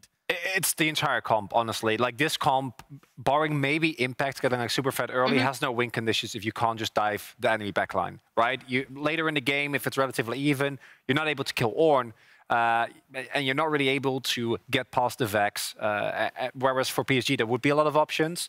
So not falling behind early here was key, and fortunately for EG they were able to avoid that. I was going to say a couple early skirmishes that didn't really necessarily give them that lead until eventually JoJo is able to find just a few picks, just a few kills to really start to get the ball rolling on that Ahri. With his lead, he would then be able to kind of pilot a number of team fights to help funneling gold to the rest of the squad. Yeah, I mean, this is really big coming out, this team fight. This is also kind of like PSG don't necessarily have to take these fights early, which I think is important. Again, with their composition, they do outscale. So we've seen this from multiple teams at MSI where sometimes when they have the scaling composition, they still contest objectives. A lot of this was just, I mean... That's a highlight. Yeah, I mean, this is kind of when the game started to get really, really off the rails. And once this composition started to snowball, they were able to pilot to victory off the back of JoJo, off the back of Inspired. I still think this team works best when it's like Inspired and Vulcan setting up JoJo and Danny for success. We saw some of that here, but JoJo just performed really well. Because it started off with, you know, Vulcan like getting kind of caught, and then the first skirmish didn't go great, and the first Herald fight was still a little bit sus, but from that point on, as Emily pointed out, they needed to get that with the comp. They got such a big lead that you saw that PSG later on, they're like, do we start a fight? Like, do we try to maybe do something? But at that point, nothing really works anymore because the amount of items that were available for AG meant that they could just blow up whoever they targeted. And I mean, I think the big other thing is we saw them able to shut down Unified and Kaiwing, right? Like Unified and Kaiwing, Kaiwing was not able to initiate the fights that they would have wanted. And then Kaiwing did not have, Unified did not have the same impact on the Kaisa as he did on the Trist. Yeah, we saw that, of course, play out probably in the best of ways around the Baron when it was a Nocturne ult into a GP ult that made him essentially useless in that fight here as well, having difficulty. And ultimately, this would be the fight, this Rift Herald here, where Danny really gets set up to be in that position where for the remainder of the game, he has the permission to go forward on Samira and get into the middle of the fight.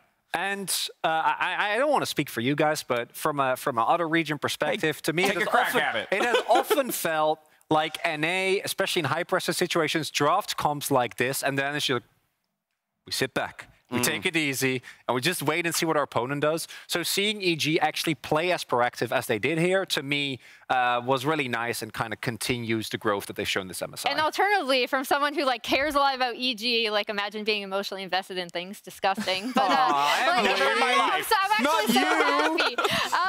I've seen them take so many bad fights early, right? In so many of their games, Dash knows what I'm talking about. So every time I'm just like, is this gonna go horribly wrong? Because once again, if this competition gets set back, it's done. It feels so bad. They've made it to top 4. They have ramped up throughout this tournament. Still have another game to play today. Let's go ahead, though, and hear Vulcan on reaching semifinals in our Verizon post-game interview. And we're back in Busan for the 5th day of the Rumble stage. And with this win, EG qualifies for knockouts. And Vulcan, thank you so much for joining me. Congrats on taking this one. Any first impressions on reaching the next stage? It feels nice, especially after last year I went down for C9 and for me. losing to wildcard and not making it because of that was pretty painful. And now it kind of feels like redemption to be able to kind of beat every team that's like, they're not wildcard teams. I wouldn't consider the PCS as a wildcard region, but they're considered weaker than us, and it feels good to just prove to everyone that we're not that bad. And also we've recently upset T1, so overall feels very good. Actually really good for the past few days, but we'll discuss that a bit later. Quick word on the draft though. There was a discussion on the desk about you being maybe outdrafted here. I want to talk about Samira. What was your reasoning behind this champion, especially given PSG's composition? Samira is a pocket pick for Danny. Basically, he likes playing the champ a lot, and he plays it a lot in solo queue. And she has the ability to just stop Ornn's engage when he presses ult. She can just block it with W, and same for the Vex ult. So it kind of makes it so that they can't really go in on us when they want to. And it's super easy for us to go in on them when we want to, because we have the Nocturne and the Knowledge. So we kind of have much more ability to just start a fight whenever we want, and that just gives us so much control over the game, right? Yeah, exactly. As you said, it feels like whoever has the initiative can win the team fights here. Maybe a couple words on this support, because it feels like this role is drafted rather late, usually for most teams. How do you explain that? Well, I think there's not a support that's like really OP right now, and it also helps a lot to see the whole comp and kind of picking a champ that synergizes well with your team and can maybe counter the enemy team comp. I say that, but I just played Knowledge into Leona for like maybe the 1000th time of competitive history, right? So not too much going on there, but generally there's not support that's too strong. So it's better to see the whole draft and then pick something depending on what you see, right? So. All right. Now, a bit of overview. As you said, you beat T1 yesterday. You beat also ramping up PSG. I feel today, a couple words on EG and your biggest improvements over the past days. I think it's just to do with confidence, and we've gotten more used to the stage. We've played different team comps a bit where we have, like I said earlier, the ability to go in, and the initiative, like you said, was a good point, it just makes it so that it's much easier to be all on the same page, and you just go in and then you just let your fingers play the team fight, and I think we're not too bad at that. So I think, just gaining confidence and looking much better now. Very impressive to see. Now, all eyes on the next game, I want to say, EU versus NA once again. Let's not talk about the tracking record for now, but given G2's recent form, what's your take on the next game and your ability to take them down? I think we'll take them down. We had so many close games, and if I hadn't run it down in the Rumble stage in the previous one, we would have won. And now I think we'll take them out, and then everyone only remembers the last game. So even though we would be 1-5 after that one, it still feels good for the ego battle to win the last game against them. That'd be very nice. It's going to be a banger matchup. It always comes down to this. Anyway, Volkan, thank you so much for joining me. Congrats again on reaching knockouts. Thank you. And Berlin, back to you. Thank you so much, Laura. I am the ego win here to close out their Rumble stage. But with that victory, as we said, it's EG locking a spot into the top 4 alongside RNG and T1, which does mean that there's only one spot available in the knockout stage, and it's left to be decided between G2 and PSG throughout the remainder of the day. Now, if RNG beat PSG, then G2 will be the 4th team into semis. And so they can rely on, to some degree, the best performing team in the tournament so far to maybe push them over the edge. G2 fans are like, thank you. Thank you so much, EG, for making the rest of our day so much less stressful. Because now, not only can EG just, if they win over, EG guarantee their own fate, but also, even if they do lose that, and PSG Talon actually beating RNG seems not super likely. Yeah, this is important here. 50% of the scenarios remaining result in no tiebreakers. We have a maximum of 2 tiebreakers here at the end of the day. It's also important to note, Emily, that while EG has locked top 4, the highest possible finish they can have is actually all the way up in 2nd place. So there's still a fair amount of shuffling that can be done in terms of how those top 4 play out, and ultimately what our semifinals will look like then in terms of the seeding. Yeah, and that's really unlikely because it would require a Saigon Buffalo win over T1, which would still be a massive upset, even with what we've saw from them previously. Don't look a gift Buffalo in the mouth, okay, I know, you're right. But I think the big thing that I know we've highlighted constantly, just ignore it. Didn't land like I thought it would. Is that first is so important because of who you get to face, right? So I think that is the big thing for me, is like RNG are almost, they're entirely in control of their own destiny for that 1st place spot, and then you don't want to end up in 4th. All right, well, there you have it. We'll see if the Buffaloes can get it done as they step onto stage in our 3rd game of the day against a very tough opponent in T1. We're back over to the casters for the call. Thank you very much, Dash. We are here for the call. Oh, we're going jacketless. You told me I didn't have to impress anyone. That's true. You don't.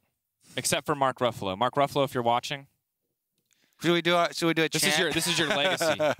Mark Ruffalo, thy power as Hulk actor. Blessed be thy hands. Grant VCS the power to upset. I don't know, man. I'm not good at this. Oh, that's a lot of T1. Spam this Ruffalo to help the Buffalo. I got you, bro. There you go. There it is. That's a lot. That's a lot. Snappy. That's what we like. There it is. Spam this Ruffalo. Let's see if they can do it, if they can keep it going. Honestly, they have had such strong performances, you know, towards the very end of this Rumble stage. Just when it doesn't matter, pulling out so many stops. See if they've got one more left. When you take the Buffalo off the leash, it's going to cause some damage. Oh, yeah, it is. All right, let's see what else they've got left here. Really enjoyed the previous drafts in our first game. Swapping the Gwen into jungle, into BJ's hands. Then he was able to get an early kill on top of his full clear. Just the dream start for him. Versus T1, though, pretty tall task. Definitely a very tall task to Blanc band away. Remember, stakes for this game, Saigon Buffalo are out. They're just playing to upset. T1 are already in, so this win is important for seeding. Not immediately impactful ways. They don't lock or lock themselves out of anything by losing here. But you'll see the specifics as the day progresses. So for T1, it is a win. It does matter. It is not a do-or-die game by any means. And obviously for Saigon Buffalo, they are playing for the pride of their region, for the pride of Mr. Ruffalo, and that's about it. So Ari, Lucian gonna hit the bench. Zoe, Callista taken off the board. I like to see it, not because I think it's ban-worthy, but because it's been a bit underwhelming this tournament. Wukong also hit the bench. Gubayushi has been underwhelming on quite a few champions. So what a transition. Honestly, even with the Callista banned out, that's probably where I would set my sights as a Buffalo. You know, Shogun and Taki have been two of the players to do it the most at MSI too. Even when Buffalo lost their game versus T1, their bottom lane sent a message to Gumayushi and Keria telling them, guess what? People may be heralding you as the best bottom lane in the world, but you're nothing to us. They 2v2 killed them many, many times. It's going to start out with jungle, though. I like opening most drafts with jungle early, so you don't have to show anything. Viego, I've really cooled off on. I actually prefer the Lee Sin side of it, though. We'll see what Owner goes with. He has pulled out multiple Vi picks as well against them, so we shall see. Interesting to track. Of course, I like it in the sense that you are taking away from Owner, who I think has been the best performing Viego alongside Wei. But Wei, though, Yeah, Wei and him. He and Wei are obviously the two that I would like, okay, you can always pick this. Everyone else, it's a bit more of a question mark for me. But the Gwen, no surprise, Gwen, again, feels like the premier safe blind pick top laner. TF, don't love it, but it is an incredibly powerful To you, has TF been a bait pick? Because this has been a debate going around. I definitely love having that map priority, being able to go up, especially to a Gwen lane, get you know, early pressure up there, or protecting Gumayushi and Keria. But it has not found that much success and has had so many answers. You know, Silas, Galio have had significantly more success. And if the Buffalo lock-in Camille plus Galio combination, that is definitely one of my favorites. That is so easy to use, so easy to coordinate. You don't even have to say anything. The entire team knows. Jump in, go straight towards this Camille Galio combination. You will be able to delete a carry. Yeah, now we can see Xayah would be the best possible answer. It's one of the few that has anything to say about that combo. Exactly. It's like, please let me get my R off. Well, and I think this makes the Viego better as well, this combo on the opposite side, because it's so much more likely that you just blow someone up to start the fight. The Viego can get resets and keep things going, and we've seen Viego's opting for more tanky builds. Obviously, Divine Sunder into some sort of tanky item. Some people with the more aggressive Death Stance option, some people with the less aggressive Dead Man's Plate. But Ezreal, Rakan now going to get taken off, wanting to limit some of the defensive options from the side of Saigon Buffalo. But I would love to see something explosive. We know we have the Saigon Buffalo top side, or at least can assume that we do, short of the Galio support pick. But I would really love to see some crazy aggro bot lanes up against Gumayushi and Keria. I mean, Tristana is floating around here. With the Ezreal ban, though, Kai'Sa following up on these combos is always great when you have dive. Kai'Sa, one of the best to go with turbo dive. Senna's probably a better ban to take away. I really feel like there's so much you can do with a Senna, and you could even flex around this Galio too. A fed kind of bottom lane support Galio getting extra money would give them more options. So Senna ban, I actually really like that. Ooh, Alistar. I'm riding a little bit high on the Nocturne performance last game, and I see the amount of semi-globals, and I see the potential here for an owner Nocturne. I just want to call it out. Nocturne is another way where you can actually have some counterplay against Camille Galio. Because if you use it really early, then you can deny the initiation from that team, and it gives you an opportunity to try and use your double combo with Twisted Fate plus Nocturne. So I do like that call out. Doesn't seem like it's going to be the direction that T1 want to go, though. Poppy, obviously much more utility-focused champion. Love having the steadfast presence. Didn't love it with the G2 comp. We didn't have any priority ejections with the champ. Didn't have really any interrupts either. So hopefully for T1's sake, owner can have a better use of it this time around. There's our Kaisa for the dive to really complete the turbo dive comp and give Shogun a lot more possibility for getting that spotlight. We've already seen with his play. He does not hesitate to jump in with the killer instinct, no matter what AD carry he is on. And to round it out, we would love some more initiation. Some Nautilus action would make perfect sense. But it's going to be full team fight. I like it so much. Because, Kobe, here's the problem with Nautilus. Gwen, immune. Zaya goes up in the air. It stops so many of the characters that you want to hit can ignore the Nautilus. But if you get those cooldowns out of the way, then Galio Camille, is in the open, is free. I do love, Taric, though, just gives you more time to utilize it. It's like, okay, we're locking you in the cage, and then we're also all immune to damage. I like it, and I like strapping a stun to the back of a Kaisa a lot, especially in mid-game, especially Twisted Fate. Yeah, he gets to hold most characters at an arm length, but a W hits him from downtown, a Kaisa zooms in with a stun on her back. It's a dead TF. Very good second counter initiation pick here, though, with the Renata. Renata best picked into full dive teams, best picked into melee-heavy teams, and this is definitely that.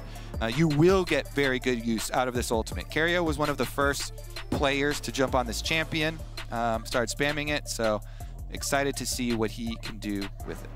Similarly, often we've seen Shogun Itaki get very aggressive early on, and there's still a potential to do that, but it's going to be very hard past any full all-in with flashes committed for Taric Kaisa to do a lot against a Renata Zaya lane, because they just have the range advantage. Taric very good into melees historically, but against range champions is going to have a hard time hitting minions to stack up past Q stacks so he can keep his support healthy, and obviously very mana-hungry champion as well. Yep, they're pretty much building fully for the team fight. It's a team fight comp. Every member over there is looking at team play. Forgoing the ego. Drop the ego, Daniel. You don't have always pick for your lane matchup. Is that for the team? Is that what we learned from the EG win? Was don't pick for confidence? No, play on the ego. Pick for ego, baby. Here we go. Remember, this game, not big stakes for either side. However, T1 can stay in the running. There is some chance that they get a tiebreak for first. It does require RNG to lose both games and T1 to win both games. So there's a lot of complex scenarios. If you want to track them, at LOL Esports Stats on Twitter. There's a foldy sheet you can follow along with at home. We won't get into the nitty-gritty of scenarios. Instead, we'll focus on what could be just an absolute banger, even if the stakes aren't there. To me, the stakes of beating Faker at an international competition in a game is pretty good stakes in itself, especially for a team that's so young, like we said for the Saigon Buffalo here. Youngest average age team at the entire tournament. If you put beat Faker at MSI on your resume, it's definitely, that looks good. You put that one towards the top, I'd say. Yeah, I mean, the thing is, once you're not in contention for the next place in the tournament, you're like looking at the bounties. And there's a permanent Faker bounty. You beat Faker, that's like 100 career points. Everybody wants that on their resume at least once. Rookies on there for sure too. Career points. Love it. I don't know how. Is this going to be a new currency that we have to spend? Yes. Oh, Froggy punches him over the wall, but Faker hot on his heels. Ooh. Card after card after card. The movement just outside of the taunt area. Dracos, where are you, my friend? I'm smashing you in the play-by-play commentary. You're unleashed. I mean, I'm just going to lead. Hold on. I'm just going to. You just do both. Honestly, though, Froggy has been so impressive in the last couple days, especially there for the Saigon Buffalo, and a big part of why they're on this recent surge, and they're feeling so much more confident now. I love even going for that early trade where usually you leave it to the TF. Stun to carry is big, getting a little bit of a fire back here. And I think it's a good call out because I think we had the PCS and the VCS had some similarity in terms of expectations where we weren't really looking at the mid laner or the mid jungle to be the big difference maker, especially after Shogun and Taki were so incredibly explosive. But it feels like both of those teams, both of those mid laners, have really stepped up over the last few days, and we'll see what they can do. For now, obviously, TF Galio, outside of 8 or 9 sequential auto attacks, play-by-play casted by Kobe, is not an entirely thrilling mid lane matchup. It's mostly about the minions, much less about the champions, at least for a few levels. But we'll see. Maybe Froggy can use that Predator to get out of lane. Yeah, I mean, we saw Xiaohu do magical things with the Galio, not even involving the ultimate, just with the roams, with the rest of his team. But as you also highlighted, there are less exciting pieces on the other and the playmaking, positions on the map. For junglers and supports, both of these supports, well, never mind. Hold That's back. a kill. Doggy flashing back. Otto gonna go down. Carrier grabbing the kill. Tarek there for the team fight, but the lane phase is hard. As I was saying, Carrier monster with the Renata, and topside the action continues. Zeus, good magic damage shield coming in from the adaptive defenses. 3 stacks 4 now. Zeus can get a little bit of health back. BJ should just be able to grab this one. Zeus is trying to move in and get the kill. No, why did you walk in, Hosmed? Oh, that was no. I feel you, BJ. I'm pissed. I'm pissed for you. I've been there so many times. Jungle comes up. Hey, I've got this kill. Just don't die. Don't walk up. Zeus has Ignite. He cannot get away. He has no flash. And yet you walk up and let him ignite you. Not a good look. I feel that so, Zeus. Man. But Hosmed, bit of an it moment there, sadly. Good news is the Viego has been snowballed. He's ahead in camps, and now he's got a kill as well. Perhaps they can go for the rinse and repeat here. A little bit of redemption. Hookshot wall dive in. Zeus quick on the skip and slash to walk away. Oh, man, the movement. He just walks between them. Sup, clown? I'm going to school you again. That's for a proc. Zeus! There's not enough movement for that one. He was good. He went back in for round 2. Kobe! What is happening with the top laners in this game? I love this. So, our theme of drop the ego? Yeah.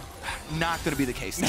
Every lane but top lane? Yes. But top lane, the ego is alive. Hosmed walks back in for no reason. I think Zeus walks back in. I think even top laners would agree that top laners have the biggest ego in League of Legends. It's either that or AD carry, I feel like. I think we need to get a poll up. Bigger egos, AD carry mains or top lane mains? Honestly, I feel like as the top laners, and we saw it swing both ways there. Zeus goes back in, wanted to make him look silly again, but in the end gives the kill back, and you can't be giving money over to the Saigon Buffalo. SKT still have a fairly comfortable lead, but now 2 kills onto BJ, and last time BJ got this much success early on, he was on the Gwen, and they won the game. Kobe, I've been informed we actually cannot get a poll for bigger egos between AD carries and top laners. Well, I'm just going to be the only vote then. Since there's 2 of us here, we both get to vote. Here's the poll. I vote for top laners. Don't do this to me. What's your vote? What's your vote? I'm being peer pressured into top laners, but I feel like in game it's the top laners right now, but from speaking to players, AD carries. That's what I thought. They like a lot of resources. That's what I thought. You know? All right. I was bullied. That's what it was. Yeah. Okay, so the real answer is it's us junglers, and we're just like... It's always about you guys. I'm projecting hard right now, huh? Okay. Meanwhile, it is going to be a tale of level 6s for the mid lane. Finally, we get to unlock some of these playmaking mid lane abilities here. Ultimates available for Froggy and Faker. They're trying to bait. They walked up. Maybe faking the roam, hoping to catch Faker. I'm a frog. I'm a chicken. What am I? It's hard to say. It's a frog in a chicken suit. That's the true answer. There you go. That's a biology class experiment I never did. All right, Owner comes to play as well. Who's going to bait who into a fight? Looks like it's going to be top lane again.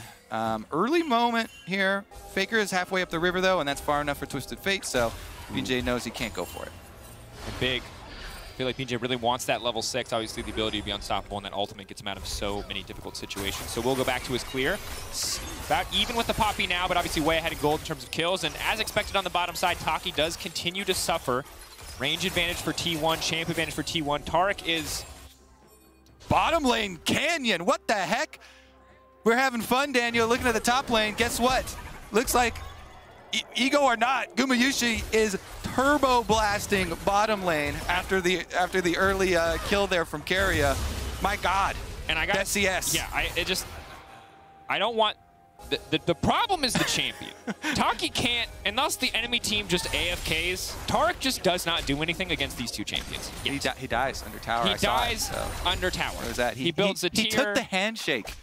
Yeah. You don't want a handshake. You want to stay away as the Taric. So things might get a little bit better once we get to level 6, once there could be some jungle attention down on the bottom side. But for now, ooh, red buff taken away. Bija, no, yes. Does manage to get it. Owner wants to knock him into the wall. Knock back on the blast cone, though, is huge. It allows him to just ult out to safety. But here comes Faker. Faker going to be isolated in the 1v1, though. BJ, if he sees this opportunity, maybe they can get something done. Galio coming in as well. Froggy instantly going to retreat. So the saddest part about that play is that now with both mid laners using their ults, we are less likely to get our exciting play on the other side of the map, but Owner wants to continue on the play. Level 6 Poppy coming in hot. Could be big. Stealing the blue buff away from the Galio is impactful. BJ is going to take that one out quickly. All sides retreating down to the top lane tower, and Faker can roam back to mid lane. Renata's there as well. Carrier roaming up. Taki coming in too. So Froggy has no teleport, so this not only gives Rift Herald priority to start for T1, actually they call that one off, but it allows Faker to push that mid wave in. So again, it's going to be a support absorbing a mid lane experience as Taki has left the bottom lane. Decided the best way to fight a double range matchup as Taric is to leave. Which I think is the right call, except he does need some XP and he's going to have to take it from somebody. You know, Shogun's going to get that time to farm isolated. The difficult thing right now for Saigon Buffalo, while they are going even in kills, is that Hosmed might be in trouble here. Flash in, Owner going to knock him into the wall. Good Camille ult in response, but here comes Zeus. Hosmed gets burned down. Clean kill pickup for T1, extending the gold lead to 2,000. All right, this is going to be a difficult Gwen to deal with. The biggest problem, of course, is still going to be bottom lane. Gumayushi here on the Xayah for the Buffalo to deal with, but it's not going to make matters any better for the Buffalo. And Zeus is going to be able to get at least one turret play. Gwen's actually really good at taking them. Stun. Sidestepped. Guma still stepping forward. He just does not care about the Taric. Taki, though. Comes BJ. Maybe they can get something done. Guma very low, but he has the heal, he has the flash, he has the ulti. There's just no way you can kill the Xayah. Yeah, very, very confident movement here from Gumayushi. No extra threat from that Taric, so able to fight them off. And they retain vision control of the dragon. Not gonna, overplay their hand, but it is gonna be another shove in here for the T1 bottom lane. And I mean, Shogun has very little mana also to stick around with. It's hard for him to clear waves. Galio though, Galio roaming halfway down. Maybe Froggy can cover something. BJ goes straight in. He's got flash ults. Shogun really doesn't have enough mana, I think, It's too much counter. I mean, this is, again, why we love tracking meta here at MSI. If so many teams are going teamfight dive, then the teamfight counter dive and disengage comes in big. If you've got Renata and Xayah, it's basically the premier counter initiation bot lane duo. Xayah can have safety with her ult, and Renata can make you start hitting yourselves. Yeah. Or each other. Yep. The thing right now, Kobe, is that the kill traits have felt relatively even. And admittedly, top side was super bloody, but also super messy. But bot side is just building such an individual crushing advantage. And yes, BJ is strong. 2-0-0, ahead in CS. TY MasterCard. But MasterCard, as you're highlighting now, that's a gale force for that Xayah. Keria and Guma are going to be such a massive, massive problem for Saigon Buffalo to deal with. We know that their composition is built for team fighting, but the way T1 is playing right now, their lead may be insurmountable before we even get out of the laning phase. I for sure would bet a large sum that the first Gale Force from Gumayushi is used towards enemy champions, not away from them. It is used for the burst damage. Let's take a look at this one, though. I might be eating my words because Brush Gank. Area. Smells him. Smells him. What's up, Viego? You know, I think Viego would have like a rotten kind of smell, you know, all that undead action going on. I thought he'd be kind of scentless, but that is a good point. Yeah. Carrier, the fact that Carrier can smell that through the gas mask, though, is very like he has to be very stinky. Actually true. Carrier. What else can he smell? That's the question. Another handshake knocked into the wall. Hosmed. Ooh, so much burst damage. The Camille in trouble now, but they're kind of out of damage at this point. Taki coming in. Is he going to be forced to use the ultimate? Faker coming into the backside. Hosmed going down, but are they going to focus on Taki instead? Level 6 Taric. Got him. They will back away, but now it's just more free time for Guma to farm on the top side of the map and take a few more plates. Faker with the hand of Midas here. Gold card turns Hosmed into golds for himself. And that's the easiest kill secure that we've seen all day. Yep. Oh, Carrier. absolutely ruthless. Tarek going in to kill Shogun. Taki versus Shogun as they've turned against each other. BJ desperate to tear it back. Carrier is going to be in trouble here. They're trying to finish him up. That's going to be the reset. That's going to be one. Here they go. They've got the fight. Zeus on the backside. Shogun needs to get the hell out of dodge. Hex flash over the wall from Owner. Faker now running. Stun card comes in. Ignite now goes down. Maybe if they can burn down T, if they can start to turn this back. BJ, the reset. Goes in onto Owner. Needs to take the clone so he can get the alt reset, but doesn't have enough time. Goes in instead for the Poppy. Now can use the steadfast presence. Running into Zeus. Froggy on the way, and Hodman coming in as well. Saigon Buffalo. They have the clock to make it happen. He goes over the wall. It's a little bit preemptive, but it does not matter. Yes, Guma got all that money, but Saigon Buffalo are firing back. BJ is clean, man. He catches him against the wall as the dash from Zeus comes out. He's going over it, and he pulls him right back. Huge stuff here for the Buffalo. Some life still left in them. 5,000 gold lead for T1, but the Buffalo keep on swinging. Here's a handshake from Carrier. It was a great start to the fight for T1. They take down Taki at the hands of his own laning partner, but the Galio comes in and BJ says, we can't continue to take this abuse. So they go for the kill. They get the reset for him. Kaisa, Shogun, use the killer instinct to secure that one. He has to flash forward. Still is going to get gold carded at the tower, so he goes down, but it means that BJ gets alone time with Faker, takes him down, and then wants to finish off Owner instead of taking the time to pick up the soul, because then he'd be stuck there for too long, so chases him down, goes back here. Perfect timing on that charge into the wall, because if you get more than 50% of the way through with the dash there on Gwen, already safe over to the other side, but he snaps him back, punches him into the wall here on this side, and some hope there for the Saigon Buffalo. T1 though, unperturbed, right back to business as usual. It's still a 4K gold lead, but it does spark a bit of hope here for Saigon Buffalo and the VCS. They continues pushing on the bottom side. Obviously, no surprise CTF individually ahead, as he's going to generate a lot of money. Also has the kill advantage. But essentially, we're just waiting for Viego. Where the Viego goes, Saigon Buffalo can potentially win a fight. If he is not there, things are very rough. This is a true test of Viego as a champion, you know. This one, I feel like, if he can pull this off and do some reset 1v9 action, then I'll be a believer forever. Because this one is looking so heavily T1 sided. Faker does have ulti available, uses the spell book there. Mid lane, not gonna find that one. Tarek, very unassuming, and Gumayushi has been pretty confident in his positioning and movement with this champion, so unless you're gonna go with the flash, not going to get anything out of him. Yeah, I'd also have to double check, but as he did go Inspiration Secondary, I'm not sure if free boots made their way into that, but that is an extra 10 movement speed, which is all the difference when the only CC you really need to worry about is a Tarek walking at you with stun. So, the little things. Faker and Guma, though, you can see well ahead of the rest of the map when it comes to gold. BJ, the only member of Saigon Buffalo in that top 3 in terms of value. Stun going to go in. Guma now has to dash out. The Gale Force back to safety. Healing as he walks away, but that's the knockout from Poppy, stopping the Galio from attending the fight. I actually love Poppy. It's so hilarious to watch these ejections. Sir, you have had too much to drink. You must leave. That was the biggest leapfrog I've seen in a while. Straight back to base. BJ wants to go for the dive, though. Stun over the wall. Still has his ult. Okay. Ooh, so risky, though. Have to be careful. Poppy on the way, and they're going to try to get this one going. Taki needs to get in the middle of the team to give them the invulnerability. That's Guma going to be shut down. Now he's turned into the Zion. PJ off to the side, the one that you need to keep your eye on. Unstoppable again as he retreats. Saigon Buffalo, they managed to get out with one, but PJ, is he going to turn this back? Faker, can you afford to be there? The Gwen now coming in. If they finish Faker and get the reset, but Owner says not today. He is the bouncer, and he will stop you from getting into that T1 back line. Osmond now going forward, wants to finish Carrier. He's so desperate for blood, but he just gets cut down. T1 say not today. You may have won a team fight, but you can't go diving between turrets against us. Faker with the Twisted Fate ultimate chases them down for the extra kills. And T1 right back on top. They've got full control of the map as well. Rift-Trailed recall going off. They're just honestly waiting for more objectives to arrive to the map so that they can take them. Here's another look at it, though. They go for the full combo inside because Gumayushi already used his ult. But even the Renata combination here gives them a little bit of extra time to survive.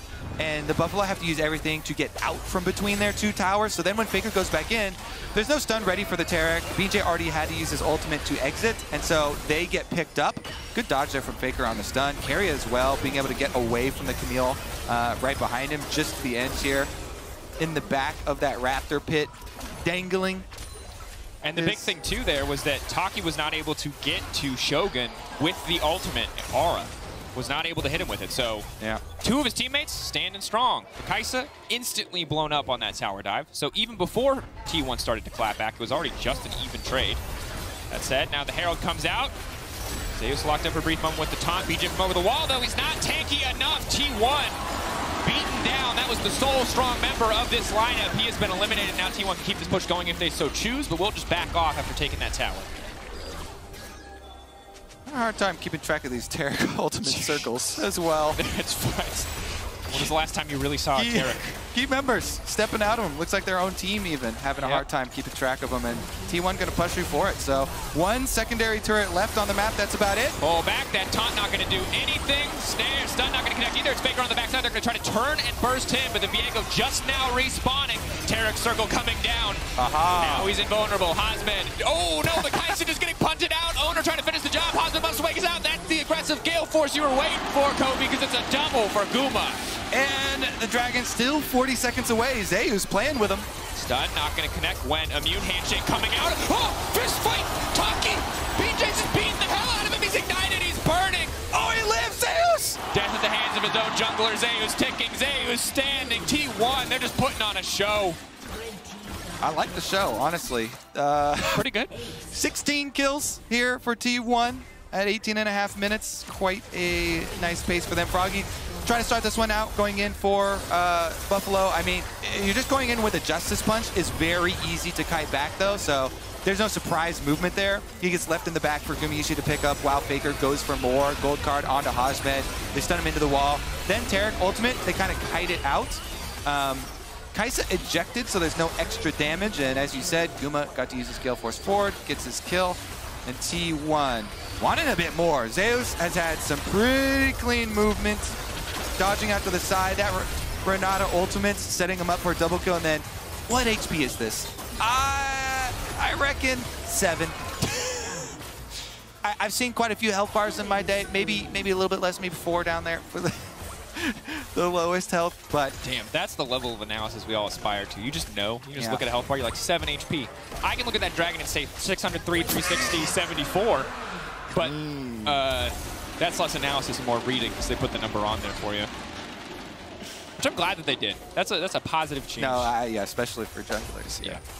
All right, well, here we go. Dive opportunities aplenty for T1. The last bastion for the Buffalo.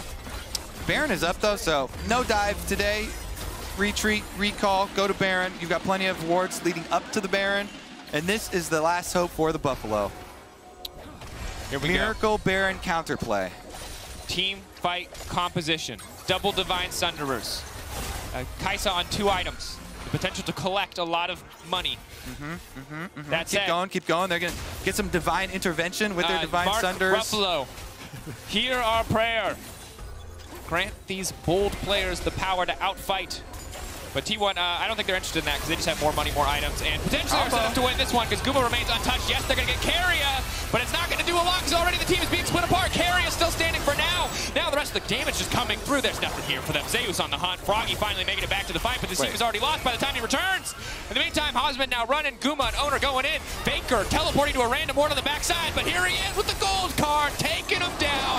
The power of Mark Ruffalo is not enough because T1 survives. They don't need it. The Buffalo. And they're going to go straight to Baron instead of pushing with that low health minion. Actually, I was so confused. I was so confused that Zeus let BJ walk away. Zeus went for a ward as this low health Viego is walking away up towards Baron, but he knew all along. Faker already told him, I got him. The fade away. Yeah. Don't worry, I've got him. Baron acquired that was, I think, what did you call that? The last, I said Bastion Hope, and you're like, this is it, this is the last bit of hope, and that's gone in favor of T1. So I would say we've gone from, we're in impossible territory. They say miracles happen in League of Legends. This would be one if Saigon Buffalo can find a winning team fight, because sadly, even if your entire team is invulnerable for 2.5 seconds, I think T1 still win that fight. Yeah, it's been so difficult because of the early gold gap, of course, for T1. You know, we've seen the execution attempts here from the Buffalo. Camille, Galio combination, you keep them in there during your Tarek ult, but these ones have felt like, man, we need to squeeze a few more seconds out of this Derek ult. They're going to need to be immune for quite a bit longer. Yeah. Oh, man. Some like OG Divine Shield action here, like 20 seconds or whatever of invulnerability. How about the old Poppy with a diplomatic immunity, which lasted forever, and you could run through the entire team? I remember thinking I was a good player when I played Poppy back in the day, and it turned out that ability was just not very balanced. You also got increasing resistances the lower your health got. Nice. Not resistances, you just took less damage. It was weird. It was weird, champion. Enough about Poppy, more about Guma. Guma's about to kill BJ. BJ running for his hills. The feathers coming out. He won't quite be able to pull them back. Guma going to be frustrated with that one, but T1 going to be happy with this result. They are still technically in the race for first seed, and it might not be in their hands, but their hands are looking pretty good. That said, Owner going a bit wide. This could be the final team by now locking him up. Owner has been taken down, but oh no, the Bernard ult! It's perfect, and they're all just dead in an instant. Guma getting the double. Froggy goes golden, but he's getting sent right back to the pond. T1 going to end this one clean. Yep, T1 going to improve to 6 wins here. Feeling pretty secure up there. Nexus turrets stand no chance. Yep. GG T1. They were already locked, but they are separating themselves from the rest of the pack. Obviously, do not want to be third or fourth. Would love to be first, but even second, not a bad position to be in. Yeah, that's a pretty good evaluation. That's about how I feel about all those positions. Yeah, there you go. Should I just list each of them? They could be any of these 4. 5's been kind of lucky for me, though, so I guess I'll wait a little bit towards 5 not being too bad. 5 not too bad. I'm pretty happy with top 4 for EG. Pretty much all the teams just watching this game, though. As you said, no real implications for the standings in with this game. This result, and everybody pretty much looking for our next game. Certainly. I mean, the rest of the day, obviously very tense. G2 looking to find a win over EG, potentially a preview of what is to come in the bracket stage, depending on where people finish and who people choose. Additionally, PSG, RNG. If RNG win that one, G2 are through. If RNG lose that one, G2 need to fight for their life against EG. Makes that one a do or die. So a lot of stakes as we move later into the day. Our first game of the day wasn't as important for Buffalo. Third game of the day wasn't as important for T1. But now it's all stakes for the rest of the day. Unless, of course, PSG lose. And then there's no stakes. And it's happy, fun. I would argue that the first game of the day was incredibly important for Saigon Buffalo, just because they've really left an impression on the international audience. This is the first international tournament we've had with Vietnam back in quite a while, and they're the second place team coming from VCS. So there was a lot of baggage with this showing here, and for them to get multiple wins and getting some upset wins over Pool 1 teams, huge stuff. I'd say successful appearance from them. We mentioned multiple times how young this roster is too, so plenty of room to grow. Yep, that's Saigon Buffalo saying goodbye on stage.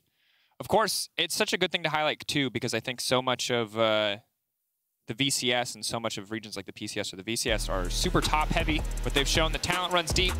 Made a good showing. We'll see what they or GAM or any other team can do in the tournaments to come. For now, up next, an RNG win locks them first seed. We're going to see if they can do it after the break.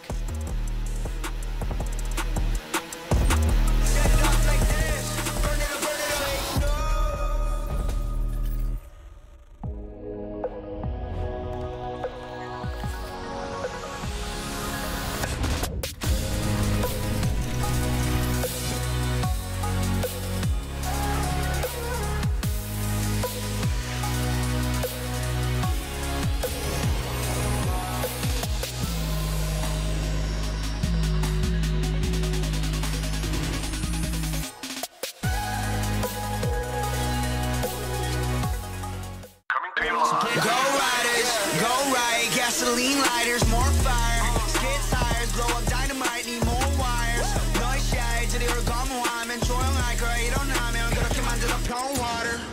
Set it off like this, set it off like set it off like this, set it off like set it off like this, set it off like set it off like this. Burn it up, take no.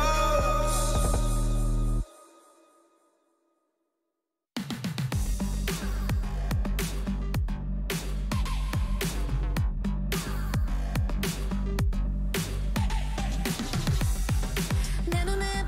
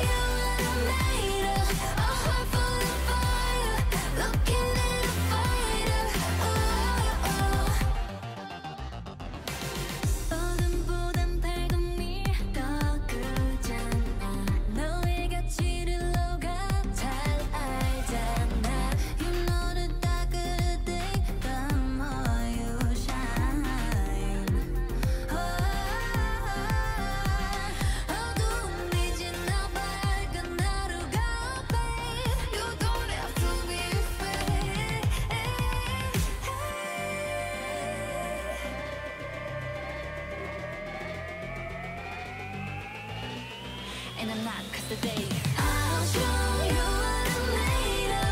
Rise to the occasion. Got fears but no faith. I'll show you a heart full of fire. Looking at the fire. I'll show you what I'm made of. What I'm made of. Ready to fire, ready or not, we letting it go on. Welcome back to the State Farm Analyst as T1 pick up the win and put themselves into solid position when it comes to seeding in the knockout stage. And we are very, very quickly moving through our possible tiebreaker scenarios. We'll walk you through a bit more of those in just a bit. But fairly dominant win here over Saigon Buffalo. How are you feeling there, Chronicler? About it? I think the win against Saigon specifically was kind of a given, considering how the matchup has gone up until this point. Even with Saigon looking better, I think a lot of the early game reliance that they've had is just not going to work against T1, because for all the faults of T1, the early game has just always been incredibly good. I'm just happy to see the team play with fun. A little bit too much fun in this specific skirmish, as like the overall theme of that was not very good for them, but they're fighting, they're skirmishing, and they just look kind of freed from a lot of the pressure that has plagued them, even if the decision-making is not necessarily as clean as you would like to see, ideally.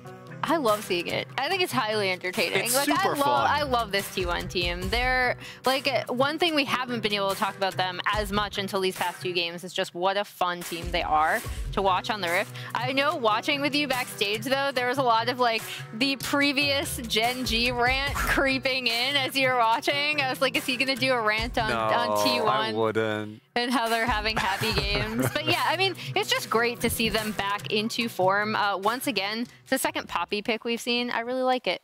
I'm a big fan of the Poppy pick. When it comes to some of those moments where maybe they're playing a little too happy, one jumps to mind is that top lane Zeus just playing with absolutely no fear that he should have, and he goes down.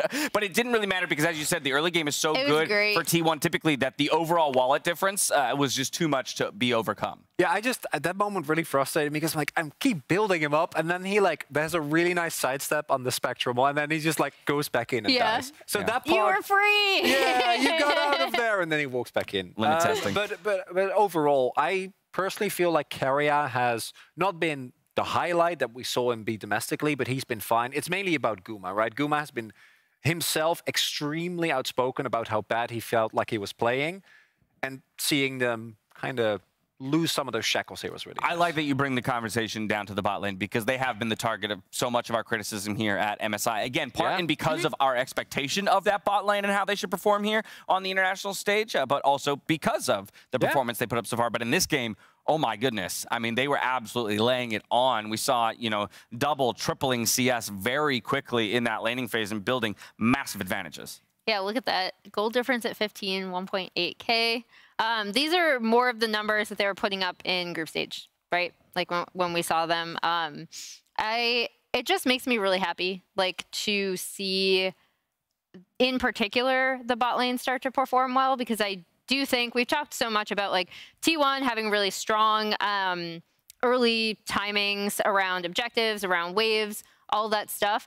If the bot lane is also performing super well, it means, again, it was never that T1 couldn't teamfight. It was that they were getting, the bot lane looked kind of shaky. Their compositions might not have scaled as well. Now that they're performing, closer to expectations, I still think we can see more from them, to be quite honest, because they are that good. No, they are. They're just really good. As it changes more to a 5v5, 5v5 scaling teamfight compositions, that makes all the difference as well. Well, from here, we have to look forward to our next game of the day, which Sports PSG Talon versus RNG. There is actually a decent amount riding on this match. It's do or die for PSG Talon. Again, still in the hunt for that 4th spot. A loss here, though, would eliminate them from contention to the knockout stage. And so, of course, as well, if they pick up that win against the top-performing team in the tournament so far, it puts tremendous pressure on G2 in their next matchup as well. And what we've seen with PSG picking up a couple of key wins, but now kind of stumbling in multiple games in a row, is that if they can get to the team fight phase unscathed, then they're going to do really well. But their comps have been extremely team fighty, right? Like there is some mid game, but they don't really play around that very well. And having a reliance on not having your mid game go well, or against a team like RNG is not. It's not great. Yeah, and I think like we kind of saw that in their last game, right? Where we were like, oh, you know, you have the better team comp late game, in my opinion, and we saw them pick a few fights that EG just played into it super well, and that was one of the reasons why they were able to snowball their advantages. Whereas if they maybe didn't take those fights, kind of sat back, didn't have so many early to like, I would say more mid-game mistakes, EG wouldn't have been able to snowball as well, and then you might have seen, once they start 5v5ing later, then PSG's comp with the, you know, Orin front line with everything else they have, kind of being able to I feel like I've said the word team fight so many times. I mean, that's what this tournament's becoming about. Team fights. Team fight, right? team fight. And that's the way we want it, or at least I want it personally. I love to see games decided in the team fights. Now, Emily will check me on this as the arbiter of the Foldy sheet, but at this point, we only have a max possibility of one tiebreaker remaining at the end of the day. 50% of our scenarios result in that. 50 result in no tiebreakers. Now, that one tiebreaker, though, can exist between two different possibilities. And Emily, I'll let you let us know what those two possible tiebreakers are. I believe one of them is tiebreaker it would for be first. So there are only two scenarios. Like the games that would be a tiebreaker are the same. So it would be T1 RNG for first if obviously RNG end up dropping this game, but then T1 and EG for 2-3, which would be pretty wild. Yeah, so that's the other one that we're looking at. Perhaps the more possible, if that. Now you can make sure to follow along with the Foldy sheet from @LOL Esports, or not @LOL Esports Stats on Twitter. So go check that out.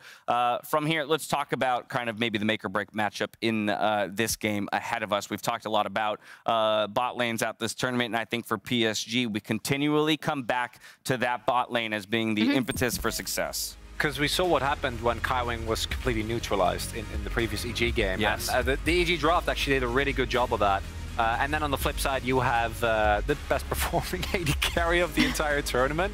So the Relban from EG, I'd expect to see either that or making sure that you don't walk into a Tristana pickup from RNG here as well. And RNG, they have so much freedom, right? Like, I am always terrified to see the blind pick Kaiser from Gala because he's so good at the pick. But reality is, think if RNG just sit back and draft here, because they can do a lot more than PSG can, and secure themselves a good bot lane counter matchup, I think this matchup becomes incredibly hard to play for the PSG bot lane, and it makes it really hard. Yeah, a lot of their you know, advantages in team fighting have been, again, Kaiwing on like primary engage, especially if they have something, Bay on something where he can follow up with some form of CC, and then Unified just being able to fire from the backline on a hyper carry. I think into RNG specifically, again, super tough because this has been the best performing bot lane, in my opinion, at this tournament thus far. Ming and Gala have been doing really, really well. So that specific matchup for me is where I'm looking, and also where I think PSG could find themselves outmatched. A very tall order, to say the least, for PSG Talent, but they have to get it done here if they want to keep their hopes of the knockout stage alive. And with that, we're handing it over to a TriCast. We get treated with a special one today. It's Azael, Lyric, and Medic on the call. Thank you very much, Dash. Earlier today, I prayed to Azael, and he came up for me, winning versus PSG. Today, I pray to Lyric, my veritable messiahs, please take the win here so that G2 can make it into the knockout stage. I find it really funny, too, because I feel like us on the LPL casting team have been like the least convinced with RNG, as they sit with only one loss. I mean, they're the most dominant team here, I feel like, by far, so it definitely doesn't make sense. I'm just chilling, though. You know, EG's already through. Yeah, it's a new experience. I've never experienced this before. Yeah. Every time I go international, they put me on the end of groups, and I get to watch our teams get knocked out. And now, win or lose, EG are through. What do I do in this situation, Azael? Like, you generally be sad. Okay, cool. Yeah. I'll try that one. It's a little difficult considering I'm meant to be the happy, shouty guy. It's a little bit harder when you have to be sad in these situations. No, it's more of an internal thing. Oh, you know? okay. I'll internalize I was this. going to say, this is a feeling that, you know, I haven't had to experience yet, so, you know. You and on that note, let's talk about the game at hand. RNG up against PSG. Next, of course, RNG only losing one game on day one. Since then, they have been dominant. Only lost one game throughout the entirety of MSI so far. And I think even though in the LPL, perhaps there were some questions to this team, here at MSI, they've really stepped up. Yeah, I definitely feel like they've indexed on their strengths, right? We've seen their mid to late game decision-making has been immaculate. That's actually how they've gotten some of their wins against like, a team like G2, who did beat them the first time. And then Gala, luckily, we always get to an international, and his champion pool becomes meta. Yeah, absolutely. I mean, I think he's just been outstanding, right? I think his Kaisa has been incredible, but he's been good really on all the champions. RNG, I think, since we've seen Bin and Wei get a lot more consistent, are looking pretty airtight. I think it's very difficult to actually point to how you're supposed to beat this team when their top side is playing that consistently, because they were always the question mark, right? But if Bin and Wei are playing really, really well, it's tough to see a way in for PSG. That said, PSG have kind of come alive in the second half of the round robin. Obviously, back-to-back wins against G2. They have had some really close games against some of the other top teams as well. So it'll be exciting to see if they can actually pull this off. Obviously, trying to make it to the knockout stage themselves would mean a lot, as their region has just kind of continuously had their best players, taken away.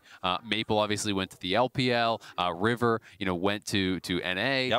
Doggo went to the LPL. We saw them get through with a lot of these big stars. So here they are once again competing and competing at a very high level, I think kind of against all expectations. We even saw, at last year's MSI, they were able to take a game off of RNG in the group stage, then, having to go up against them in Rumble. So if PSG can do it once again here today, I mean, it's looking rough, but still would be a huge boon for them, and then having to rely on, other results later on in the day. Of course, for PSG, they need to win this to have a chance of making it into those knockout stages, into those semi-finals, and we'll see what they decide to do in the draft as we jump into our fourth game of the day. PSG this time on the blue side opens you up with a little bit more flexibility when it comes to picks and bans.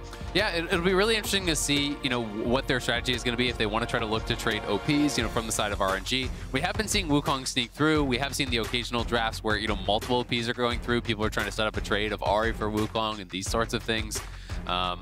But I'm just wondering, do PSG want to try to play a straight-up game, draft full late game 5v5? Because I think that's been how people are looking at, okay, maybe if they just go like Ornn and Tristana and full late, they can kind of compete. But I feel like that's RNG's bread and butter, so I'm really interested to see if they're going to change their approach and try to do something a little bit more unexpected. Yeah, and, it's something they could definitely do, right? Especially with the fact that they lean so heavily into the Vex pick, and it's something where you can find a lot of early agency and early prio. We saw yesterday Maple not have the best performance in the day, even though RNG was picking up some wins.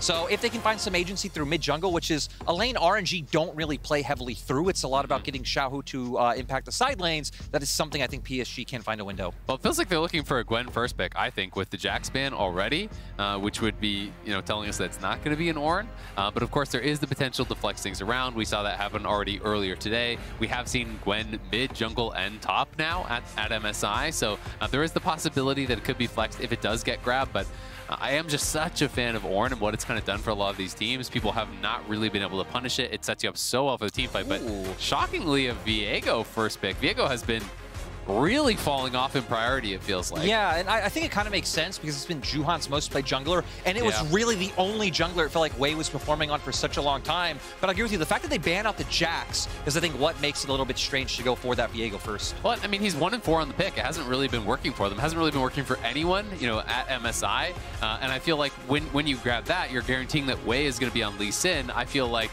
he is one of the best Lee Sins here, if not the best Lee Sin here. So I do think it's a little bit concerning as far as the priority. Viego just feels like you need to play from ahead, and if you can't have one of those big early skirmishes where you start to snowball the game, we haven't seen Viego's really have much of effectiveness in team fights. It can be very difficult for the Viego unless you start getting those resets in a team fight immediately, as you say. Lee Sin locked in, and then alongside that, the Gwen that we thought PSG might be posturing towards. And now it's like, because PSG are the ones that actually banned out the Jax, they've kind of protected RNG from one of the answers to it. So I am a little bit surprised. We have seen GP as an answer to Gwen be pretty effective. We've seen Broken Blade be going towards the Vladimir, and that obviously has been pretty effective for him. Of course, that was the game that it got swapped away in their earlier game today. So there is the possibility of flexes, but a blind Vex. Yeah, I'm really surprised at seeing this, right? I feel like Vex is one of those champions who has a lot of bad matchups, but typically a lot of them are like late game, long range scalers that we don't see much in the meta. Feels Things like the maybe Orianna. maybe he's anticipating the LeBlanc and he's just saying like LeBlanc is open, you're gonna pick it, you know, or maybe even trying to use this as like a blocker. I do think GP makes a lot of sense here. You know, mixed damage is a strong matchup into that Gwen, but this is very volatile because almost always the Gwen is going to go Ignite, and if Gwen does get ahead, it can really start to snowball. But if GP goes ahead, same thing can really happen from the other side, because if Gwen can't threaten all in, it starts to look really bad. I also wonder if there's just a degree of reverting to comfort here for PSG. Yeah. Like, Zuhan's most played this year is the Viego.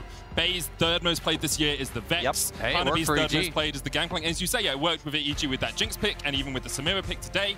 Perhaps PSG have just said, well, everything's on the line here. Let's just play something we know how to play. I also feel like it works both ways, right? Because I really like the point you make about like a preemptive, not only LeBlanc, but this was the other thing that came to mind. Vex is very well into the Galio, and it's something Xiaohu really likes Interrupt to the lean E on. with your fear. Yep, so go towards that one. We already see, I think, PSG having like a clear angle of being able to play out through mid, like we were highlighting. You have a global up and top side, so maybe putting more emphasis on your strong lane that we've seen, Unified Kailing showing up pretty much all tournament long. Now, I just wonder, you know, how far down the ban list do we go with the marksman? I feel like, you know, a fourth pick of Kai'Sa is pretty much guaranteed for Gala if it's not actually going to get banned out. So I feel like you have to kind of ban that out. You know, are RNG going to throw another ban there and then people really get pushed down? You're looking then like at things like the Ezreal. We have seen Aphelios come out a little bit here and there. You know, there's things like Jhin. It's Zeri in group stage. Yeah, so it becomes pretty interesting. Senna even getting banned out. I do feel like you kind of have to ban Kai'Sa here, or Gala's going for it, and it just fits with what the comp is going to do. Because almost guaranteed when you have Galio, you're going to draft Engage from support, and you're going to have some sort of pairing like Nautilus, Kai'Sa, and that is kind of that go button. So I'd rather them have that disjointed a little bit. Especially with the fact that, I mean, RNG's comp definitely needs some strong damage coming on the bot side right now. Yeah. Like, sure, we've seen Gwen damage be absolutely ridiculous, but right now, Kai'Sa, right? it feels like PSG. Ooh. No. Wow. And I feel like it's just such an easy option for RNG to go with right now. I think they're trying to say, like, you have to take Nautilus here now, or you will actually lose one of the primary engages. But people aren't really that stressed about it. We've been seeing Rel come through. We've seen Alistar come through. We've seen a lot of stuff. So interesting. It's not going to be it regardless, though. They are going for the Xayah. So there is the possibility of the Xayah Rakan pairing, and if that is a great pairing to actually set up the Galio for success. It definitely works, and the Rakan obviously usually used more as a secondary engage. You want someone who can initiate the charge, and then Rakan and Galio can jump in. But Rakan by himself can be an initiator if you find a flank. So we'll see how RNG decide to round out their draft. They are leaving their support for last. Aphelios now picked for PSG, and once again, they're sticking with this comfort. This is Unified's the second most played through the entirety of 2022. And I think PSG have just said, look, cards on the table, we're going to play something we know how to play, and we'll see if we can take down RNG with it. And I mean, if we are talking about comfort, it's been 5 Rel games for Kaiwing, and he has had some really good engages on them, even into some tough support matchups, you know, getting the 2v2 kill against RNG's T1. comp is decently short range. You can set up ult pretty easily as well, and ooh. So it's like full disengagement. It feels a little bit disjointed. I'm kind of just thinking, like, how does the Vex fit into this? How does the Vex fit in at all? Yeah, because you're very interesting. And now, because I feel like they're kind of playing this disengaged comp, they're going to go towards the Karma. That's not locked in, though, so I'm still expecting it to be an engaged support to kind of set up. But some of the LPL teams do really seem to like to use Galio even as the kind of primary engage, even though I generally prefer it more as a follow-up. Oh my God, Azael, I was so angry in playoffs. It felt like every team we had would just pick Galio as the primary engage. They're going to do it once again, and I will say for Ming, because I hate when LPL supports pick enchanters. We do not know how to use them. Ming is one of the exceptions. Ming is famously known for things like his Karma, his Morgana back in the day as well. But yeah, the way both drafts kind of work into each other, I think is quite strange. I like PSG's a bit more because it's like, okay, you have like range, you can kite back with things like they're not Aphelios, and then wait out and set up for the resets coming out from the Vex and the Viego. So I'm actually a lot more curious to see how RNG operates their comp. Yeah, I mean, I do think it's going to be tough for PSG in the 2v2 early. I do think that, you know, Aphelios has obviously taken some nerfs. Karma's a really, really strong laner, and Gala and Ming are just an incredible duo as well. So, you know, that is a bit of a concern. I think a lot of focus as well on top lane. Whoever gets the advantage between the GP and that Gwen is going to have, you know, the edge in the side lane. So, should be a really interesting one. Just really unsure how the Vex is going to be able to fit in, you know, how he's going to try to play out these fights. Tough to dive in onto the Xayah. You know, tough to actually try to play peeling back, which is kind of what it feels like the rest of your team wants to do. So, and even RG now have kind of pivoted where they don't need to run into you, right? Having the Xayah and the Karma as well, they can, you know, just throw on the Mantra E, be able to kite out the Vex quite easily. And yeah, I mean, I feel like both teams having a bit harder to execute comps that have more questions than answers. See who is able to execute it better in this game. Last game of the tournament, perhaps for PSG. It is do or die for them. They must win this and then hope results go their way to get themselves into the knockout stage. RNG looking for first spot, looking for their pick of the litter of the remaining teams when it comes to semi-finals. So far, 7-1. RNG have been a cut above everyone else. Let's see if they continue that form today. When I look at both teams this game, I feel like not only thinking about bot lane and how rough that could be for the side of PSG, but mid jungle definitely gonna have a huge impact, right? RNG having the setup there, taunt into a Q coming out from Wei, setting up for that easy kill. Vex, very rough champion to play. You have no easy escapes or even movement speed steroids like Ahri with her W in the MS. So if you're pushing that wave, it's just very easy to take down. Yeah, absolutely. I mean, especially when you're pushing, if you can't have your passive proc, if you do have your passive prepped, you can use the W kind of as that disengage. As Galio is coming towards you with the E, you try to pop the W, veer him back the other direction. But definitely going to be difficult to get away if he does get in on top of you. And I agree, the 2v2 feels like it's pretty heavily favored towards RNG. So it's going to be an interesting one. You can see Unified is going to be playing Fleet, trying to go a little bit more heavy on the sustain, knowing they're up against the Karma. It is Comet, it is Ignite, so RNG definitely looking to bully in this 2v2. That's the fun thing as well, I think, for the side of RNG's comp is the fact that it feels like both sides can be played around. You hit the level 6 Xiao, who can make your way up towards top or bot, but like you're saying, that level really 1. Bad for Juhan. I think he's at the very least he has to flash, feels like. Xiao in the right position, way there as well. Juhan flashes, but Xiao, who just got the taunt, Juhan not over the wall. No escape, and RNG strike first, 1:40 seconds in. It's an absolute tragedy, Azael. Failed flash coming out from Juhan. RNG already setting themselves up to a nice lead. And now even the map being split a little bit, going to be much harder for PSG's bot lane to play, but already getting the wave pushed in. Yeah, I mean, they just didn't really have any defensive wards. Like, you're looking at the mini-map here, there's really nothing across this kind of line of scrimmage, right? There's nothing. They had one lane ward down on the bottom side, but they had no vision. They weren't playing line of scrimmage, so they weren't playing it very defensively. RNG look for this, and now level 2 potentially towards bot lane. PSG will give respect to that, though. Checking the Krugs, making sure that he's not full clearing on that side. But this is just a devastating start already. Losing your flash, giving first blood over to the enemy jungle, who's already more of a powerful early game champion. You have to even wonder how the morale is after that. Like, this is a must-win game. This is your tournament life on the line, and you have to feel like you get that sick feeling in your stomach as soon as you go down. One of those moments you just have to immediately reset from, right? You say, okay, that happened. Yeah. We can reset. We can look to try and do things on the rest of the map. You saw Bay walking in, getting a ward up towards the Razorbeaks, trying to keep track of Wei. And the respect given by Unified and Kaiwing in the bottom lane. We'll give them credit for that. Often it's easy when you see your lane opponents walking to lane with no minion wave to just continually try and harass them. But they understood that Wei was probably still in the area, and so they backed away at that level 1. We are going to look to see PSG look for a bit of an evade on the top side, though. Did get some vision down. Bay having pushed in mid early. Let's see if they can find something, because you have Hanabi pushing up the top side as well. It would be very easy for PSG to have both side lanes roam over. Juhan might just look to... Oh, great ward by Wei. The awareness to think he might be on my red. They got vision in here. Let's just put the ward over the wall.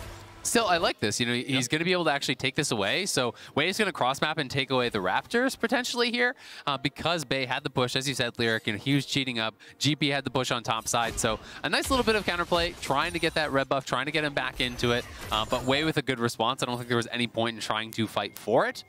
So we'll be able to take another camp from Juhan. I think overall, just really nice pivot from PSG with the earlier misplay to realize, hey, we just have to index really strong around top side. And like you hit on a draft, if the GP can get ahead, at least you're going to have a strong side lane to play out through the whole time. Yep. Once he hits level 6 as well, it'll give some relief to your bottom half of the map, who are already starting to lose some plates. It's also worth noting, Bin is not actually going Ignite, so he's going a little bit more of kind of the team fighty style option. Your early all-ins are going to be less effective without the Ignite, but in a team fight and in a long side lane later on, Ghost is incredibly powerful, especially as you're getting those resets. It just keeps going, keeps going. And Bin has kind of changed his approach a little bit. He even talked about in the interview playing a little bit more defensive. His way is going to be down the bottom side. Unified has to burn the flash to get away from Wei. They did spot him on that ward in the Tribush, but no real escape opportunity for Unified without burning that summoner. We're going to be looking at if RNG can recapitalize, bring way back down. We're getting pretty close to level 6 for both mid laners. Xiaohu, of course, just got bullied out of lane, but coming back first will give him a window once he pushes out next wave if RNG would want to hover back down towards that bottom side. But Juhan, you know, on his reset is now going to be hovering around, making sure Unify and Kaiwing have a bit of safety. Yeah, and I actually like Bay matching TPs here in this case. You know, I generally think that the best way to answer these global mid laners is not try to match the roams, it's try to keep them locked in lane, right? Just constantly push in the wave, keep them locked in under tower. Then you have eyes on Xiao, who you know where they're going to be coming from. And as long as they can keep defensive vision around mid lane, keep eyes on Wei, then Bay should be fine to do that. Ming's going to get booted up here. Handshake coming in, and look at where Juhan is in the right position to look for this gank. Ming still has the flash. Gala has the heal. Unify tanking up the minions here. Spectral more, go for Gala. Heal used early on. Xiaohu trying to answer as he comes down from the mid lane. Bait here as well. Juhan rooted up. Flash forward, wins the war into the taunt. Xiaohu not quite able to get the taunt, but the flash away from Gala is enough. Xiaohu re-engages, and Bay and Kaiwing are forced to run for the safety of their tower, but it might not be safe for much longer. Wei and Xiaohu could look for a repeat dive. And now they're going to have to back off. They're very low on health here. RNG could just go for the Dragon as well. Going to be able to get the push in.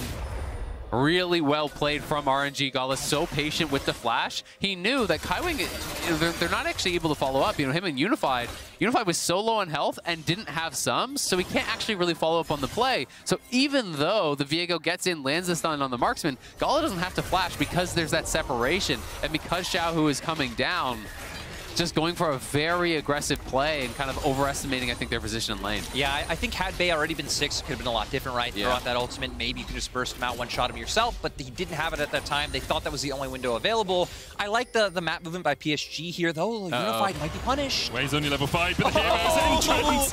Oh, what happens? You walk into a bush and immediately you're slammed under the ground. Beautiful preemptive ulti coming out from Xiao. Unified didn't even know it was coming. That's one of those spells that you feel like it shouldn't be invisible, you know? It's like, yeah, he's in a brush, but can't your character look up and see the giant chicken falling from the sky? I've seen the cinematics, Medic. That thing is huge. Well, unfortunately for Unified, he was huge with a little bit of camouflage on top of him. The invisibility helping out there for RNG. And once again, a good catch from them, playing around the fact that Wei had the priority to move into that bot side. Jungle, Unified caught mid-wave and then was like, oh, I can pass through my own jungle. That's safe, right? It is never safe when you're playing up against RNG. Yeah, and I think we're at a point now where with all summoners being blown in the bottom side, I think jungles are going to have to completely babysit both of their bottom lanes. Ben and Hanabi just going to be left on that island. Should be a little bit more favorable for PSG now that Hanabi has the cannon barrage, and Bay doesn't have his ultimate up right now, but the second that does, I feel like PSG's bottom side should have enough burst to take down one of the squishy members on the side of RNG. Yeah, we'll have to see if Bay can get down there. It's tough, right? You know, in these situations, there's always that kind of thought process of, okay, do we try to bail out our losing lane, or do we try to go elsewhere and make something happen, right? Because at this point, an even numbers fight, you have to feel like is probably still going to go RNG's way, right? So it is risky. If Wei is going to play around bot side and all Juhan does is match, you're just putting yourself in losing 3v3s over and over and over. So we'll see if that's going to be the call, or if they're going to try to play other side of the map, look towards Herald, look towards Hanabi. But RNG preempting that. They're the ones making the first move here towards Herald. Already got the early Dragon. And this can really start to swing things on that top side. Yeah, but I like that PSG are doing exactly what you just said, right? They're not looking to match the play of RNG. They're going the opposite way. They know that RNG is stronger. Bid now having the push in top side. I think Hanabi just had gotten the wave in earlier, so had the bounce back. And now just saying, hey, you know, we can play it out. We do have some decent late game scaling on our side. We don't need to push ourselves into that hole any further. Yeah, RNG about 2,000 gold ahead right now, but AD carry is only about 400 their way, is the only one with a real massive advantage over his lane opponent. So Unified, although he has been set behind, isn't actually as far behind as perhaps he could be at this portion of the game. Xiaohu now looking to put him further out of the action, but doesn't decide to look for this bot side play. Yeah, and a lot of that is because Ming moved up towards Herald, and they stayed bot, and they gave solo gold on plates towards Unified. Unified got 2 plates there, so about a kill's worth of gold. And yes, things did go bad for them, but Gala didn't pick up any of the actual kills on that bottom side. So pulling things a little bit more even. Bin just going to pop the ulti to try to reset the wave, has no TP, knows that Juhan could be moving up here towards that top side, so just wants to get out of there. Yeah, and I think for RNG, smart to not over-aggress for anything on the top half of the map. I think for you, it's a very simple game plan of just pathing that down towards your bottom side. You do have things like your red buff up, but should naturally lead you back down there. I feel like as a response, PSG just kind of playing around these small windows. Things like Xiaohu hasn't his ultimate for quite a long time. It is about to come up, though, so I expect RNG to be look to make one of these huge plays down towards that bottom lane. And it's just so interesting to see where all the vision is kind of prioritized. You know, you look on the minimap, this whole area from RNG just littered with wards. A couple just expired, but they had about 4 or 5 wards up in that topside river, trying to prep for Herald, but also trying to protect Bin on that push. Anytime you are playing melee into range, well, GP's melee, but he's the range harass. Like, basically, as the Gwen in this matchup, you have to be able to threaten aggressive trades, and you can only really do that with the information that others are not around. Predator usage forces the flash, nicely done.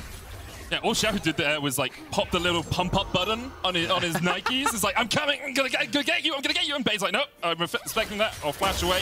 Xiaohu now still has the flash and can always go for another taunt like I feel that. like it's more like, the rollerblade built into the shoes. Yeah, wheelies. the ones where you He's got the wheelies, he's just sliding on in, He's got the NOS attached on the back of the wheelies. That's the threat of Galio, especially since Bay didn't have his passive build up, so couldn't use that fear to then disengage before the taunt came out. It also just goes back to what we were hitting on earlier about how easy it is. Yeah, back in the day, feeling like the coolest kid. But RNG posturing for another dive. PSG with a nice response, though. Shadow Surge onto Ming. They're looking for the damage. Ming, Hero's entrance, hostile takeover comes out as well. Wei shut down as the rest of his team was isolated. Taunt's going to come out and hit from Xiaohu. Brought back, Kaiwing will fall in the end. Gala low, does not have the Feather Storm anymore. 1-for-1 trade down towards that bottom side. Importantly, Wei died, so the Rift Herald died with him, and he will have to wait until he respawns to put that down. And I think a play like that just shows kind of the complexities or the awkwardness of both comps running into the other one. Both comps have some sorts of disengage where it makes it very hard for you to just hard force into them. Kaiwing, of course, having things like the ultimate and unified with the Moonlight Vigil as well. Did end up going 1-for-1, and RNG are still forcing plates. So overall, I do think it's a bit more beneficial for the side of RNG, but it was a rough one. Yeah, I mean, RNG playing from ahead, so I think, PSG going to be happy to take what they can get. Bay, though, the initial engage there into Ming, but with the Galio ulti coming through, not able to get that takedown, but it does buy time for Unified and Juhan on that bottom side to 2v1 Wei. They get a shutdown there. That is important because Viego had been falling very far behind. A couple of kills had gone Wei's way, but also was up a lot of farm. That was unintentional. This name, every time I'm just like, damn it, as well. I'm so got me again. I've been boomed. I'm so glad you guys get to experience it because in the LPL we have Wei, and then we also have another jungler, Wei, exactly. Yeah. So yeah, it can get just quite need rough. No way as well. Yeah, but RNG kind of just be able to take this dragon for free. And I feel like this is the part of the game, right, where we've seen RNG unlock the most. Once you get first turret open, and then you have a bunch of different lane assignments, and can really just start pulling the enemy team around the map and showing that superior macro game. Absolutely. And I mean, you just look at the item completions for RNG, mid, jungle, AD, all have mythics completed, none on the other side. GP does have his. He prints some free money, and Gwen went for tier 2 boots rush as his standard in this matchup. But it does become very difficult to try to look to contest. So, at this point, I think you're willing to give up something. You're hoping that you're going to be at a better kind of item break point for that third dragon where you can potentially make something happen there. I will say a little bit of a disappointing Rift Herald there from RNG. Wei put it down, then they went across towards the dragon. Rift Herald was killed before it charged in, and they did still have a little bit of time before the plates fall off, so perhaps could have used that slightly better. Did bring all of PSG into the mid lane, so they had to spend a bit of their time on the map focusing that down. I'm a little bit curious to see RNG's lane setup coming into this mid game. I would expect to see maybe put your bot lane up towards the top side, move Gwen down, and you can keep Xiaohu in mid and still have that pressure on both sides. Doesn't have his ult right now, so I can kind of empathize with it, but I expect RNG to be looking for plays of that sort. Yeah, I mean, when Xiaohu plays through mid, obviously he can play to both sides of the map, but I do think in this case, I also like having their duo mid because their duo is so far ahead, right? Yeah, their duo is kind of dominating. Bot lane tier 1 is already down. Pushing tier 2 would be a bit of hubris, I think. So move them mid, try to farm more plates because those haven't even crashed. Just get Gala even more fed. Because we're seeing every time Kaiwing and Unified are getting pushed in, and then when you're under your tower with no minions in between you and the Karma and the Xayah, it's so hard to farm without getting punished there for Unified. So like what RNG is doing, and the wraparound threatened here from Xiaohu means they get another tower. I was going to say, I guess the lane assignment doesn't even matter in the end. Is RNG already able to force this turret down? You expect him to start looking to play through top side now, maybe get some vision in the enemy jungle after resets come out, because Rift Herald's going to come up soon once again. And I mean, now for PSG, right, it feels like the only member left untouched, the only real hope you have is Hanabi on this GP. He's gotten to farm up pretty decently, already having his Mythic, but I feel like the rest of your maps is falling so far behind. 5v5 is going to be so hard. Did just pass Ming as far as the gold goes. Oh. So things are looking up. If you can get that sort of a 1v1 setup. I mean, it's the ideal Viego setup, isn't it? Everyone else is on the enemy team is fed. Ah, exactly. So all you have to do is get one kill. You just reset. You get all the gold back. I want your champion. PSG, though, trying to set up around the second Rift Herald of the game. RNG TPing in. Bin just catching a wave in the top lane, can come down that pretty quickly. Of course, the Cannon Barrage can be very powerful in these sorts of situations. Johan continues to posture, continues to poke and prod. RNG will just reset the patience of the Herald. She's having none of this. Come back when you're willing to actually finish off the fight.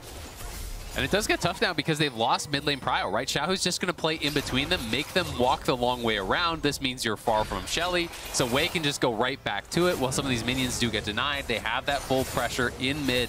Lee Sin will solo up the Herald. This is just really smart stuff here. Ooh. Expected interaction there. You can see Johan coming out of the invisibility with the Spectral Maw. Gala quick enough to pop the Feather Storm to dodge, and that's one of the powers of Xayah, the ability to get out of those sorts of fights. Hanabi's looking for something here, though. Xiaohu with the Everfrost. Orange has come out, but the taunt follows up. Kick back. Hanabi, you were the last hope, perhaps, for PSG, and that last hope is dwindling fast. Great by RNG to find the pick. It felt like PSG, bunch of ultis. Gwen is so immune to everything. She's had 16 boosters, Medana, Pfizer, everything just pumping into her. It's disgusting. It does feel like that was maybe a little bit overboard for PSG in my mind in terms of like, we just lost one member.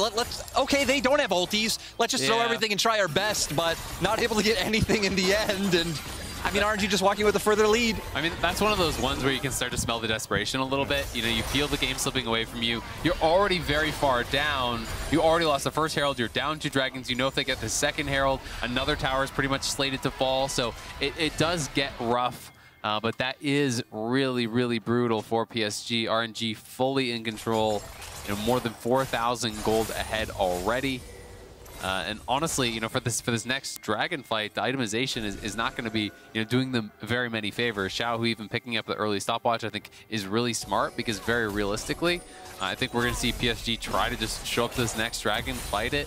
Even the fact that, right, he's playing the primary engage role now, so having that extra bit of survivability to buy time for the rest of your team, like way to get in there, maybe find another great kick like he did in the last fight, will do wonders. And for PSG, I mean, we're finally at a point where every member on your side has a mythic, but I feel like someone on RNG's side needs to be isolated if you want to have any chance of being able to find a way into a fight. Bay does have TP if anything does go on. Who's even the one you go for, right? Like, that's the problem with this comp, is that it's Gala is going to have his ult very soon. Like, who's the person you focus? Standing right next to you as well. Yeah, I mean, you can go for Karma, but if you spend all your spells to actually kill Karma, you're never going to win the fight down 4K. So it becomes very difficult. You know, Bin, as we've seen, some really positive interactions with the Shroud and pretty much everything that PSG wants to do. So it feels like if you can't play through sides, you know, just kind of brute forcing is very difficult. And I think this was one of the matchups I was most afraid for. RNG going for the engage. The follow-up here, Bin still chasing Hanabi down, and he's rooted in spot. The Oranges will not bring it back. Perhaps he can find something after his death, but in the end, he will just fall. Great Shadow Surge for the hostile takeover coming in as well. RNG can still just turn it around. It's a great situation, actually, with another Shadow Surge following further forward. Juhan looking for the resets. Heartbreaker forward, gets one, dodges away from the Justice Punch. Juhan cannot stay alive. Way there in time. Xiaohu and Gala able to disengage, and Wei will not. Well, he will. Follow the call of the Q. Movement speed, attack speed buff there on Unified. Wei continues to harass and harangue in, but RNG will just disengage in the end. I think really rough coming out from the for Juhan especially, right? Goes in, gets all the resets. Xiaohu baiting him with the stopwatch that we talked about. So not able to keep making that hero play even bigger. And RNG, It was scrappy, it was messy, but still coming out ahead. I mean, they're on Soul Point now. Yep. And for PSG, it's just going to have to continue to be these desperate plays. I think luckily for them in that one, they at least did find some kills. When you're the team that's this far behind, any sorts of trade are at least the silver lining. But that was all it was. Yeah, I mean, RNG just getting really aggressive here. Xiaohu, you know, acting as a bit of that primary initiator, Bin getting really aggressive. They got that first kill on Hanabi, but, you know, with the W there, you know, buying a bit of time, and then Bei connecting into that back line, you know, getting a lot of damage out, helping to get that initial kill. And then as Juhan gets the resets, you sort of think, hey, maybe there's an opportunity here. But the problem is, when you take over Ming's body, you are incredibly squishy until you can reset that ult and get out once more. So they just straight up burst him down. The feathers were already there for Gala. Feather Collar comes through, and he just gets roasted. And a lot of the power of Karma is in her Mantrid abilities, not in her base abilities. You can't get that R when you are Viego. You don't steal away the ultimate. So Juhan really struggling there to do too much more. RNG now 5,000 gold ahead. Baron up in 20 seconds for them. They're looking to go 8-1. Of course, for PSG, it is do or die. It's lose and you are out. And it's kind of just a series of unfortunate events for them. You know, beating G2 twice was great. Then they managed to get a win off Saigon Buffalo, but that singular loss to Saigon Buffalo could be the difference between them and getting into the knockout stages. Yeah, and I think it's really sad to see. This has been hit on so many times about PCS, right? All their top talent leaving, going to other regions. The fact that they are still able to field, you know, competitive teams, I think is quite impressive from a region that really just feels like it's on its last legs. And yeah, PCS just going to do their best here to have another competitive showing. And I will say, you know, even individually, I think some of the players that were getting a lot more criticism had some big pop-off moments, had some big step up. You know, Bei and Juhan, I think, were people were looking at as kind of the weak links potentially on PSG. But we did see some really good games over the last couple days from them. I think Kaiwing and Unified are showing that they are world-class, have had some really good performances here. And Hanabi has just been so steady for this team and for the region for so many years. I mean, even the fact, right, he's sitting at about a 30% damage percentage for the teams. Xiaohu finds a bit of a taunt. Gala with the Gale Force. Oh, the hostile takeover comes out just a little too late. It was Xiaohu and Gala versus the world, and they come out trumps once again. Bin now looking for a flank position, and RNG unwilling to give PSG a chance to get back into the game. Here's the Hero's entrance onto the backline. Unified's going to walk straight into it, flashes into it as well, but they don't care about Unified. They rip through the rest of PSG. In the end, Unified will fall as well. Ming takes the kill. RNG take 4. And it's a death march towards the base. RNG leaving no doubt in this one. They want first place. They have been so good throughout the Rumble stage. One slip against G2, but besides that, they really have rarely been challenged throughout this stage. They have been so incredibly strong. Yeah, if RNG can get through their early game, I think unscathed, RNG definitely the best mid-game and late-game team in this tournament. Their macro, their player on size and objectives has been immaculate. But another team cheering in the background is G2. They don't have Smite. At the thought of PSG. Okay, they waited out just enough, but I was like, why isn't he just smiting it? It's like, good job, RNG. But yes, another team cheering in the background, definitely G2. We'll have another look at this fight. Yeah, and we see really nice setup. They catch out Hanabi just barely, and Gala knowing he has enough damage to go through. And then the rest of the fight is what I really like, because we see Xiaohu back off, wait in the wings. They get Bin on the flank. We're like, hey, how's this Galio going to get in here? Very easy when you do have the lead and are able to find the setup like this. Yep, Bin just goes for the easy wraparound. In comes the Galio. The Everfrost taunt landing there over on Bei. Going to be able to get that kill as well. And you start to look at the itemization, and it starts to feel really hopeless as the IE is now complete for Gala. Soul here potentially going to be taken at about 23 minutes. You absolutely have to flip it as PSG. Just show up, hope that you can get some sort of a steal, hope that you can get some sort of a miracle. But it is hard to really think about, you know, how they could even possibly win this fight. Especially when you're walking into so much darkness. You can see PSG just trying to get control of their I think it's going to die before they even get there. The Dragon, as you say, likely dead. PSG disengage from it. They'll try and get mid-prio, but that's not going to last for long either. Xiaohu going forward. Once again, Everfrost just shot. PSG able to dodge, but Kaiwing just locked down once again. Moonlight Vigil. Well, a Vigil is usually held for someone that's died, and I believe perhaps PSG have had an apt ability there. TP coming in as well. Wei looking for Unified. Just walk straight at him. No escape for the PSG AD carries. Juhan trying to get away as well, but Bin will not let him today. RNG routing PSG once again. They get the Mountain Soul, they have the Baron, they have a mid-wave coming in with Xiaohu. Yeah, and we see right now them going towards that mid lane, going towards bot, going to push these waves in. I don't think they should be able to end quite yet, but it feels like a matter of time, especially if Faye goes down. Gala just flashing over the wall. Kaiwin's going to try and do what he can. The cannon barrage coming in as well, but look at the shields from Ming across the wall. Gala, hostile takeover means he will attack his support partner, but not for too much damage. Hanabi under the tower, trying to get away. He can't escape today. RNG don't even need the minion waves to get into the base of PSG. And now I heard you talking shit, Lyric. Who says we can? The LPL caster faith in the LPL is just clearly very low. But RNG having an immaculate performance here against PSG today.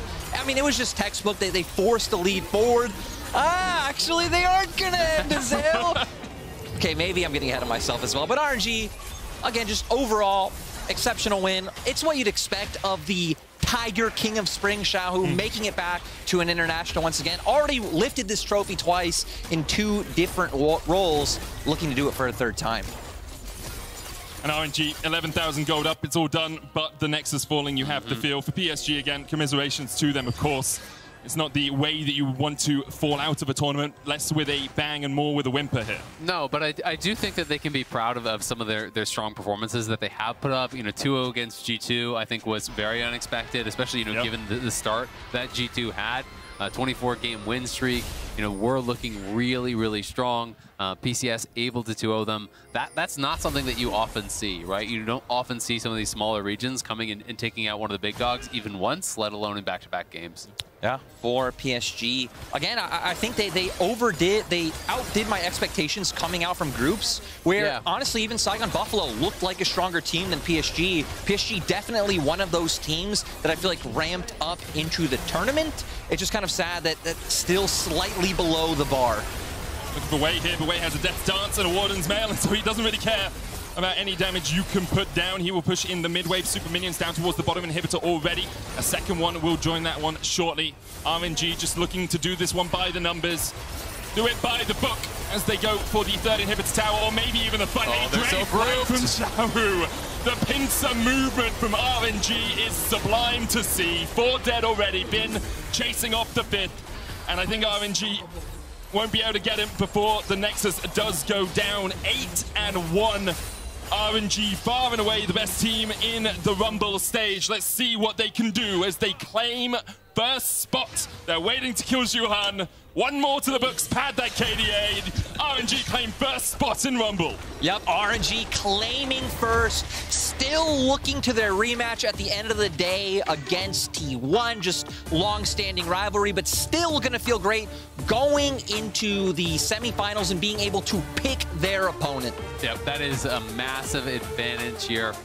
You know, we're assuming they're going to be wanting to dodge T1. I think those are the 2 teams that now do start to feel like the big favorites. Of course, a lot can change between the Rumble stage and the knockout stage. Teams having a little bit of time to kind of revamp. But RNG looking far and away the favorites for this tournament, and with what will be their pick for the first round, it almost feels like they're going to be a shoo-in for the finals. And their pick currently sitting between EG and G2. That can change, though. EG can still get second spot. If they beat G2 and well, it's not really that. I mean, you have to beat T1 again at the end. But, like, if T1 lose and EG win, we have a tiebreaker for second place with a North American team. I mean, really, it's easy. Also, if EG win both the semifinals and the finals, they win the tournament. That's very true. Yeah. I mean, so far, you've only got the winning semifinals down when you come to our side. Yeah, the finals didn't go so good. But the semifinals, though. You're great.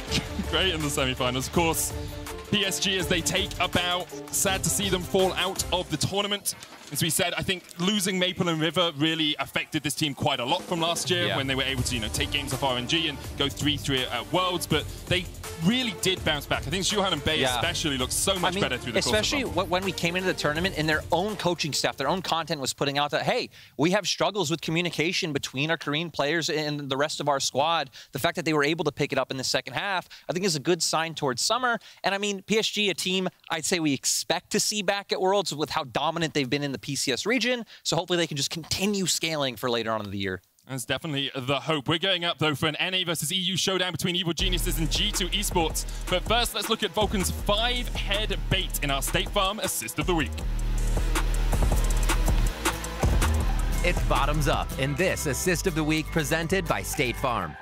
A commanding lead led to this invasion by Vulcan, where he played the perfect bait to set up the next round of kills for Evil Geniuses. He's not Baron in like 5 years ago. As the fight begins, Vulcan is pretty tanky. The W gives you extra damage resist.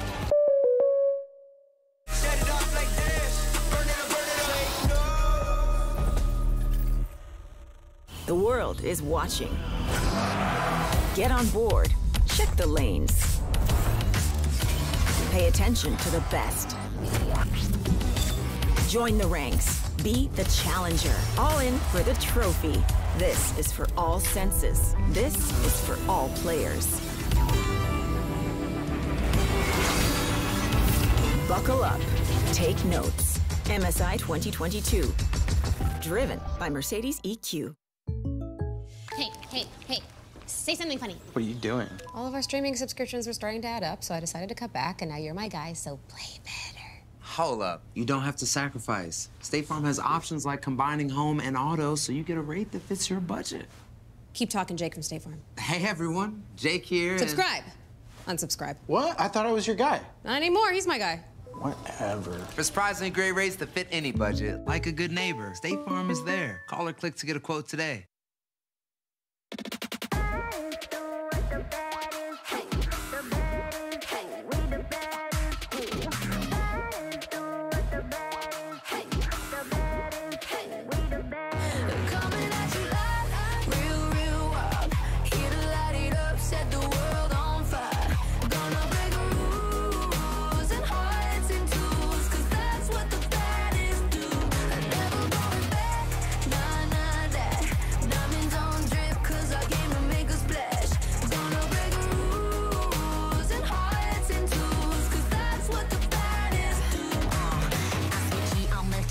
Disappear, I'm your eraser. Aim the cut just like a razor. Murked up in this world, my blazer. I got all the boys on me. I got all the lines on ring. Knocking dead, turning heads. I got all the eyes on me. Pretty face, got out to the wire. 유행 선두자. 원하지만 못하잖아. 애가 타잖아. You like whoa, 달리 유도 go. 난 알지, I know. 준비해, cause I like the ball. 멈추지 않아. 나는 그게 like a bag. 그거 말고 bye. 믿어봐, 그만큼 크게. go high, 100% 덤비지 못해 죽여주잖아 나는 boss 간지 with the sauce 원하면 줄게 I'm doing damage when just how I planned it I do what I want when I say 모든 날 따라해 난 끝내주잖아 To live on the edge of insane Coming at you like real, real wild Here to light it up, set the world on fire Gonna break rules and hearts and tools Cause that's what the baddest do I never going back, nah, nah, that Diamonds on drip cause I came to make a splash Gonna break rules and hearts and tools Cause that's what the baddest do It's crazy Sorry for the bad news, sorry I'm so bad Only took a minute for me to get what you had Sorry for the bad news, no it makes you sad There for a minute, baby, you should pack your bags Way that I look should be breaking the law If I don't got it, I take what I want My circle small like a round of applause You know that I love the sound of applause You know I mean everything that I say When you see me coming, get out of the way Back in the sleigh, back and I'm better and ready to stay I'm doing damage when just how I planned it I do what I want when I say 모든 날 따라해 난 끝내주잖아 To live on the edge of insane It's crazy Sorry, not sorry for being the best 언제든지 내가 좀 해 Look at the gold, all on my chest Look at the gold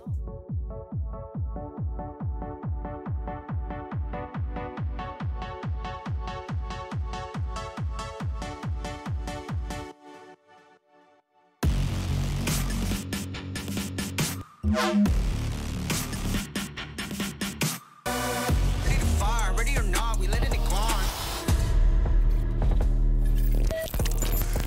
Welcome back to the State Farm Analyst Desk, where even with a game to go, RNG have locked that #1 seed into the knockout stage by taking PSG out in this game. Unfortunately, that does mean the end of the road for PSG as well, but in a very, very dominant win out of RNG in their first game of the day to continue that momentum towards the knockout stage. For Pain Tune, we're gonna do it.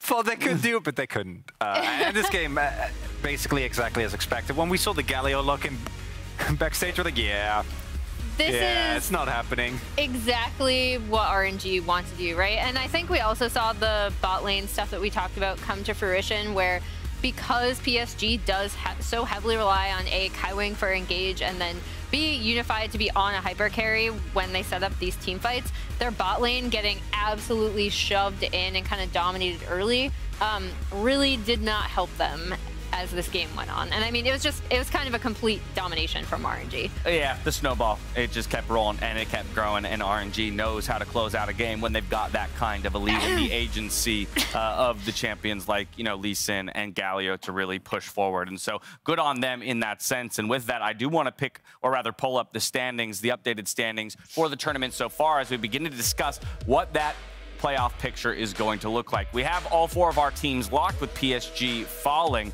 and it is sad to see them go, as in a lot of ways they were the catalysts for the messiness that we saw here in the race at the end of the Rumble stage. With those wins over G2, they were the ones who really opened the door for a team like EG to slot in there. They're the one who started the chaos. Exactly. I really appreciate them for that. Also, the team fighting that they had, there was like some really nice moments. I'm happy we got to see true form Kaiwing Unified again. Last time with Maple and River, it was enough to actually make it to the semis. This time around, maybe if they found like their own meta, as we've seen so many teams do, a little bit earlier, they could have maybe grabbed an extra win over EG, and that could have been a difference maker, but they got that too late. It very well could have been. Unfortunately, they fall just short. That brings us kind of to the remaining tiebreaker scenario that we have for the day. Once again, there's only one tiebreaker scenario that remains, and that would be an EG possibility in fighting for second against T1. I don't know how feasible that really is, Emily, but at the end of the day, here you go, up on the screen behind me. Yeah, so, I mean, it would require an EG win. They would have to finally be able to take out G2 after 5 straight losses. But then, that is kind of the only remaining scenario, and it would also require RNG to knock T1 back into that spot where they'd be fighting against EG for second place. Now, in all reality, that would just be a tiebreaker for second place, which doesn't necessarily net you that much. I think what's more interesting at this point is the conversation around RNG in the first seed and having their choice of opponent moving into the knockout stage. Which teams are you looking at? Who are you targeting as an opponent here? There's 2 schools of thoughts. I think the easiest one and the most likely is that RNG, they're going to be able to pick. I don't really see them going for T1 personally. I don't think you have to ever take that risk, and I don't think they will. And then you can either look at the current form, which especially, say, if EG win the matchup that's coming up, then expectations will be you go for G2. But then on the flip side, they lost a game against G2, right? And G2 is a team that has been known to do a little bit of trolling in Rumble stages or in group stages every now and then still bounce back in best of 5s. Well, yeah, I mean, single game format is just like the amount of games you have to play is absolutely brutal. Everything, can change as the tournament goes on. I have said enough about single games. So what I will say, I'm going to go a completely different direction. And what I think is that EG do not have a good matchup into RNG just based on playstyle. We've kind of talked about this before. So if I was RNG, I would pick EG for that reason. Because I think a lot of the things that RNG like to do are also things that EG likes to do, but RNG have been able to execute that way better. I'm a bit more on your side, Emily. I would expect RNG to select EG as their opponent. I think the biggest argument you'd have for it not being the case would be dependent on this game here, as EG and G2 step back onto the stage for the final time here at the Rumble stage. If EG is able to put up a good enough performance, show enough that it really makes it feel like G2's lost all momentum and will ultimately crumble while EG has picked up steam, that would be your best case argument for avoiding that RNG matchup on the side of EG. Exactly. Even then, as Emily pointed out, like just what we saw just now in the Saigon Buffalo T1 game, where if 2 teams have a kind of similar style, but one team is a lot better, then it's never close. And when it comes to this match specifically, I do think that even if G2 lose here, I wouldn't rule out the possibility of them still bouncing back and still putting up more of a fight.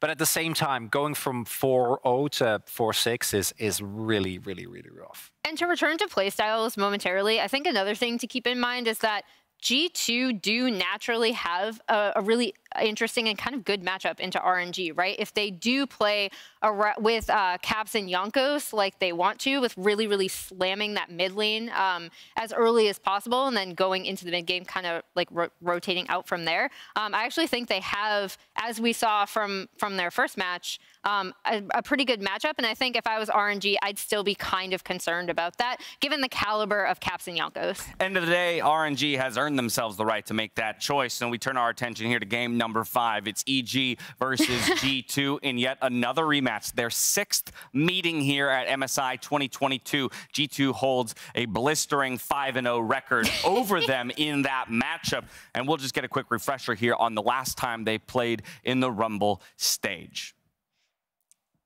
Yeah, I mean, I think even when the games have looked close for EG, G2 have kind of always had their number. I think when it started in group stage, it was a lot about how strong their drafting was.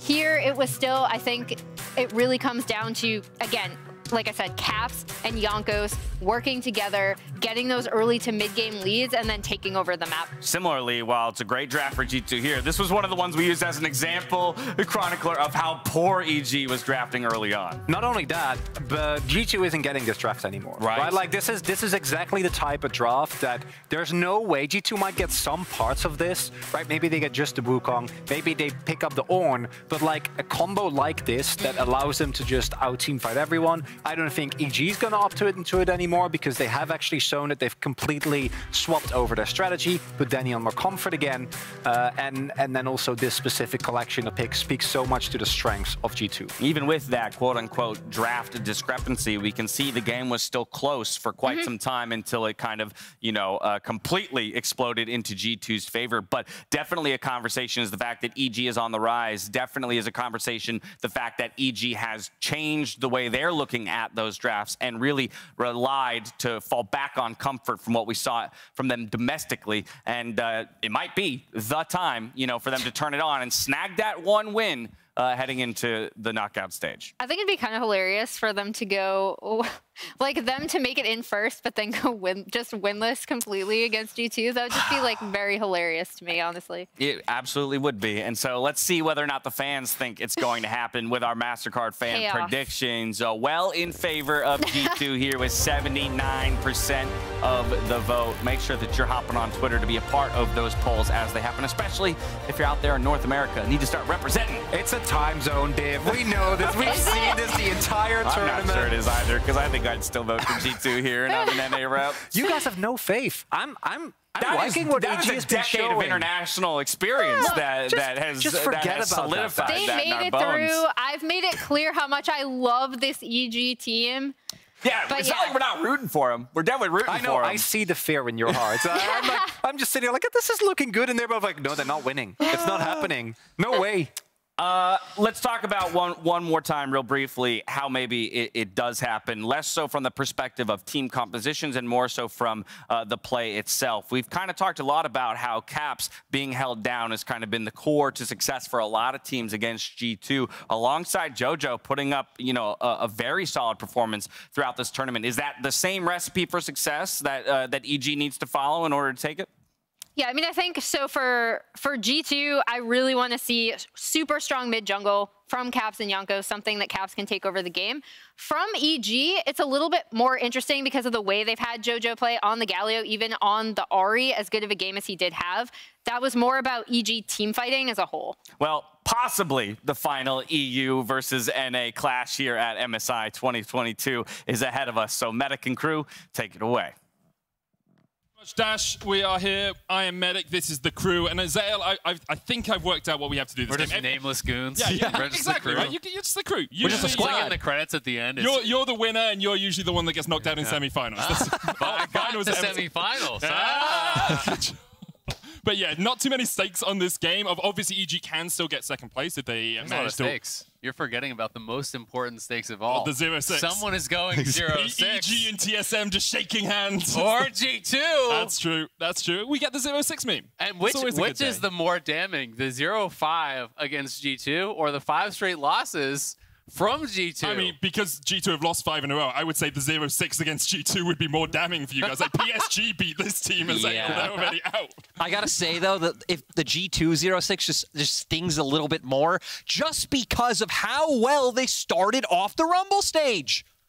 Yeah, you don't have to tell me how much it stings. Trust me, I know. The good news is they're through to the semifinals, so the streak can continue. There we go. They could get to 9. Yeah. They could get to 24. Just matching it. Perfect balance, as all things should be. Let's get into the draft, though. EG on the blue side, G2 on the red. There's the Lucian Band. LeBlanc and Xayah removed as well by Evil Geniuses. Wukong taken away by G2.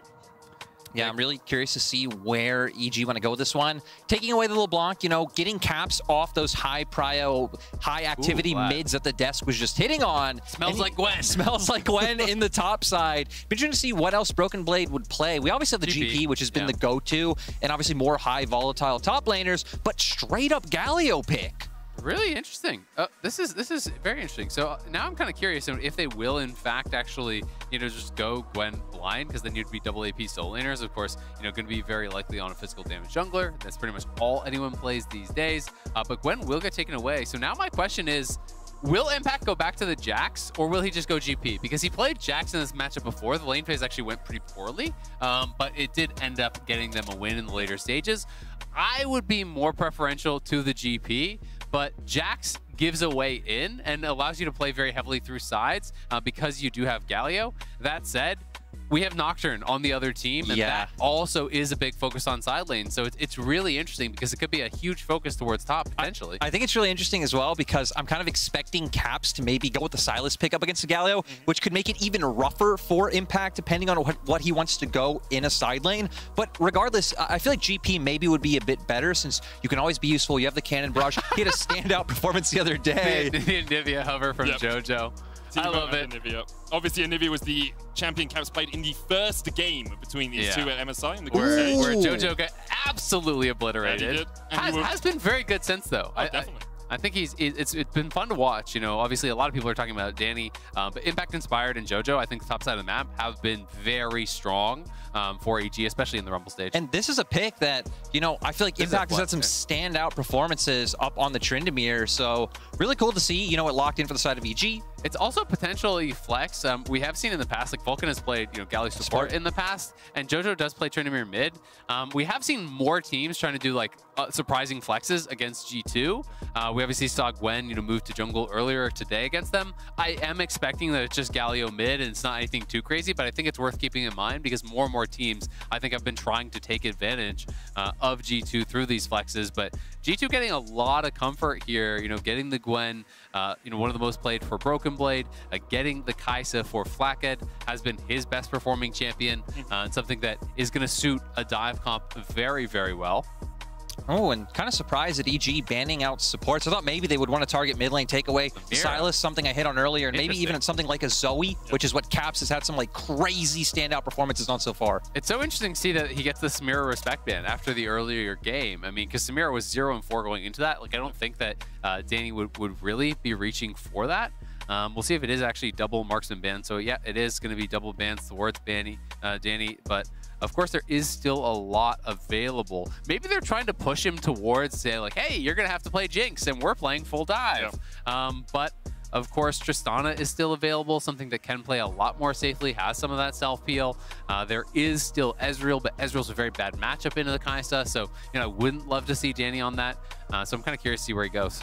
One of the things that the Samira does do is puts up that wind wall as well. So if you're looking for an initiation with something like a hook in the form of the Nautilus, then you can get rid of that. And even the long-range Prey Seeker, Void Seeker from the Kai'Sa can be blocked with it. So a bit of respect there. Obviously, Danny was an aficionado. Oh, that's not a word I can say right now, Bounty. Who's a fish? Danny was a fish. And, no, an aficionado of the Samira in his amateur days. And I was going to say this. That Gwen is a flex for G2. Caps has played Gwen mid before, so now that Jack's getting picked as well, I wouldn't be surprised if the Jax is also a flex, and we could see either of these just going into whichever matchup G2 want them into. Yeah. Very interesting. I think you're going to try to, have the Jax against the Tryndamere, almost guaranteed. 100%. And I feel like, Gwen, you have a solid time up against the Galio. You kind of just both do whatever you want. You will win out in extended trade just with the auto tads and your passive. It is support. It is support, Galio. It actually is. So both teams trying to big brain one another. Tons of dive on the side of G2. Now some Wombo coming out for EG. This is so funny. I called that out, but I didn't actually think it was going to happen. It's just one of those things that I know. It seems like everyone's read is that G2, it does not fare well in some of these disadvantageous matchups. Talking to some of the teams, talking to some of the coaches, it feels like people are thinking, hey, we can get some big advantages. It will, in fact, be the Ezreal, so disadvantageous matchup there. But with Galio support, clearly you are not drafting for a 2v2. They want to have Kennen, potentially up against this Jax. I do think Tryndamere is going to try to go mid. Now, the question becomes, are they actually going to just have this weird scenario where everyone's trying to scout out where the lanes are and try to really match lanes? Is Caps going to actually be willing to play the Jax, or will they just bring Broken Blade mid potentially to lane against JoJo? How wacky are we going to get? And in the end, Pyke will be locked in for G2. I expect a lot of movement on this map early on, as you say, trying to match the lane matchups, but also Targamas' Pyke is just all over the map in the early game, especially when he gets that onboard glaive. And EG are totally down to do these wacky lane swaps. They actually did this in the LCS, picking Lucian and actually putting JoJo playing the Lucian top into GP to try to have these more aggressive counter picks that he is more adept at than Impact. So it is a really interesting one. And we'll have to find out, if they are, in fact, going to look for that Tryndamere versus Jax matchup, or just going to be happy playing out the earlier stages here against Kennen. And I feel like when we do have such, wacky drafts, especially on the side of EG in my mind, where, again, getting Tryndamere back in the mid lane, having the Galio down in bot, I feel like laning phase could matter quite a bit. Champions, and maybe not even the champions specifically, but matchups you're not as comfortable with. And if either side can find a big lead, I feel like it will be very damning going into the mid game, especially G2's comp, which just has so much mobility with that piking Nocturne. We'll see which team can get ahead in the early game. A battle for pride, perhaps, but between these two teams, both of them already qualified for the semifinals. EG, of course, can still claim second place if they win this and then win a tiebreaker versus T1 later. But so far, EG have not beaten G2 in Busan. They are 0-5 across 5 games. G2 are 0-5 across their last 5 games. One of those streaks will be broken.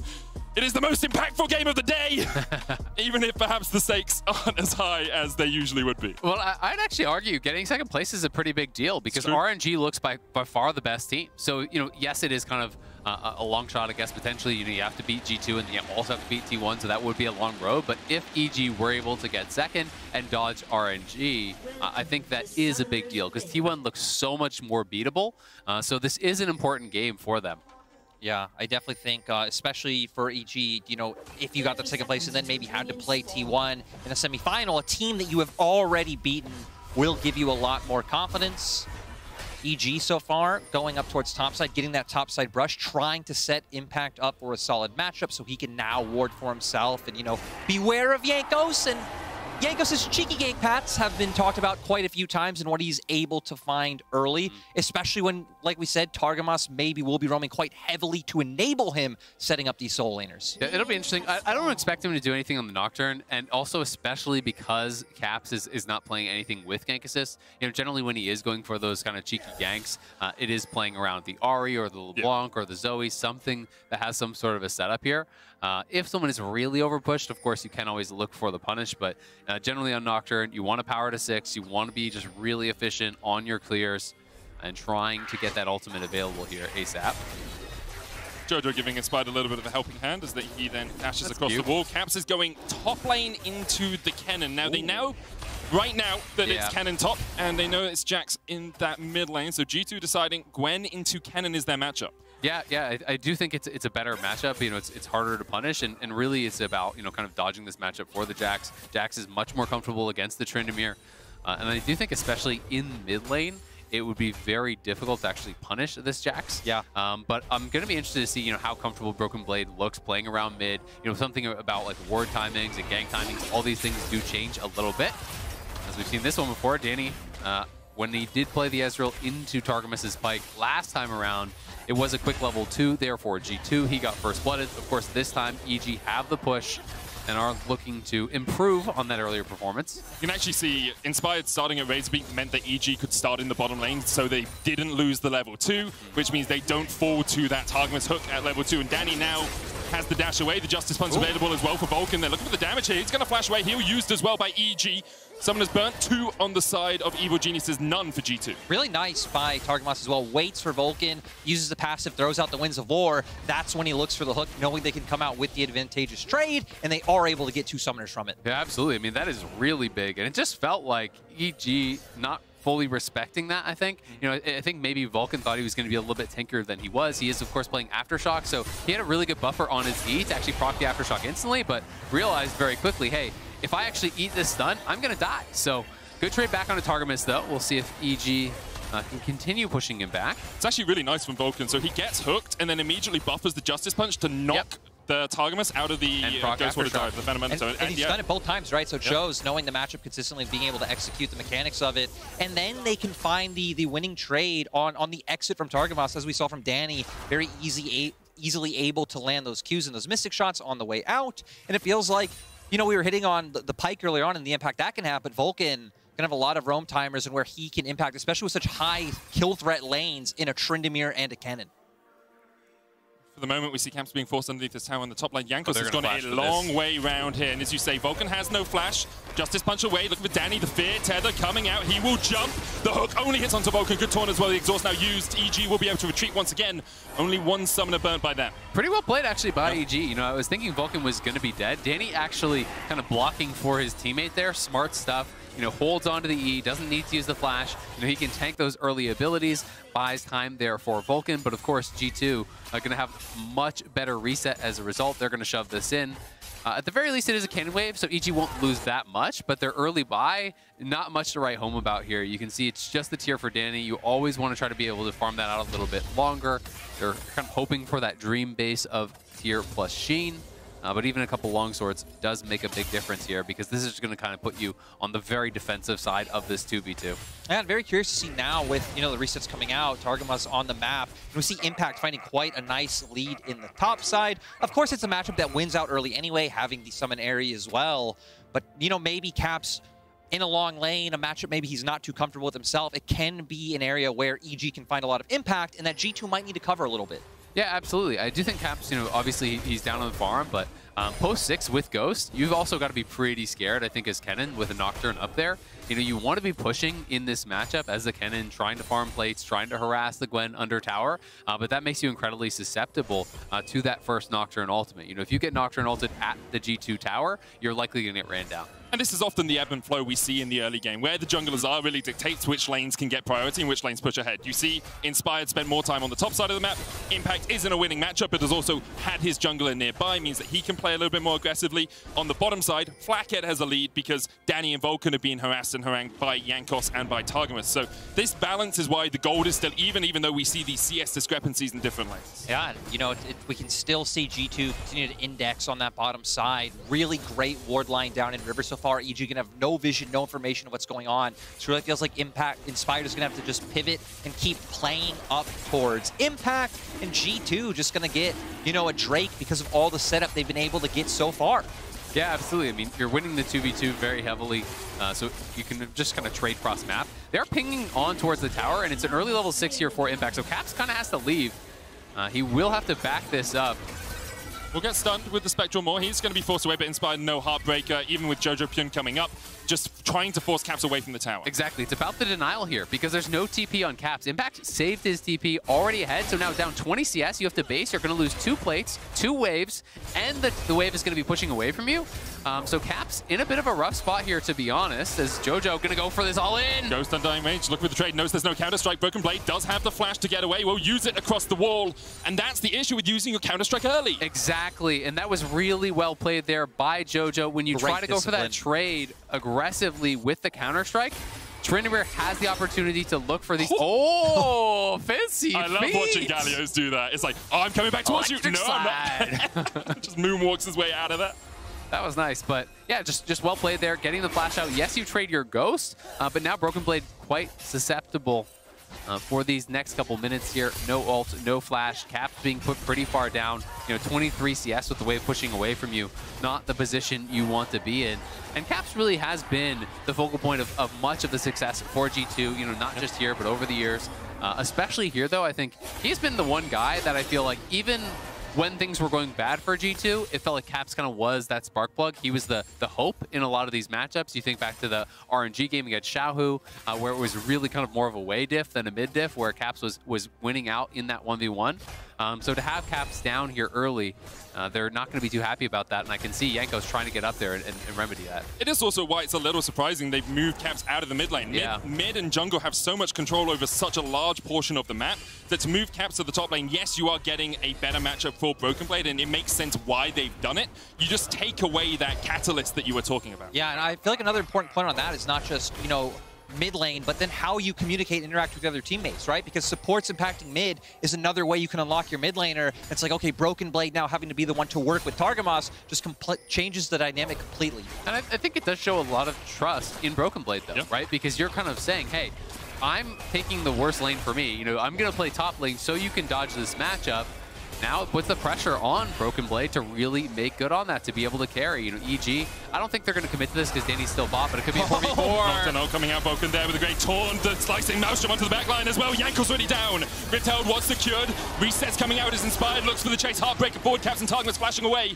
They will escape underneath their tower. Caps has popped that ghost. Broken Blade there with a leap as well. Spectral Maw still hits Inspired. Looking for the damage. Blade of the Ruin King into the reset. Jojo Pyun has the Undying Rage. The chase continues for EG. Slicing and dicing through them, but Jojo Pyun a little bit too deep perhaps. Caps able to escape. Targmas able to get the kill. Inspired underneath the tower. Looks for the reset. You still tank the tower while you do that.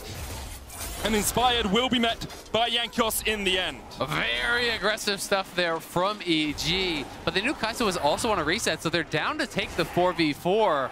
All things said here, it is the Herald going the way of G2. One extra kill for EG, though. Could have been a little bit better for them. I don't think Jojo was able to actually get his Q off as that ult expired. It was really well timed, from the G2 members, being able to immediately kill him off before he actually popped that heal. But not too bad. Pretty even overall. Overall, I really like that EG actually opted to take this fight, right? Because I feel like G2's comp indexes way more to pick and finding numbers advantage. EG having these big abilities to lock people down. Huge taunt coming out from Vulcan. And then Impact with a beautiful slicing Maelstrom. And even as Broken Blade tries to get away, taking some of that damage as well. And EG realizing they have the ability to follow up. Jojo Pyun still having his ultimate, I think, gives Evil Geniuses the confidence to be able to look for this dive. Sadly, though, they're going to get a bit of kills, but are going to over-aggress a little bit for it. And Inspired going to end up in a bit of an awkward position, even though he does, find one more in the end. Yep, Inspired gets the kill. It's kind of debatable. Is it worth it? You're getting the kill. You're giving one over there to Jankos. Overall, I do think it's a pretty even trade. EG continuing to play with confidence, though, and that's something that I do like to see from them. In the earlier game today, the Samira, I think, was a pretty good example. Not a pick I loved, but they played it with confidence. We can see Jankos here waiting for the counter gank. EG know that Jankos is here, though. They spotted him on the ward, and the slicing Maelstrom comes out immediately. Caps is down. Reset for Inspired, his third kill of the game, and Jankos, you were on vision the entire time, and EG get a double once again for Inspired. That is massive because they're trying to get Caps back into the game. They're hoping to get a kill, drop Herald, take that tower. Look at the top diff here between Impact and Caps. Nearly 1,500 gold in the favor of Impact now. Caps getting sent back to mid lane so far, but we'll see if Broken Blade, can kind of be that strong member, can get up there towards that top lane and be that split pusher for them, because Caps is just having a rough one. But that's one of the reasons I love the aggressive play from Inspired earlier on, getting that kill on Caps. It shuts down Caps, sets him behind. Kills on Viego as well are just so strong. If you can get towards your Sundra, Inspired now is at 4 kills. He is reading Jankos like a book in a lot of these plays, and EG can use his power to really pop off for the rest of the game. Yeah, and even just setting Jankos down on the opposite side, right? Playing a champion like Nocturne, a champion that really is no way out. You only go in is quite rough, but you guys already hit on it, knowing that Jankos was here. Like, and just having some more of these tools to be able to take the fight. Huge slicing Maelstrom coming out from Impact, leaving Jankos in the 1v2. Very easy kill followed up for Inspired. And now it's just that tough question, right? Like, do you continue to actually play towards the losing lane, or do you say, all right, good luck? Because on the other side, Vulcan has been moving. G2 is winning that 2v2. They did pick Ezreal into the losing matchup, very largely, I think, because they're saying, all right, Danny, it's not going to be about you. We're going to play about the other lanes. You can fall down. But this does mean Flacket is very strong. And they're going to drop Herald now bot here. They're going to look to push this in. Viego is moving, so I don't expect them to actually get the full tower, but they will get gold here onto Flacket. He's got to be a bit careful, though. Danny putting a lot of damage down as well. Jojo Pyun coming up from the top side, but here comes the paranoia as they look for the chase. Broken Blade has the flash, will jump back with a leap strike to Fear as well. We'll keep Jojo Pyun in spot for the moment, gets to the blast cone, but there's nowhere for him really to go. You can see Flackhead coming up from the side as well. Targamas going forward. Jojo, well, that's some very fancy feet. He will still die. Gold not gifted over the Ignite from Targamas just to make sure he goes down. He just accepts in the end, like, I can't do it. Jojo Pyun dancing, skirting around the fight so well. Blows the summoner. Nice pick there, though, from G2, getting the kill onto Jojo Pyun, but honestly, well played to actually force out the summoner to be used there and sidestep the gold, so no bonus gold going across, not the extra bit from your cut. Again, Caps getting pushed out of lane here once more, though more plates going to go the way of Impact, and we can see, Jojo still pretty strong in this 1v1. He would have had that kill on Broken Blade, even with Nocturne there, if it weren't for the Fear. Yeah, and I kind of want to see now EG take advantage as Vulcan. Not going to be able to find anything. Because now you've blown your paranoia on Jankos, right? Have a bit of a window where if EG look for another play towards the top side, both Impact and Inspired have everything. Divine Sunder already built on Inspired as well. I feel like it would be quite an advantageous 2v2. Looks like Inspired is going to focus on, going back to his camps instead. You can actually see now G2 have swapped their lanes back. Caps going towards mid lane. Broken Blade is now answering up towards that top side. Caps 40 CS down in the top lane matchup. Yeah, it's a bit of a rough one for sure. But now that Jax actually has some levels and has some CDR, you can kind of start to threaten playing that matchup pretty aggressively into the cannon. You really can start to look to win that. Obviously has the CDR boots, has the early Kindle gem here. If Inspired is on that side of the map, you've got to play with respect, but you do have the ability to win out in that 1v1. And mid lane is just a safer lane. If you're losing, it's a shorter lane. It's harder to actually get punished, so Caps should be able to get more consistent farm. And I think this is a smart move here from G2. Plus, with all the gold in the pockets of Flackhead, if he can really kind of call back to some of those earlier performances in the event where he was playing fearless, he was taking over team fights, he has a huge CS advantage. He's being donated all the plates, all the gold from his team. And I'm really curious to see what Flacket can do with that, because when you look at the champions that EG has, really only Danny is someone that Flacket has the ability to dive on. You dive onto Jojo Pyun or Impact, feels like the Kai'Sa will just get one shot. So it feels like 4G2's engage is going to have to be quite I almost lost my mind there for a second. They walked past that bush like 6 times. Broken Blade walked into it, almost walked back out of it. It's like, oh wait, there's a control ward here. Been walking across it the entire time. They do clear it out in the end. But yes, as you say, how can Flacket impact the map, and how can EG play around the fact that Inspired and Impact are so big right now? Because they are very powerful. Next Dragon, third of the game for G2. If they get it in 2 minutes' time, that's where I expect the real crux of this conflict to start. Yeah, absolutely. I do think it becomes very difficult to actually play. When you're playing Ezreal into Ocean Soul, your poke starts to really become very easy to shrug off. EG trying to make a play towards this second Herald up on top side. Should be able to secure it. Doesn't look like G2 is going to move towards contest. It has been GG for their opponents a lot of the time recently. I love that you can laugh at the struggle. That's how you get through the pain. We just name EG to EZ, and there's EG. EZ versus GG, yes. But clear divide so far in terms of where the teams have been playing, right? G2. Since EG had just gotten the Rift Tail, is going to have full control over this bottom side. And this is what their game plan is going to be from now on, right? Enabling Broken Blade in that side lane, playing around him with Jankos and even Targamas to try and have him start winning out in that 1v1. Still doesn't have the Mythic quite yet. I would assume he's probably sitting on the backcourt, maybe even already. Yeah, I would think he pretty much has it. Or he's got to be very close at least. Probably has it on this base. But it's been a pretty slow game over the last couple minutes, which I do think favors G2 in this situation. Buying more time for the Jax, buying more time for Gwen to kind of get back into it here. But EG pushing mid with Herald, wanting to knock this down, setting up for the Dragon. They will have mid lane push and should be able to get this tower. We'll see if the G2 want to contest, but I don't think so with Targamas coming out of base. Looks like G2 will just wait to catch the Rift Out as it charges forward. Vision control, though, now for EG in the river. You can see where Impact is lying in wait. A single slicing Maelstrom could turn this game very much in EG's favor. And already they're 1,500 gold ahead as we enter the mid portion of the match. And G2 are just going to give up the dragon, I think. I mean, Broken Blade's going towards top. He hasn't actually reset to spend his gold. So to me, this says they're not going to contest it. They're just going to give up dragon number 3, you know, buy more time for Jax, try to trade for either the full tower top or at the very least some damage. They could, of course, TP him in, but it just wouldn't make sense to TP a no-mana Jackson who hasn't fought. Yeah.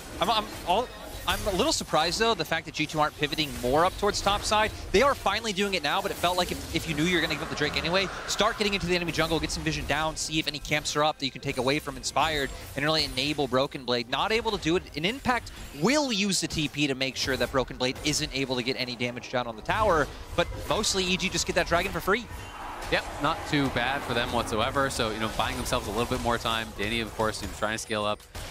And to me, this feels like one of those games where a play is going to happen on side, one team is going to come out ahead, and things are going to start snowballing, right? You know, if you're able to get a kill in side lane with the Nocturne plus one of your split pushers, or on the other side, you know, with Galio potentially plus Jojo Pion, then you start having to have the map pulled apart, right? Extra people have to come and answer. That opens up the later game objectives, things like the Baron. And this is really kind of feeling that type of game, because I don't think either team is really super confident about full all-inning a 5v5, because it can be very, very dicey with these compositions. Their fights are so swing. Like, depends. Does a Pike ultimate land? In which case, G2 probably win the fight.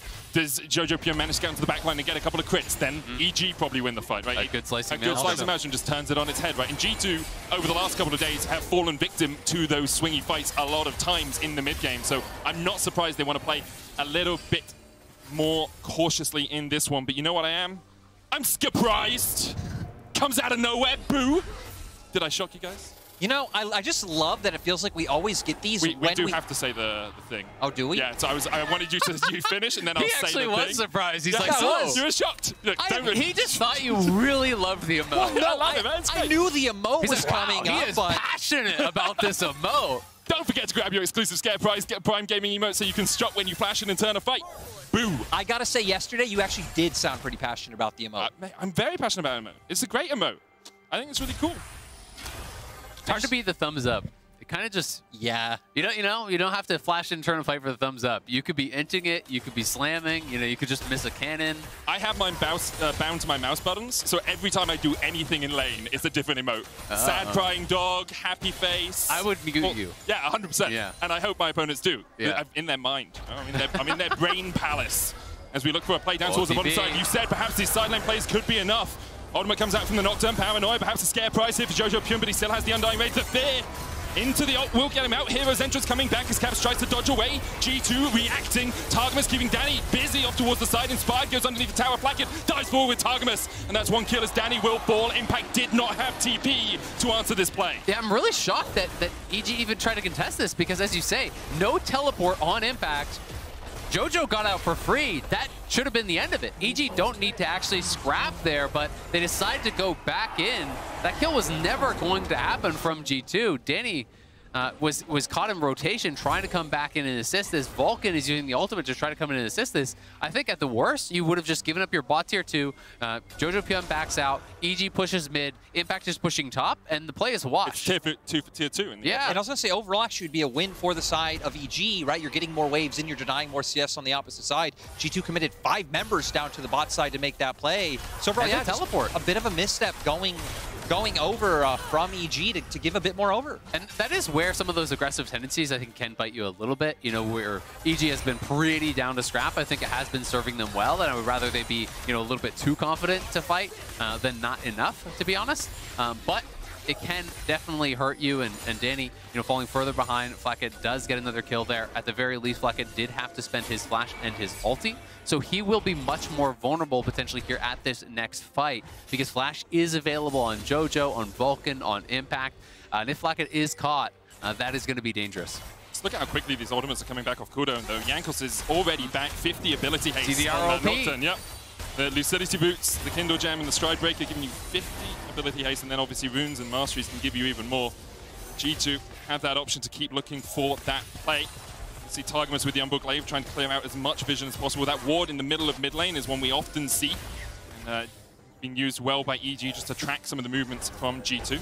Well, you can see EG getting a little bit nervous. Impact is G2 actually starting up any potential play here? An Impact on the flank here, waiting in the brush. Inspired moving up, and Caps caught on the wrong side of the map potentially. Yeah, there's nowhere for Caps to go here. Danny can just jump across the wall, doesn't want to until Impact at least has some damage down. Caps could dash into Danny looking for the 1v1, but Danny waiting and ready to go. That was so smart from Danny. If you E over the wall, he can go back the other way. So Danny just playing it out smart, not overcommitting there, gets the kill, and now EG will get a dragon off the back of this. So back-to-back dragons here from EG.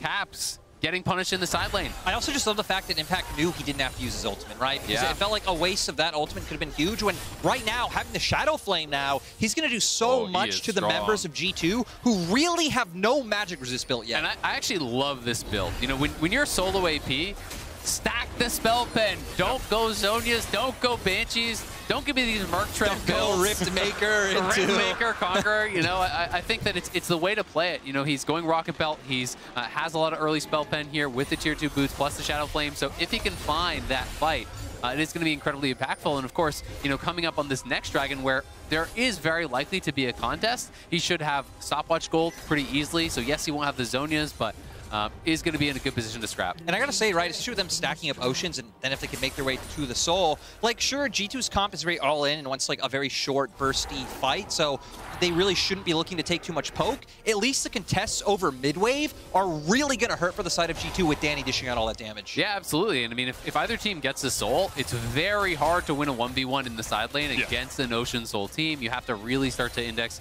towards that heal cut. Your itemization gets worse for the 1v1 as a result, and they're still going to be having quite a bit of sustain in there.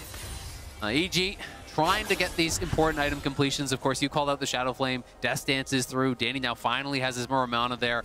So the big completions are coming in. But on the other side, Flackhead, you know, he, I feel like, is the big hope. 270 CS at 24 minutes in the game. He is being funneled here. Alongside Broken Blade, he's got 210. EG start up the bound, as you say. Targamas and Jankos could look for the steal here. Control ward into the pit means the Paranoia can go in. They're trying to force a fight around Impact. They're saying Impact is omega strong right now. You better TP Broken Blade or we're going to take it. But G2 calling their bluff, and rightfully so. Yeah, you know, Targamas. I'm surprised if EG were going to commit, they wouldn't want to commit a little bit more. Inspired was taking quite a bit of damage and getting low, but I still feel like they probably had the tools to be able to stay, have enough threat to force a TP coming out from Broken Blade. But hey, in a game like this, when you're fighting for second, when you're fighting for a chance to not face RNG, I guess you don't even want to risk it. Well, if you have a different marksman, I think they could commit more to it, but like Ezreal is just not the champion that really burns it down. JoJo's still just on the one item, so they are a little bit low on the DPS. Kennen, of course, big teamfight threat, but again, they just don't have a great Baron take, so I think it would have taken them a while. I do think it's correct to pull off. If you get low, any sort of damage is going to set up for Targamas' ults, and that can be a game-losing play very easily. It's like, you might get Broken Blade's TP, but they might get an ace and a Baron, so... And EG have aced enough people at Baron to know the opposite side of it. Experience. Yeah. Anathema's Chains coming out for Yanko, second item. Really curious to see who he uses that one on. I would assume Impact, but with the amount of damage he'll be dealing out in these fights. Yeah, we'll have to find out exactly what it is. I mean, I think Danny also makes a lot of sense, just having the additional CC onto him. The reduction in tenacity is something that I always really value very highly. With Nocturne, you get that longer fear duration. Danny is not playing Cleanse. He does not have QSS. There's no Mikhails. If you land a fear on him, he's probably just dead. For another reason, you could do Jojo Pium, or for the same reason, because if he's feared when he's in the Undying Rage and he's just running away from you, it's like, cool, you're not hitting me with that axe. There's too many options, boys, too many. Does make him a little bit tankier as well, but we'll see. I recommend Galio. I don't. As the unbiased broadcaster in this situation, you know... EG just appeared to done. Azale, check PayPal, please. Don't listen to them, G2. You can still come out of today with your heads at least a little bit higher than they were at the start. Well, and let's be honest, you know, there's a lot of time for things to change for G2 between now and the knockout stage, right? They have some time. We know that they can play at an incredibly high level. We have seen that demonstrated here. And yes, we know that they can have some really rough games. They're on a pretty big downturn, but they can try to turn things around. And thankfully, PSG lost for them, so they are already through, and they really can focus, win or lose, on that knockout stage. I also think the fact that they're one of the teams willing to be very creative in draft will obviously help them out so much in a best-of-5. It would help them more if they started winning when they were creative with the draft. Like, you can pick Bard jungle for you want. If it keeps losing, it doesn't really matter. Yeah, though. the Riven, not But it's not so exactly. cool. That's true. He was named after the champion. Like, stop being creative. Pick Ornn. Yeah. Vulcan, though, perhaps a little caught out, has to burn the flash as the Bone Skewer was going to connect. I've seen Vulcan in that position a few times. The Paranoia comes in. There's no way out. Dead from below marks the spot as G2 now look for the chase. Broken Blade TPing in. Caps coming in from the top side as well. Flanked with a good flank position. Heartbreaker out by Inspired. Impact coming in. Will G2 back away? Jojo looking for a bit of damage himself. Impact does have the flash, has that Hextech rocket belt as well, but he would be diving into G2 are going to go G2. Voidseeker not quite going to connect. Good true shot barrage will chip away at G2. Damage. This is a little bit scary because Kennen still has flash and ulti, but I mean, no ult on Jojo Pia, no ult on Inspired, no flash on him. Vulcan's dead. This is a really hard contest. We'll see though, can Impact get into the pit here? It's on Targmas. They should give it. A really good job of stopping Zeus' Kennen getting into a fight, and as you say, they should give it, and they do. G2 get the Baron off a single pick. That is massive, and Vulcan has had a habit this tournament of getting caught out, you know, looking for vision, didn't have Inspired with him. You know, it's okay. You have to do some warding, of course. You can't always be playing defensive, can't always be playing with perfect information. But in this case, get punished very hard. They get the kill. They force out these key cooldowns. And now G2 with the run of the map, up 3,000 gold. EG will move to Soul Point. But G2 could potentially extend this lead a lot here. Paranoia again, it just keeps coming off cooldown. He's looking for the chase here. No Danny there as well. No ult for Inspired. As you say, Heartbreaker still on cooldown itself. Stopwatch. Jojo looking for a flank. Vulcan going in as well. Exhaust onto Broken Blade. G2 though continue to advance. Vulcan now not in the best of situations. No flash for him. No way out. You feel the lock and Impact comes in. Only slicing out onto Jankos, who pops the Stopwatch. Inspired now pulled back. Jankos flashes away. EG looking to try and turn this fight around as Caps still pushing in the top lane. It's a 4v5 as Broken Blade falls. EG continue to advance. Inspired with the counter-strike, gets onto Targamas. He flashes away. Heartbreaker for the follow. Caps on the inhibitor. It's still good for G2. It's honestly still good for G2 because they're able to get that top lane tower and the inhibitor here. Really well played in the 4v5, keeping EG interested. Yes, they do lose one member, but they even get a second tower off the back of it. I feel like G2 are just playing so well around this window where they see Impact on the side lane, and they're so decisive pulling the trigger. And they know that's when they win, right? That they spot one member, even only slightly disconnected from the rest of the squad. Caps is stunned here. Targamas is on the way here as entrance as well. Caps is going to get locked up. Good hallowed miss. He manages to get one. Vulcan though going in with the taunt flank is going to cleanse away the Paranoia coming in as G2 look for the turnaround. Get him insignified by Flackhead. Flash across the wall. The kill onto Impact may have turned it in G2's favors, but Danny finds a shutdown, and now it's Danny versus the world, and the world comes down like a ton of bricks. Yeah, no way for him to win that one. Flackett is so far ahead, closing in on a Flame Horizon here. Jojo out to the other side of the map. And G2 is just using their globals so well. EG is playing single teleport, so they're pulling Impact out to the side. They tax his teleport, and then they're using the Nocturne ultimate and double TP to create big advantages here. 1v1, both level 15. Jojo Pion against Broken Blade. Jojo Pion does still have the Undying Rage. Broken Blade wins. Yeah, he is winning it right now. A couple of crits could change it, but the counter-strike late enough. Undying Rage will time out, and Broken Blade can just dash onto the Tryndamere's face. Yeah, once Jax has armor, it becomes really hard to actually win out with the Frozen Heart. Frozen Heart, exactly. too much. You just live out. You can see that he was delaying the counter-strike a really long time, knowing exactly how to play it out. And again, as soon as you see Tryndamere bot lane, that is the key thing. There's no TP on Tryndamere, so they're just going to go for the play. Yeah, they're continuously just pulling the trigger at such good timings. They all in instantly, trying to find a way back with Danny not really touching the fight, but still G2 find their way on key members like Impact. Yeah, I mean, that kill as well, actually getting that kill onto the Viego that early was critical. You know, if he gets the reset there onto Caps, the fight can look very, very different. So Caps, big play from him, able to finish off that kill. Lane was really rough from him, but G2 has done a good job actually keeping him relevant, buying him time in the side lane to farm it up. Well, Impact has just been kind of forced to group as the key member for EG. And you look, Caps almost has a death cap. And I feel like even just looking at other items, right? We have a Guardian Angel on Jankos already. We have a Stopwatch still in Flackett's inventory. They can play on a knife edge. They can play aggressive, and they still should be able to come out on top. It's the ability of G2 just to dive in on a single target. It's so often EG are using a lot of cooldowns to disengage the fight, and G2 are just advancing and advancing and advancing. Yeah. And if EG ever manage to find a fight where they can be the ones making the proactive play, they're really strong. Like, Danny is 3 items on this Ezreal. If he can poke, he is in a great position. Inspired is now 3 items on this Viego, and we talked Impact's praises throughout the entire game. If he gets a good ult, things can still shift. Yeah, and I feel like that's the huge thing, right? Is G2 continuously keeping Impact on side, so we haven't seen him able to find a huge slicing Maelstrom since the first Rift Herald fight, which was even before he was this big monster that he is right now. Well, that's the thing, is that there's a lot of, ifs. There are situations in which EG, I think, can win a fight for sure. A lot of them around how Impact can play, but G2 just don't have to take the fights, right? They spread the map. We'll see, though, if EG can get anything done here at this next Dragon. That is the big question, because that is playing for Soul. EG, of course, on Soul Point, but if you send too many people over there, double TP is available for G2, and 2 inhibitors are down. They could potentially just end the game, so EG have got to make sure they don't overcommit. Yeah, I don't even know how EG get the map in a state where hard. they can safely just ignore waves, walk straight to the Dragon Pit, get vision set up. It feels like G2 will just be solidly favored. EG, you might even just have to give the next one up, keep trying to get more items, but it doesn't get any better with Jax just getting further and further ahead. I mean, Flatkid's almost full build as it is. 30 minutes in, 370 CS going along like the clappers there, and G2 continue just to control vision in the EG jungle. Don't really give them a moment to breathe as the waves continue to push in. 10 seconds on the Drake. Expectations are that Jankos will just go around, take that by himself, while the rest of G2 continue this unrelenting pressure on the EG base. Yep, gonna be able to grab that up, no problem. And here's the good thing, Azale. I'm a little happier because G2 are winning a game. Yeah. You can still be happy because EG are in the semifinals. Yeah.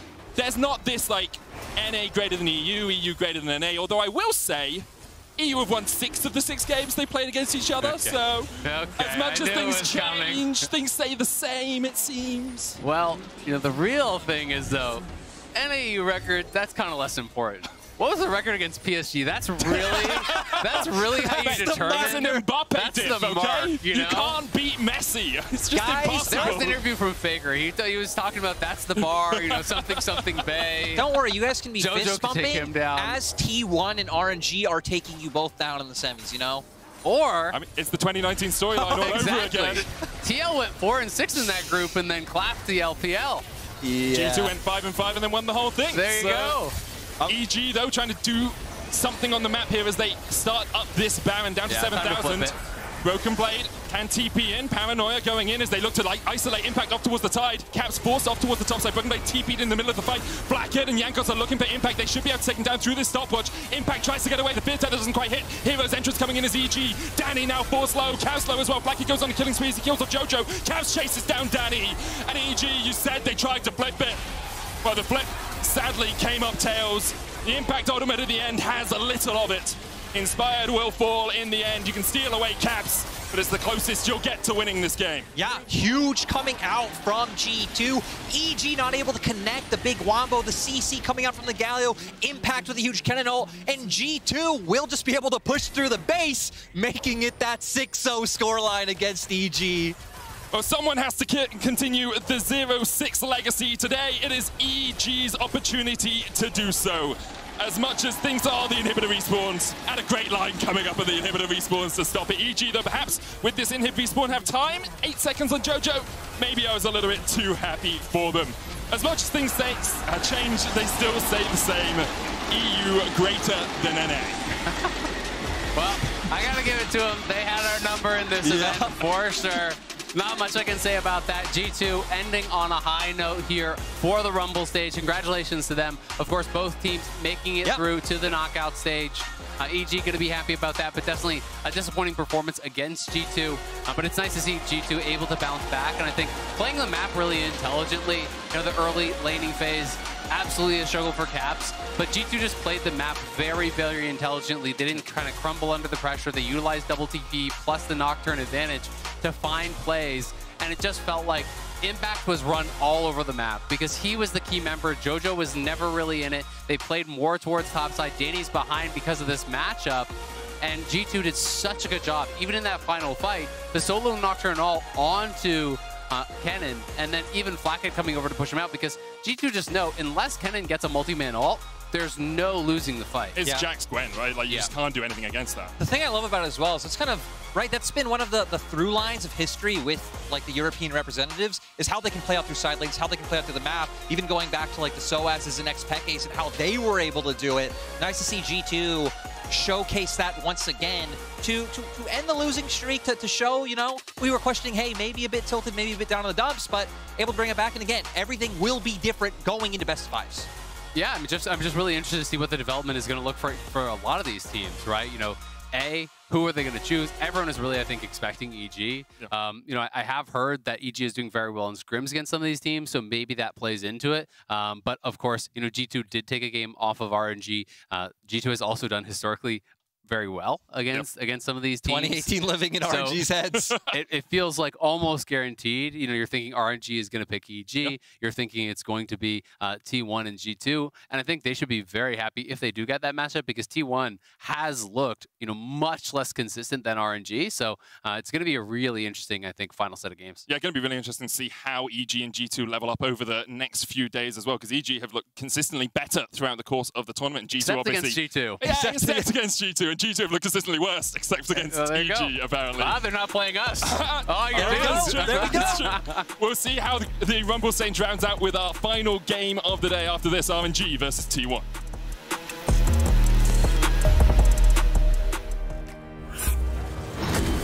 Xiaohu flashes, the Predator, the chase. The winds of war find their mark, and inspired alongside Impact. 7-1. The best team at MSI, RNG, take down another. 그냥 패배를 통해서 좀 더 강해질 수 있고. Gumayushi going forward, perhaps baiting and carrying with the flash across the wall. An incredible engage! You woke the beast, and the beast is angry! 그래서 오늘 이후로 이제 지지 않을 생각이고.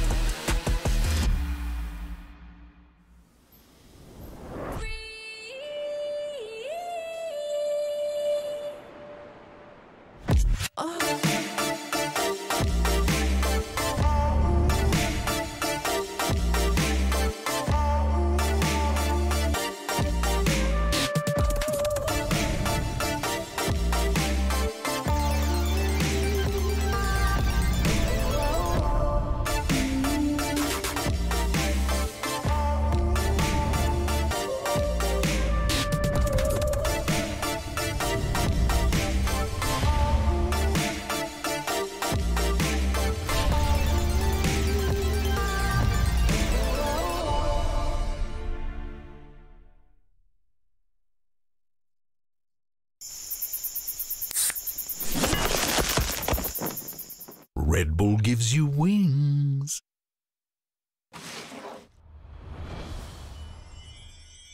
Red Bull gives you wings.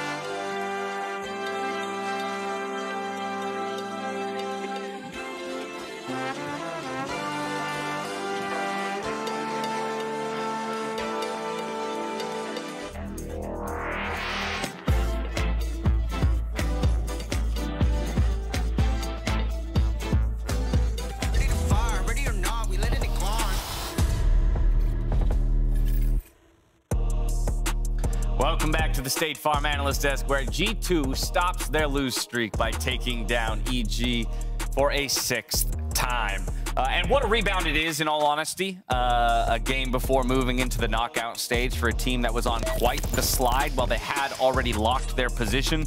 This is the kind of victory you need to kind of remind people that you are a threat, a team that should be respected, reminding people of the level of dominance that you entered the tournament with. No, Dash. Best of ones means everything. G2 was the best team, then they were the worst team, and now they're...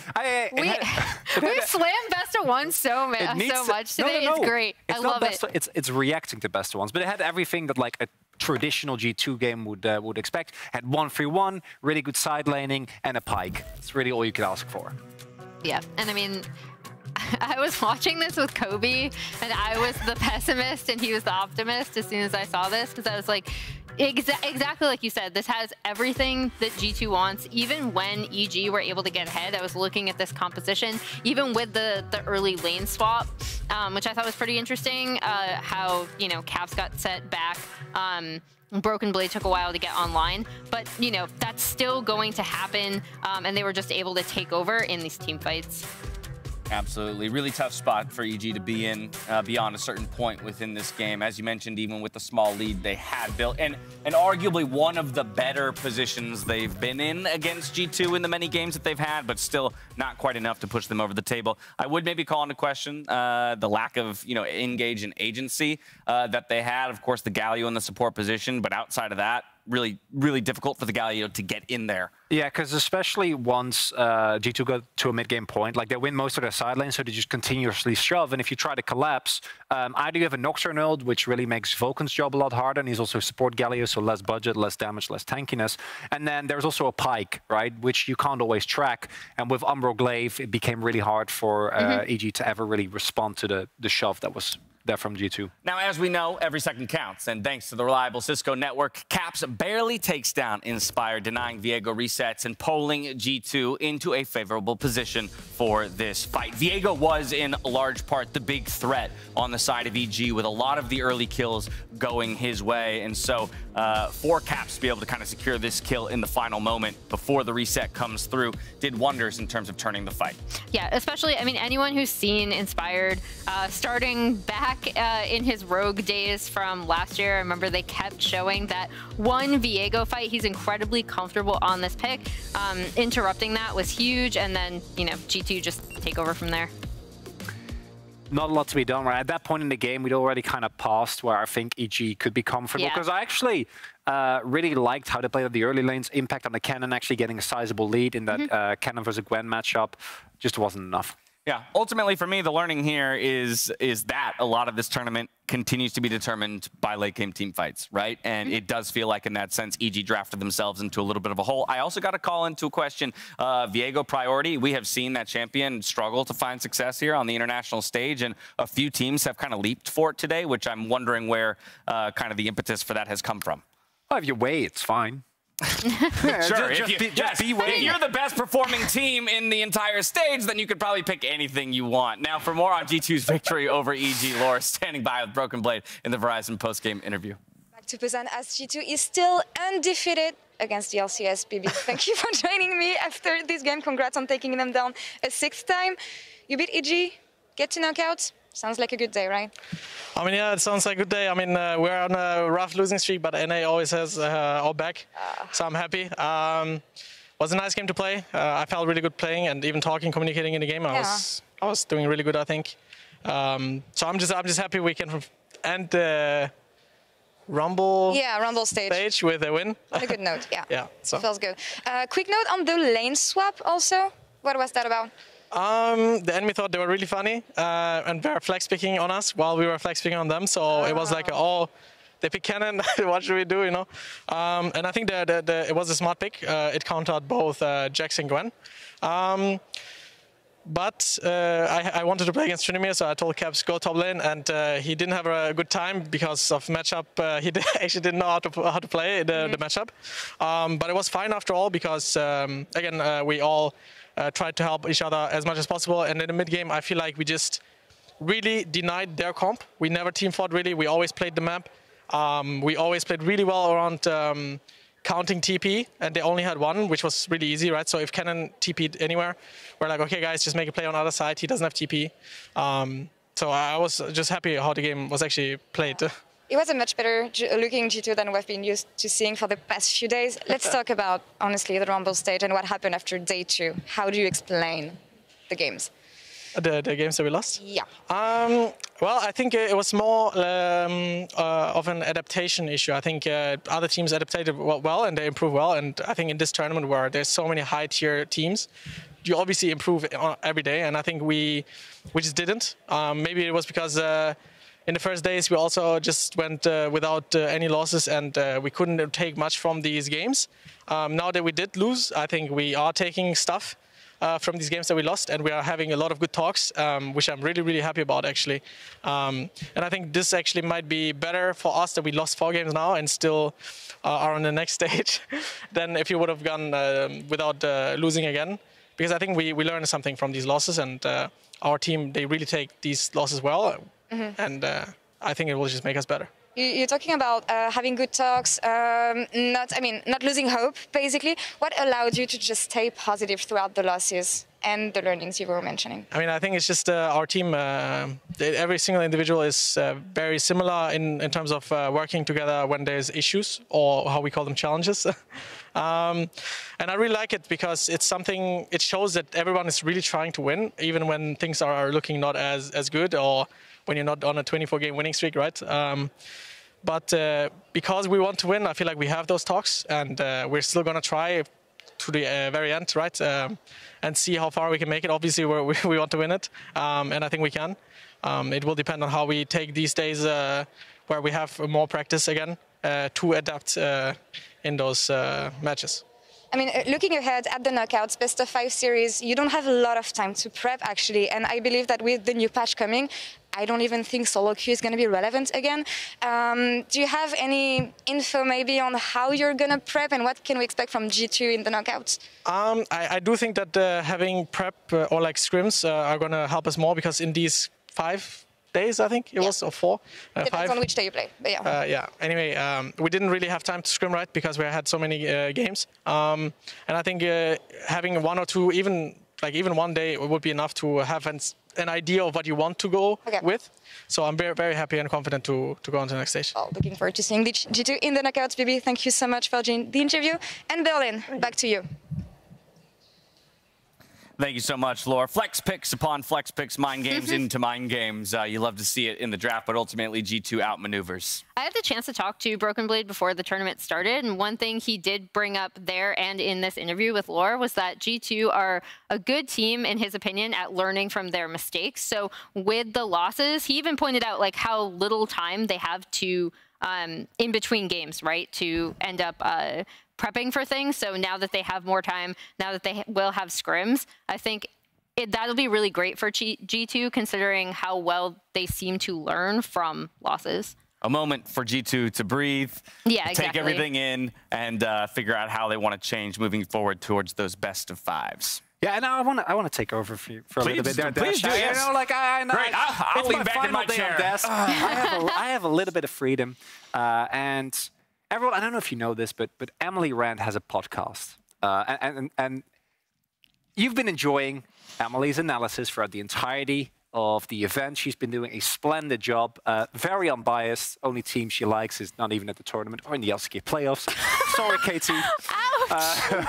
And she and Travis Gafford will be responding to your thoughts on the MSI Rumble stage, and you can submit them now in the Spotify app. And the last episode of Rift Reactions, the reason why I'm doing this is because Emily hates praise, and I just wanted to give you all. I just love a little bit of joy. I was expecting to be embarrassed. I didn't expect the KT knife to the heart in there, you know? Like, wow. More than anything, I just love how every single Rift Reactions plug has fallen on a day that Emily is on the desk itself. Great. I love it. It's really tough to have content that you're a part of be actively discussed in front of you. Exactly. So I know that feel greatly, but definitely check it out. It's a phenomenal podcast, and get your voices heard on it. We have one game left ahead of us because of the result of that last one. There will be no tiebreakers at the end of the day. And so the standings are solidified, but but it will be RNG and T1 going up against each other in the final game of the Rumble stage. Our top 2 teams, I wouldn't want it any other way. Mayhem. That's what I'm expecting. Mayhem. I don't think that either team is going to show us anything new here. I'm expecting, things like Kaiser for Gala. Maybe we see Galio priority. Hopefully, maybe. I don't know. And T1 is probably going to drive everyone insane, but the big difference for them, of course, is that they now actually play a little bit more free, and they play into the insanity that we've come to expect from them. So I think it's going to be a very fun matchup to close out the Rumble stage. Yeah, I want skill checks from both teams. I want everyone going in, just constant fighting. If these 2 teams don't do that, I will feel very let down. So RNG T1, let's go. I really hope it's a bloody one. I will continue to hyper-focus on that bot lane where Gala has looked near unstoppable, but expectations are still high for a player like Gumayusi. With that, we're back over to our trio of casters one final time to close out our Rumble stage. Wasn't expecting the camera to cut to us as soon as it did. I was a little bit distracted, but we are here. Final game of the Rumble stage. Did you notice? You didn't even get a name this time. I didn't actually, it's just our casters. It's just our casters. It's gone from the 3 of us to just me and you 2 to now our casters. Medic in the squad to... You've been demoted. The dudes. The dudes. I mean, I don't blame Dash for demoting me after I just cast G2 beating EG. I can understand a little bit of perhaps... It's EU production, they demoted you. True. Let's get into the game, though. Final game of Rumble stage, and it is likely to be a banger. T1 currently 6-3, looking for their 7th win. Obviously lost to RNG last time these 2 teams faced. And as much as it doesn't actually affect standings at all, I do think that there is a lot of pride on the line. These 2 regions really want to beat the other region, it feels like, and these 2 teams really want to beat the other teams. So I do think there's still going to be a very competitive game here that the teams are going to come out, take it serious. I'm not expecting troll picks and that sort of stuff. I do agree with the desk, though. You don't show anything new, but you definitely want to slam your opponent. Yeah, 100%. And I mean, even for that, I don't think RNG are the type of team who have this deep deck of cards they can pull from. I think RNG are going to keep it pretty standard, even going into best of 5s. I think T1 are the ones who, we know with Carrier, right? The Rumble supports or Silas support, any sort of crazy stuff can come out from T1. But even that's just a normal day for the T1 support for Carrier. T1 doing RNG a favor. They banned Volibear here. Yeah. Let's go. Wukong banned away by RNG. Jack's ban early on by T1 is kind of implying perhaps that Gwen as a possibility first pick. Yeah, I mean, that's what I thought last time in the draft, but then, of course, it wasn't actually first pick. They went to the Viego in the EG case. Yari also left through as well. Yep, Ari, LeBlanc seem very important. There has been more and more priority in some of these junglers, though, so it'll be interesting to see where they do decide to go. Xiaohu losing the Galio, I think, is very intelligent. He has just looked way too good on it. It looks like Faker will get the Ari to kick off this game. Faker's Ari, obviously, to be fair, every champion Faker plays, apart from perhaps Twisted Fate at the moment. 35 KDA on Ari. That's not bad. Pretty impressive. Yeah.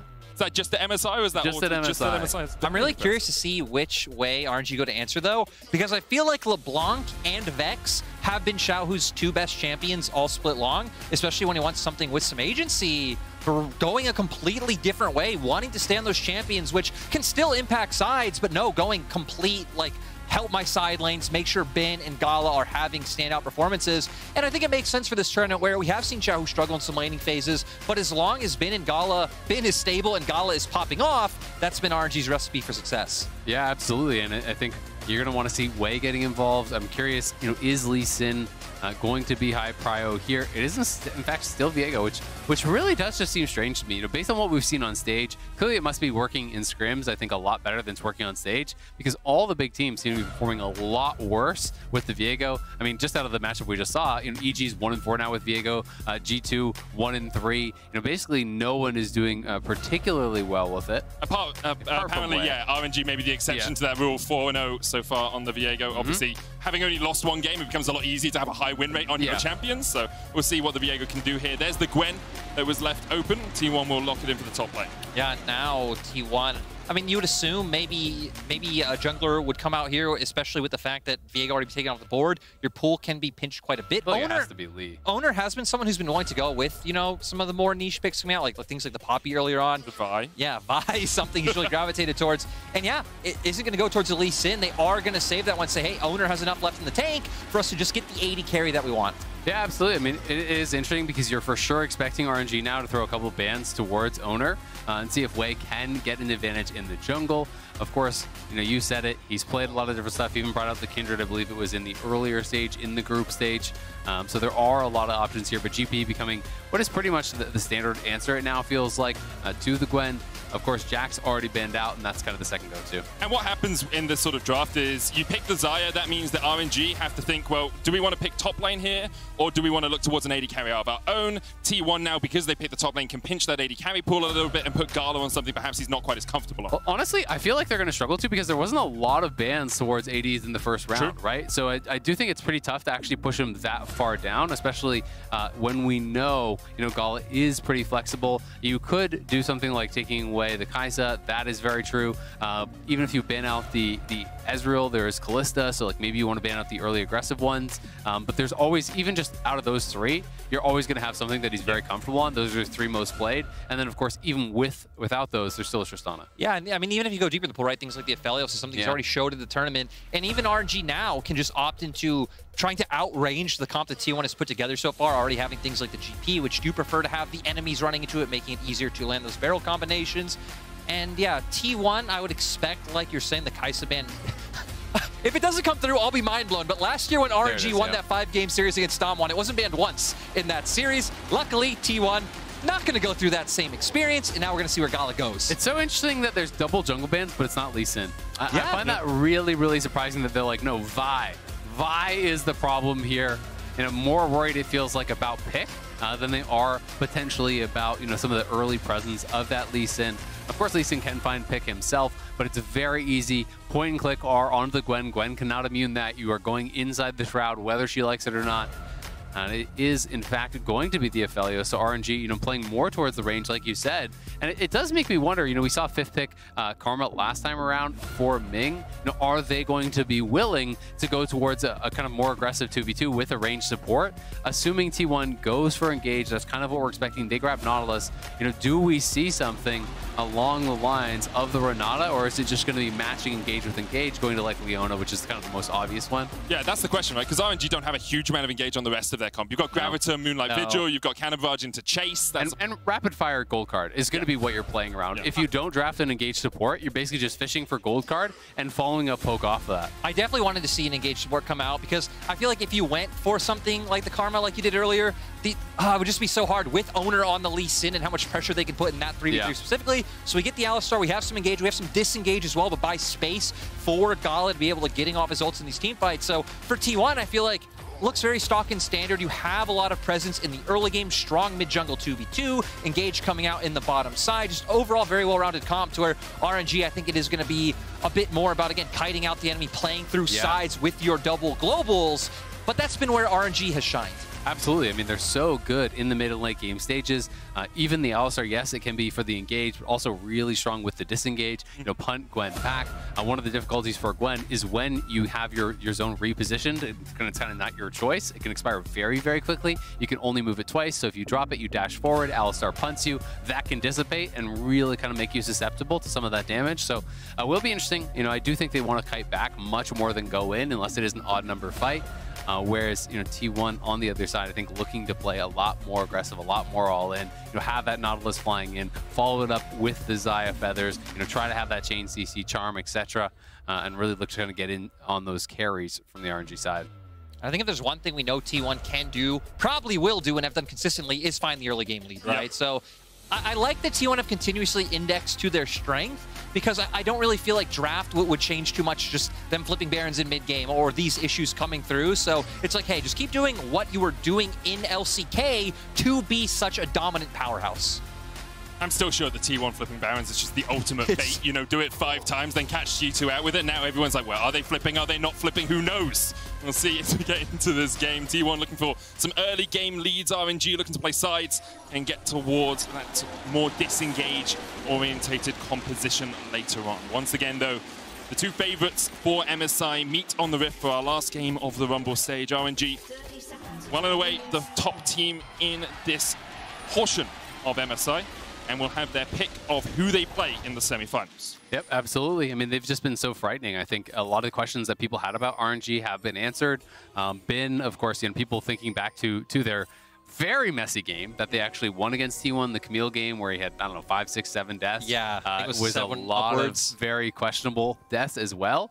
After that, you know, he gave an interview and he was talking about how, hey, like I decided I'm going to change up my builds. I'm going to play, you know, a little bit more respectfully, a little bit more defensively, and depend kind of on the team. You know, play more around team fights, more around the macro style. And I feel like we've seen that reflected in his play, and he's been very effective with it. You know, even at times, you know, bringing out the exhaust on the Gwen. Of course, and the that ghost was against instead of the ignite. Exactly. Yep. Like he hasn't been going ignite even multiple times now. He's kind of building more defensively, more respectfully. And I think that makes sense when you look at the carries elsewhere on your team, right? Like you don't have to 1v9 the game. As been, you've got Kala and Xiaohu. And it's something that was very frustrating in their run in LPL, where it seems like they were trying to replicate their success from last year when Gala and Ming were having, especially a phenomenal playoffs in the LPL, but it was still a lot about Bin. I'm glad they came into this tournament and readjusted to giving Gala all the resources when he's playing so well. Absolutely, and I mean, I can also see, you know, from Bin's point of view, you think back to his run with Suning, right? Like, how did he have success? Yeah. Well, he was playing like a madman. He was picking the Jinx and going right, or not the Jinx, the Jax, and going right at them, you know? He has kind of made his career, at least in that early stage, made his name as this really aggressive player who would counterpick you, who would go at you. So it can be a big adjustment. And looking on the other side of the matchup, Zeus is kind of in that portion of his career right now. We saw earlier today just being a little bit cocky, being a little bit greedy for extra fights. A lot of bit cocky, maybe. Yeah, a lot of it. But it's great to see this sort of dichotomy between the two, because Bing can still be aggressive and Zeus can still be passive, but at the moment they're kind of butting heads in the top lane. And just the level that he's brought in, right? Because I feel like when people have thought about top lane carries the past few years, like barring people like Nuggery, it really has been all about the LPL. Is I'll pause Ming having to flash. Yeah, the Ignite was ticking on him. Terrier did get the hook on him as well. Now, Ming does have the Hex Flash, so it's not going to cost him too much, but it's still not the best. I mean, there really is the power of the Glacial Augment. You know, when you land that hook, it's even though he had a well-timed Pulverize, it's so difficult to actually walk it back to the tower. You're going to take so much damage on the way back there. And if Zaya actually got that third feather back and gets the root, then you could potentially die. So I think it was a pretty respectful flash. We'll put them a little bit down here, but I actually like the call. And overall, I mean, right, RNG I expect to slow down the early game quite a bit, considering you do have that Alistar and Aphelios down on the bottom side, not too much you can do. GP, sure, you can do decently in the isolated 1v1. Your Q range outranges Gwen's Q. It's on a very low cooldown, all of this sort of stuff. Level 6 is really the mark we expect for RNG to start making plays. I think right now is when we'll see a bit more coming out from the T1 side, as Wade just going to shadow. Faker knows Wade's here. Wade just cleared out a ward, or knows at least he's in the area, so Faker respectfully shadows the bottom side of the map, because when you know the jungler's up there, it's easy enough just to get out of dodge. And we saw both junglers actually just playing around their laners resetting, right? You know, this is not actually expecting to kill him. He cleared out a ward, he goes mid, he covers the push. Owner previously, as Zeus is pushing up top, he's sitting in that river brush just in case Viego is there. And that's really smart play, because it can be very dangerous. Otherwise, pushing it up, you're basically just flipping it if the jungler is there or not when you're low on health and mana. Yeah, and it seems like, even for T1, actually, for Owner, not too many options really, with the fact that their bottom lane is pushing in so heavily. And Wei still not going for his reset just yet. Wei really wanting to find something on the map, but T1 just giving no openings. Sometimes these more delayed resets can really cost you. It shouldn't cost too much. Man. He's still there. Gravitum. I think it's the setup they're looking for. They're going to try to combo into Gravitum and bring him in. But maybe just worried about a potential lane gank from Owner as well, because it is a little bit bizarre they staying out this long. Yeah, they're walking him all the way up the lane as well. Like, they're definitely expecting to do something. Okay, so Ming was trying a sneaky Hex Splash there, which you can do from one bush to the next without being seen. He just missed it, or he was just in the bush when Kerry was in the bush, so he's spotted. Means that RNG don't get the play they were looking for. Yeah, I think overall it's pretty good for RNG as well, because since Owner had the reset, right, he already has 2 long swords in his inventory. Well, finally upgraded to the Warhammer. That could have been really bad for RNG if Owner was there and there was a 3v3. Yeah, absolutely. I mean, it's still a little bit rough, because T1 held the wave, right? So now you kind of have to decide, like, do you want to just base anyway? And they're actually deciding, no, we have to stay and push this in. We have to try to get it reset. But of course, is a dangerous situation, because Wei is no longer with them, not shadowing them. It looks like T1 instead decided to just push it. So RNG backed up, faked that they were going to be basing, basically. T1 look for the push on the reset. Now they will fast push here. You know, just utilize their God, I always forget, Dematerializer. Yep. Dematerializer on the cannon, so you get a fast push. And this can catch people off guard, because generally you're going to base on the cannon wave, knowing that it's going to take them a long time to shove that in. So that's often why people are just going Dematerializer on support. It's for these reset timings. Yeah, and again, just gives you such a big window as a support as well. Now, with Ming getting his reset to look to make something happen on the map, but Owner going to be the one shadowing for Zeus right now. Needlework coming out, Bin flashes away. Final Needlework from Zeus, doesn't hit. Owner is up towards this top side. Call this a die-hard gank because he comes up through the vents up towards the top. And so the wave crashes in. Q does connect. Bin underneath the tower, trying to survive. Cannon Rush going down as well, but a great destiny from Xiaohu. T1 look for one. Owner able to flash away. Zeus escaping as well. Perhaps T1 can get out of this. Already got one kill. Wei and Xiaohu on the chase. Wei dives forward with the flash, gets one in response. Faker over the wall. The charm flashed away by Xiaohu. Faker now stun carded. Wei stolen away that Gwent. Can look for a little bit more, but no flashes on either side means that this is likely to fizzle out. RNG getting a little bit greedy there. It felt like they were trying to go for both at the same time instead of just taking one guaranteed kill. It does end up costing them both their flashes on Wei and Xiaohu. If they'd just taken the one kill and backed off, it would have been a trade. But I think wanted to get more because Bin had already gone down, because they lost that first blood. They're looking for a little bit of a payback, but now it means they're going to have to be playing pretty defensively here, because Xiaohu could be easy pickings potentially when Faker has his ult and flash back up. I mean, especially with the fact that RNG were the ones who invested so much in this play, right? Bringing Xiaohu up, even Ming using his roam timing to come up to top side, which is beautiful by Owner to hit his Q, make sure they find that kill. And then, like you said, Azale, just both of them going to kind of head in different directions. Zeus able to buy a lot of time with his W, and that was the greed you were just sitting on. And Zeus now can just chase onto Bin. Needlework not quite up, and Wei was waiting in the wings. Zeus would win the 1v1, but Wei is not having any of it. It's never a fair fight up in the top lane. That's what you gotta learn. If it's looking a little bit too good to be true, it probably is. Great job there by Wei. But as you saw, in that replay, they wanted to get more because, as I was highlighting on the minimap, Xiaohu was dropping a wave. He didn't actually have push before he moved. He's not deeping up. He's not ulting up. Is actually losing quite a bit there to Faker. I do love the fact that within the first 8 minutes of this game, we talked about how Bin is playing a little bit more passively and Zeus likes to be really aggressive, and then everything is topside and it's Zeus overstepping some of the time and Bin playing passively and waiting for his team to respond. Wow, we're just so smart. You guys are just such big brain, man.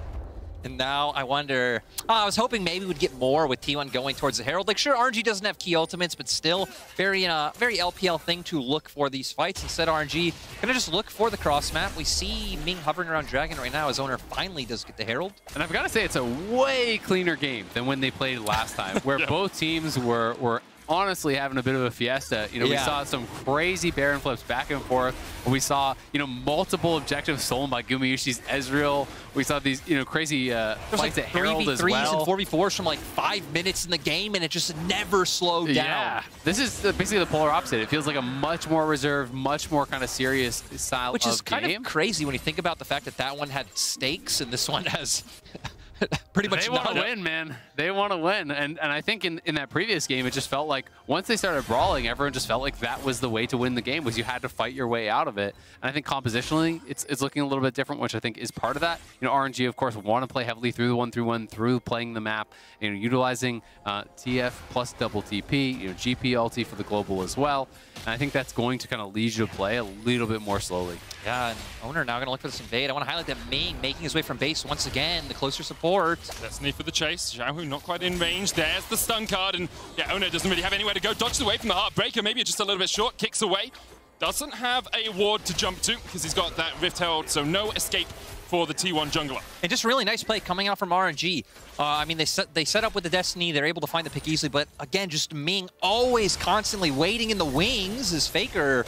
Really nice trade. I don't think T1 will be able to capitalize on this, even though Carrion now is also around the mid lane as well. Yeah, with Ming covering, he should be fine. I mean, Faker's not playing Ignite. I don't think he's going to be able to actually burst him down without the electric proc even up. But still, it's a good little bit of damage there from Faker. He had the push. He knows he's going to walk that way. Bin. Zeus with the needlework. Does get Bin low. Bin put the cannon barrage down, and with only 200 health, will decide to walk away. And once again, Wei's up here. He's ready. He's like, hey, Zeus, you keep slapping my friend. I'm going to come and give you a stern talking to, as he has done 2 times before in this game. Yeah, and now Zeus, having seen that Wei is in the area, probably just has to base. Yep. But at the same time, Bin didn't get eyes on that, so he's just going to base as well. Not going to be able to get any sort of a free push. Things staying very even up on the top side, been very quiet down on the bottom, and I think that does kind of mean good things for RNG. Gala on this Aphelios, farming it up. Of course, there's great scaling on Xayah as well, but a lot of people are just feeling like Jinx and Aphelios are too punishable to play. So if you can kind of get a free lane, then I think you're going to be pretty happy. Yeah, I mean, especially looking at the opposite side of the map as well, the GP and the Aphelios. Definitely feels like the longer this game goes, RNG have more of a safety net. But T1, I mean, still having decent scaling and still having great CC and pick potential. If any member of RNG is ever out of position, should be very easily to try and get a numbers advantage fight in your favor. But with the Herald not up and 2 minutes on the Drake, I wonder if we'll see any fighting really beginning. You can see Oner like trying to shadow the mid lane. They're getting control of this bottom side river, but Wei once again is in the right place at the right time to make sure that his mid lane is safe. I mean, he has to use his Herald soon, so you'd expect to see some posturing coming out from both sides. For T1, I wonder where they're going to use it, really having no plates down in any lane. Looks like they have one down in the bottom side, but Oner pathing up towards top right now. Yeah, I think he's probably just going to go straight towards top. I think it makes sense, getting the Gwen ahead, especially because Zeus has been punished.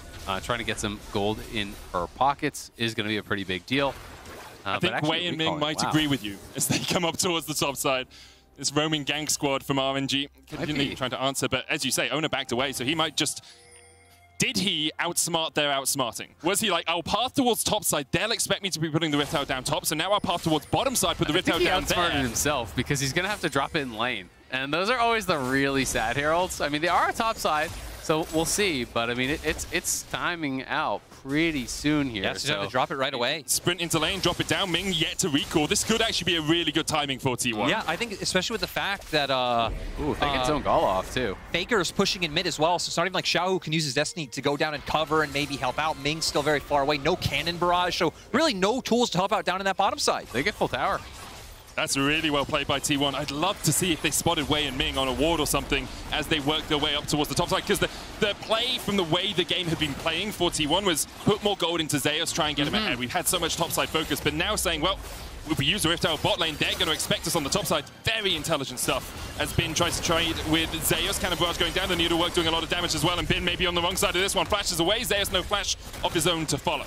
Yeah. Really surprising to see Bin even look to go for the 1v1. I mean, he fully stacked Q when Bin was the one to commit for the fight. He's on a ward. Gumayushi, you can't back there. And because of it, you will be sent packing. Feathers come out. He almost gets a counter kill, but not quite enough damage on Wei. Very close to knocking him down, but does end up dying himself. And yeah, I agree. Very aggressive from Bin going in there, trying to actually find the 1v1.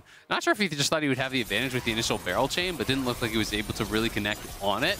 And a lot of these all-ins between Gwen and GP are very heavily based around that. It's a lot about using your auto-attack reset with the E, the timing to actually kill the barrel right as it's ticking down. So GP kind of has to guess, which can sometimes force you to use that early, but now looking for a dive bot side. Baker caught up with the Moonlight Vigil, with the gold card, and with the Everfrost. No way for him to escape. Oner trying to come in to try and salvage something out of this situation, but it's only he and Carrier. Oner jumps across to the Dragon Pit. Smart moves by him to make sure he wasn't going to get caught on his rotation. Yeah, well done by Oner, but a really well-timed play towards bot side, and great CC chain. I mean, that's an Ahri with flash and ulti up, and they just lock her down, take down Faker, and they're going to be able to grab that dragon off the back of this. So second dragon for them. Really nicely done, moving around the map here by the RNG team, and Ming committing the flash, I think, was needed, because if you give Faker any of that time to get out, he's going to create so much space. Yeah, might even be able to take one down with him, but for RNG, I'm actually pretty surprised the way this game is gone as Keria. What's the ultimate here? The root's going to come out now. There's a lot of damage reduction on the Alistar. As you can see, Gumayushi unable to take him down in the midst of that through the Ignite, the depth charge, the hook. That Alistar ultimate gives you so much tankiness. And now it just opens up a free Rift Herald for the side of T1, with Ming having to go back to base. I mean, you still don't even have ultimate on Bin or Xiaohu as well to be able to join in this fight very easily. So now T1, we're going to see what they're able to do with this, because I was going to say, I was a bit surprised that T1 haven't been able to get up to that same early game lead that they've been able to consistently, even against RNG the last time around. With all of that knife fighting going on, they were still the one with the gold lead, but RNG have not only been able to find all these ganks with the way up towards top side, but also the one making more intelligent map plays so far. Yeah, I mean, they've been playing really well. We do have to remember the gold lead lies to you a little bit, because it is close, and it's TF and GP. TF and GP, right? Yeah. So about 4 gold per minion there, for TF, so about 600 of that gold is kind of printed for him. And then, of course, we don't actually know how much is from the parlay for GP, but it is very even if you are excluding that. So Quite a close game, but I think the fact that you're up in gold and have dragons is not really how it's supposed to go. Generally speaking, you're kind of supposed to trade the dragons for the Herald, which is supposed to give you the gold lead on the other side. But Wei has had really good pathing, and the fact that he was able to get multiple kills on topside on Zeus and kind of shut him down meant T1 didn't really get to trade for anything. Yeah, it just, every time we saw T1 trying to set something up, Wei was on the top side answering. We saw Xiaohu with a great first Destiny as well. Often you have to... The first couple of Destinies for TF really set the pace of the game for you. And if you can get a couple of kills there, you can start snowballing. We see now Xiaohu getting behind Faker, using that Everfrost. Rapid fire cannon on its way. He's got the stopwatch. He's basically unkillable if he just holds people at arm's length. It always feels like that so much with a lot of these global champions. Same with Shen, with Nocturne, you know, these champions that are Galio, exactly. These champions that are so ultimate based. You've got to be effective with those plays because so much of your power is in that. And T1 now just grouping, looking to knock down this tower. They still do have the Herald, but holding on to it. Did have the extra man there, so felt that they could just push in and take it without using the Herald, which I like quite a bit. Yeah, and I also like the fact that, I mean, T1 not only used the earlier time where they chunked Ming to get Herald, but they also used it to prep the side waves to already be in a position to where now they can look to group up mid and find these timers. This has been an area T1 has been really strong. And now Keria going for the dive. Just full on dive here onto Bin. He's going to try and get away, but the cannon barrage is not enough. Keria tanks up a couple of shots. Survives with 27 HP. Yeah, super close. Still love the aggressive play coming out from the side of T1. RNG trying to answer in both mid and bot. You can see right now Wei hovering around Xiaohu and bot side, and Gala and Ming pushing up mid. Good charm from Faker. Brings Xiaohu back up to the tower. Faker's going to have to try and get away. The Heartbreaker ticks again. Faker down to 58. What is it with T1 and surviving with double-digit HP? Just barely getting out. Back-to-back plays. That is big for T1. But at the same time, they will push him out. Nice kick. You can't get away from the kick. Gala locked out. Gumayushi on the ball. And Owner has just had some beautiful Lee Sin kicks in this tournament. I believe even against RNG in the last one. Great to see him come out once again. And it feels like T1 finally starting to look for these aggressive picks in the mid game that we were expecting. I mean, big plays from T1 in all three lanes, back to back to back. Oh, almost another one. Don't know if Gary actually wants that fight if both of them are there, but it's about asserting dominance. It's not really about whether you want the fight or not. It's about making them think you want the fight. Guys, I stopped their tempo. I stopped their tempo. I mean, I feel like this game is about who gets the mental edge going into playoffs. Yeah. And I feel like that Chad energy would be the best mental edge you could have. And at the same time, you know, he was actually going down there, I think, largely just to delay the backs because T1 dropped Herald mid off that kill. They took tier 2 mid. So T1 really getting things going here. You know, they were 1K down when we checked in a couple minutes ago. They have now catapulted a little bit over 1K ahead.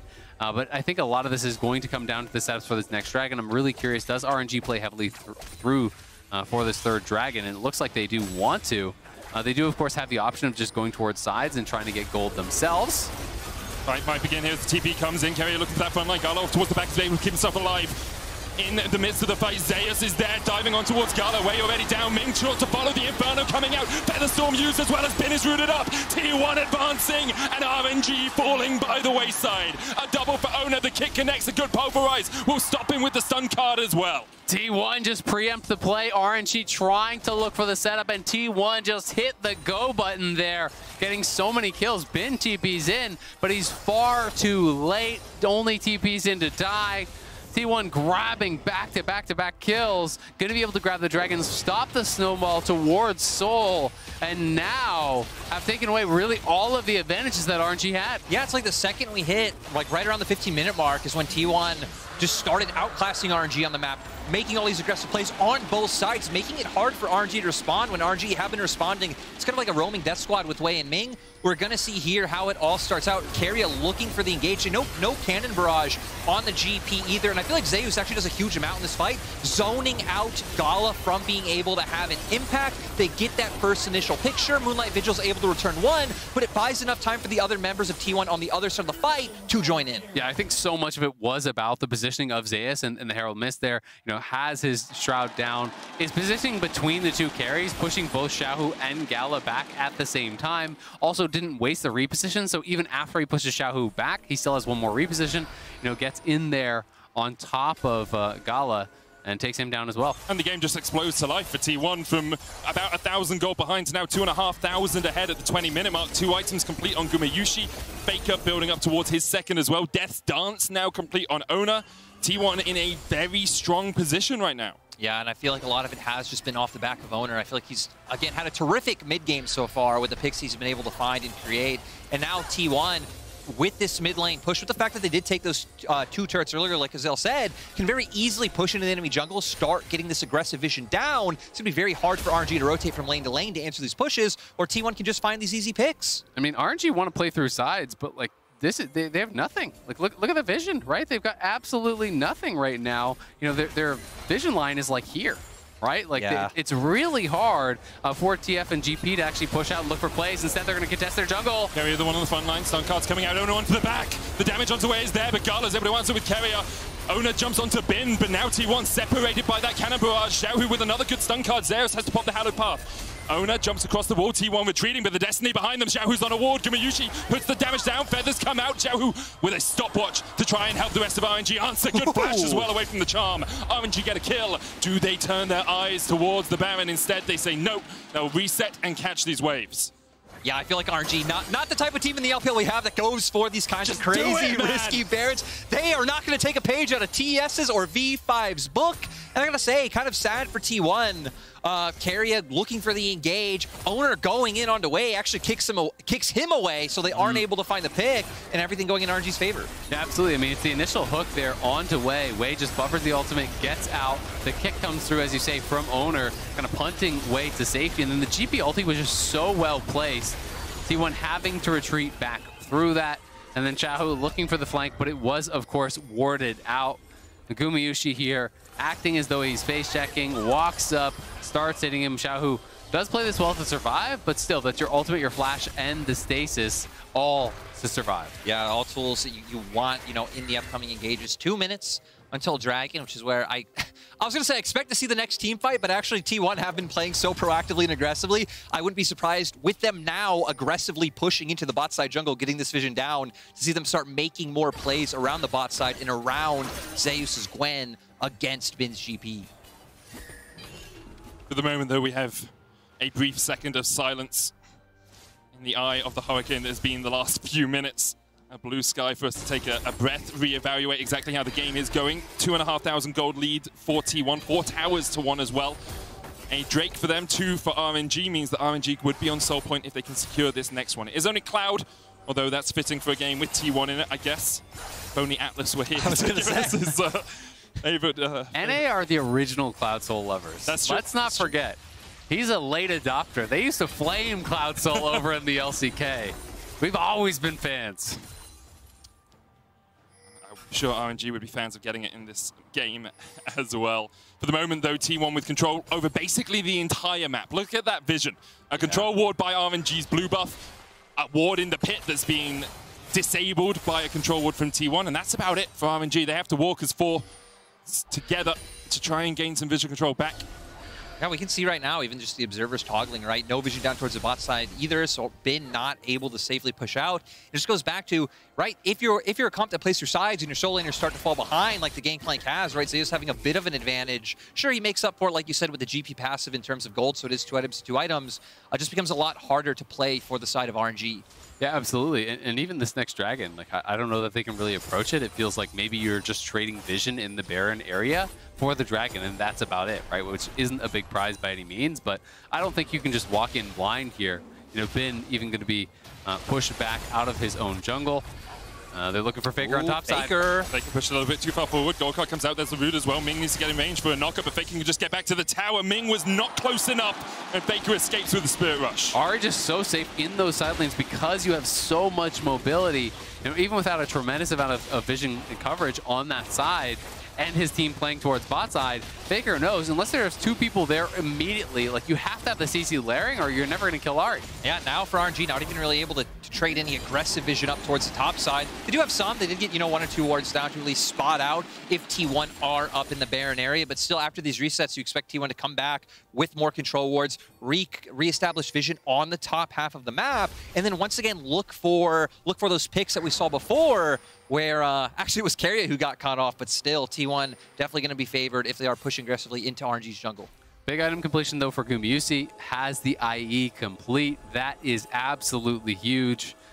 Really going to be in a huge power position now over Gala, who's going for LDR third. It's possibly just pit stops for Last Whisper and then chose to go to IE. But either way, he is super far away from that spike, and it's just such a massive deal for these crit marksmen. Yeah, I feel like RNG are actually relying a lot on Bin's damage with the way that Gala has itemized so far, so he's going to have to really hit some massive barrel chains. And it just feels very difficult for Gala to actually ever get in. Zeus has been positioning so well, using the immunity, just kind of standing in between Gala and the rest of the team. Even if Ben isn't, is able to hit some barrels, I think it's very difficult without the follow-up if Gala can't be evolved to really take down a fight. Especially with the fact that T1 have been pretty good at, like, putting in Keria, Owner, and Zeus at the same time, to where Ming has to use his headbutt pulverize on a different member, so he can't, displace Gwen from the Hollowed Mist like you were talking about in draft. So I think T1, again, just doing a really nice job engaging at the same time, playing through these angles. And we can see here, RNG just being completely choked out from their own jungle. It's really smart stuff by T1 as well. They push their vision line up, deny any vision that RNG can get in this quadrant of the map, and then because of the time they've spent here, they know there are no wards behind them because they've all expired in the time that the T1 have been pushing forward their vision line. I know what time it is now, though. This is where T1 flips Baron. Oh, this is what we see every game. This is past 25 minutes. They have the lead. This is the Baron flip time. That ward, though, is really, really smart because with that ward placement, you actually have to have a control ward both inside and outside the pit. Yep. T1 does not. They only have one in the pit. So RNG full vision on this, which allows them to approach because otherwise you couldn't, knowing that there could be a face check. Kerry's going to land the hook onto Xiaohu. Faker going in. Charm just short, stopwatch used on either side. Everfrost for 2. Ming with the unbreakable will gets a double knock as well as Keria is low. Owner dives onto the back, kicks in Gala, but Gala's able to flash and get himself away with the Gale Force. Owner low. Xiaohu first to fall. Owner will fall as well. The Inferno coming out as this fight really begins. Wade looking for the resets. Been hooked by Keria. They turn back around. Faker dives back forward, but the charm goes wide once again. 3v3 now. Gumayusi, Faker, and Zeus against Gala, Bin, and Wei. Perhaps for the bragging rights to the end of the Rumble stage. Oh, that sidestep on the hook was so big from Gumayusi. If you get hooked there, you're definitely dead with no summoners, no ulti. And it could have meant RNG. TP. For more, but yeah, Faker coming in. He doesn't have his ult, though. We'll see how much he can actually get. Zeus has TP as well. Faker looking for something. Nothing. Gala and Bin have retreated. Gumayusi pushing forward, trying to steal away a Krug. He won't get anything out of that either. And the fight was so darn close. Yeah, I feel like the positioning from both AD carries was so key in this fight. As they already highlighting the ward to make sure that RNG know this is happening. Look for the engage. Great stopwatch to buy time for the rest of his team to come in. And Ming critically trying to put himself between him and the enemy team. But it's going to be Owner here who finds his way onto Gala. Things started to look dicey with Faker coming in as well. I wonder if no charm was up in that instant because Gala able to get the flash away. Some kills traded back and forth. Moonlight Vigil hits, and this is where I thought RNG were going to take over with Wei getting in, but Zeus being safe enough to not go down. Well, and Zeus, I think, actually stepped forward and dodged the ultimate damage there from the Viego. So very narrow margins here. Avoiding that would have meant a lot if he goes down. And then again, a great sidestep.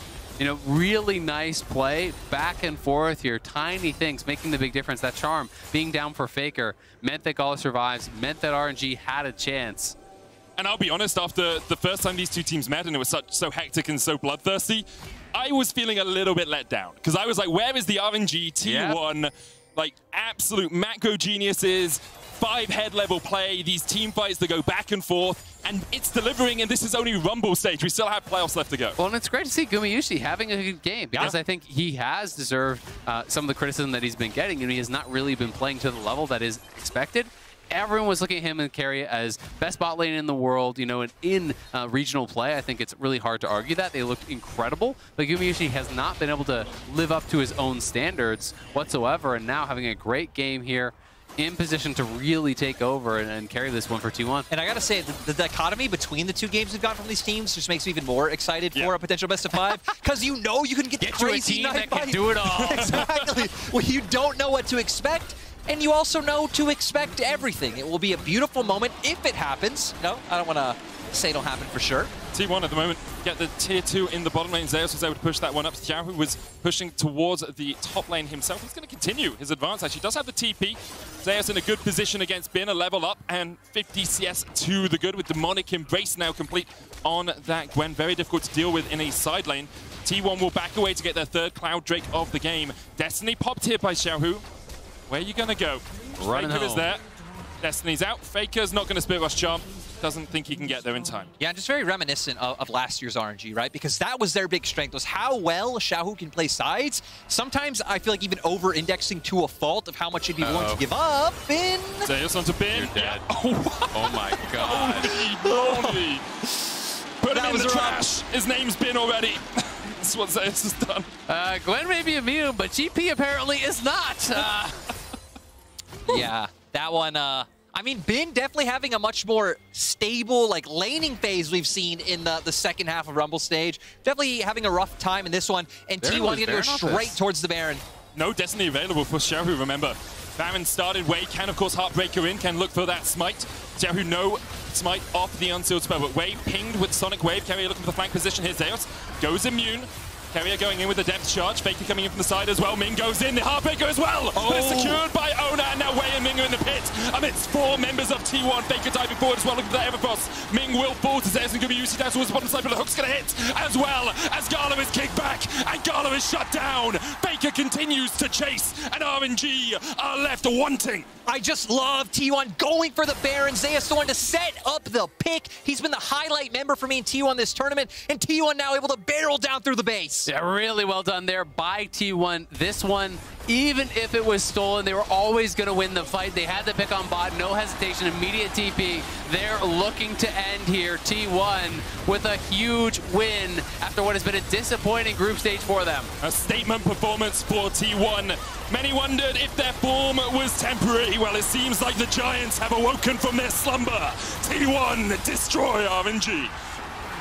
Form is temporary, but class is permanent. And T1 coming out on top here. The Busan crowd coming alive for this one for sure.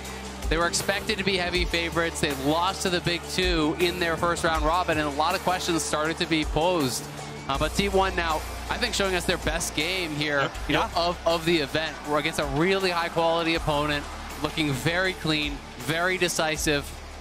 Overall, just amazing performance again. Zay is stepping up to be the guy that, like Chronicler said at the start of the day when Dash asked him who do you think is the best performing player in the tournament, his was the name he put out. And I definitely think, again, just extraordinary so far. Owner with an amazing game as well. But I just got to say it again. Just seeing the 2 games, I just want the best of 5 because it will be insane. I'm sorry, though, because RNG can't pick T1, so we know that then both not getting to the finals. Yeah. Well, I know we're getting the EGG2 finals, like you guys said. It's 2019 all over again. It's going to happen.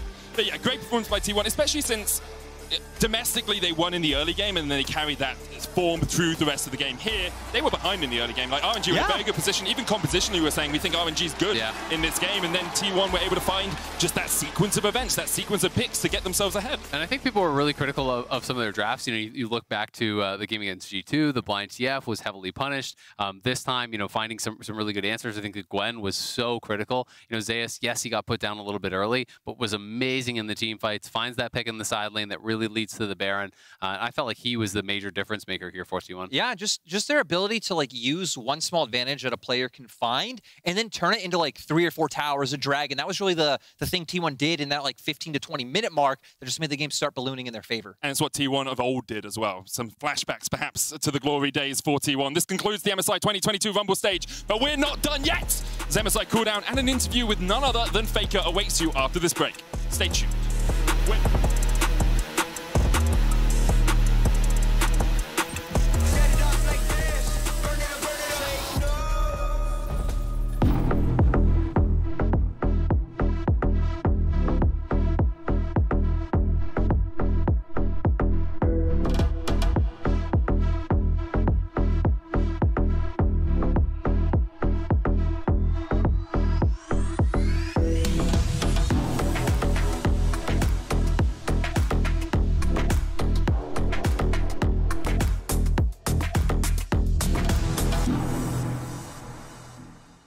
The world is watching. Get on board. Check the lanes. Pay attention to the best. Join the ranks. Be the challenger. All in for the trophy. This is for all senses. This is for all players. Buckle up. Take notes. MSI 2022. Driven by Mercedes EQ.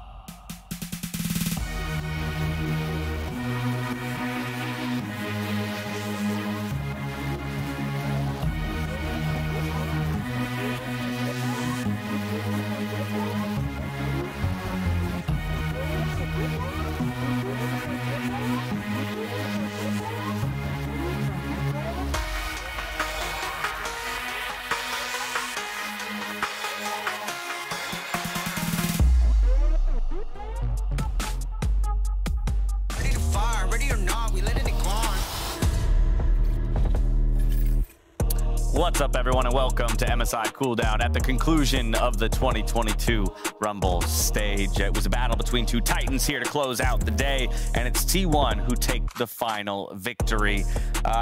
Honestly, kind of love to see it, just in the sense of competition moving towards the knockout stage and seeing our two top teams trade 1-for-1 ultimately in the head-to-head. Super fun game. I don't really feel, as we have established many a time, especially when me and Emily on the desk, is that this best of one, neither team was really going to reinvent the wheel, going to give anything away, especially considering the odds that they will face one another. Although, you know, 2019 has taught us that nothing's set in stone.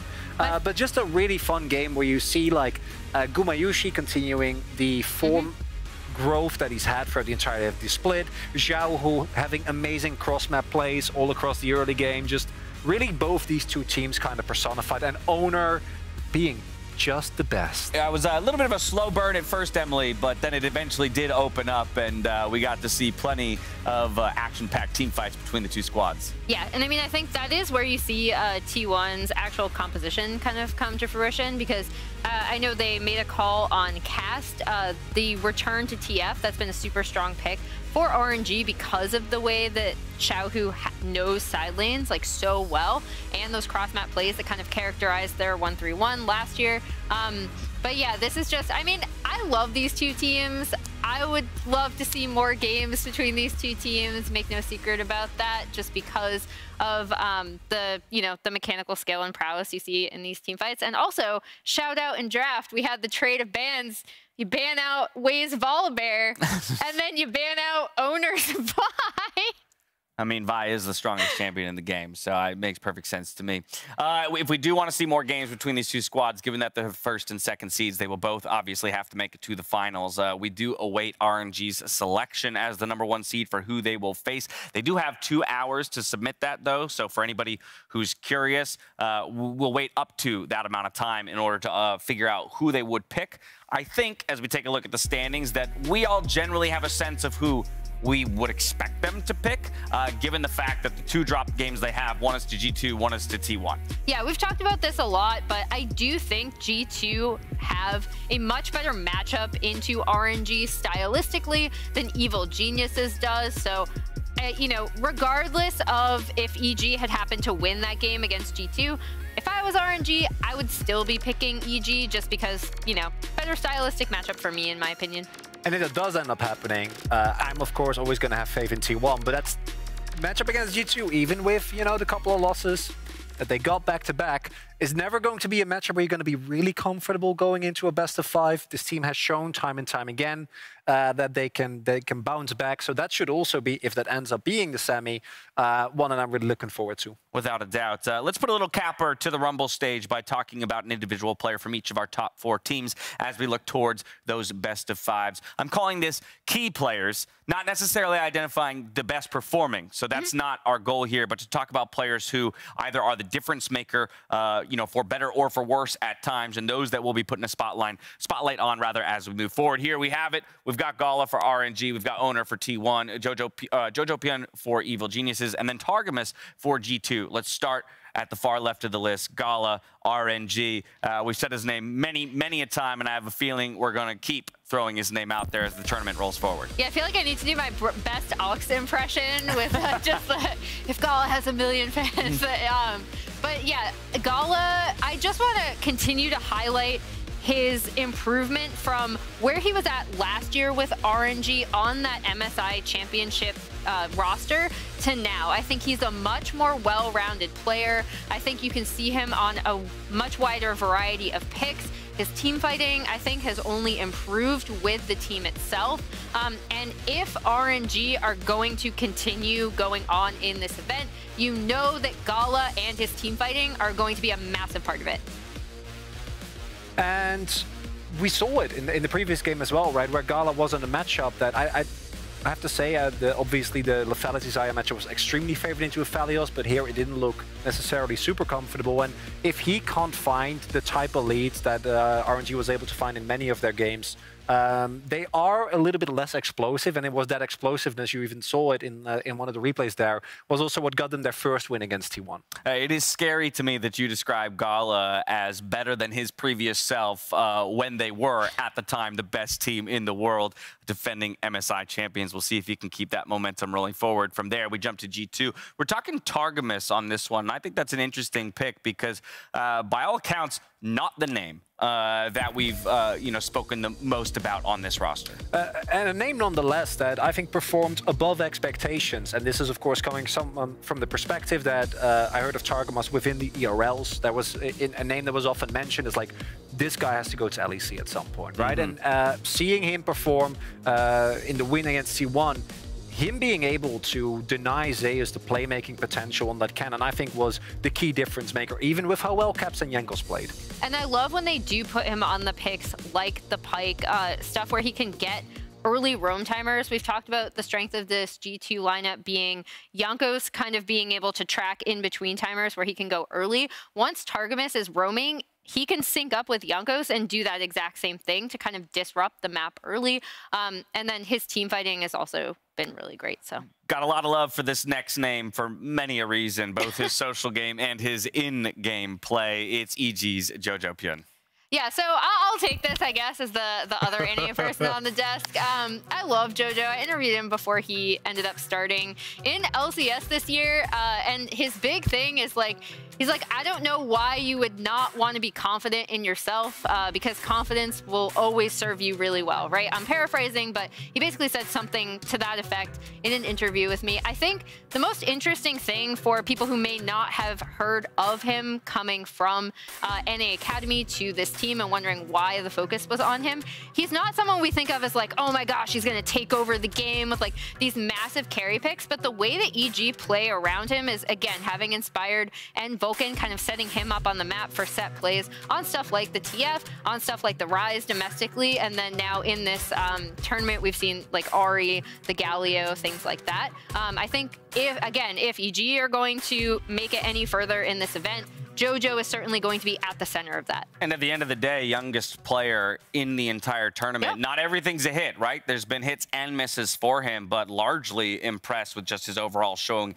at such a young age. That leaves us one final player on the side of T1, and we're heading to the jungle for this one. It's Owner. And I already talked, if you count the opening day, about how this player was not only a key difference maker in seeing T1 go from the team that they were last year in spring and the early summer, where there were so many issues, where the roster wasn't set, they couldn't find the cohesiveness that they were looking for. And he brought kind of the stableness that they really had been lacking up until that point in time, got the spring finals MVP, out-jungling Canyon, which is in of itself like as much, and Peanut as well, but Canyon to me is always the most impressive part because that was basically the entirety of the team, right? For Damwon, as the rest of the team was having a really, really rough time. And then in addition to that, as Lee Sin has risen in priority throughout basically the last couple of days of Rumble, we also see him kind of get back the confidence that I was kind of lacking in the early days. Yeah, there was plenty of discussion, and a number of the pro players on the MSI stage were quick to remove Lee Sin from the equation and their pools on the outset of play in this tournament. But more and more creeping back into the conversation and becoming a playmaker. We even heard the casters themselves talking about it in this game. Hey, you know, in a late game team fight, as much as you can argue that Lee Sin does not scale, you still find that right angle, and you can be as effective as anyone else out there on the map. I mean, we just saw it in that replay, right? With him from this previous game being able to get immediately onto Gala, feed Kumeyushi another kill, you know, being able to target the enemy AD carry who doesn't have as much mobility. Perfect. And I mean, I'm just glad that obviously it took a little while, but I'm glad that to see that pick coming out from a lot of these playmaking junglers we still have left in this tournament. Now, what about holistically? We move from the individual players to the four teams themselves. For example, where are you now? How do you reflect on T1's overall Rumble stage performance?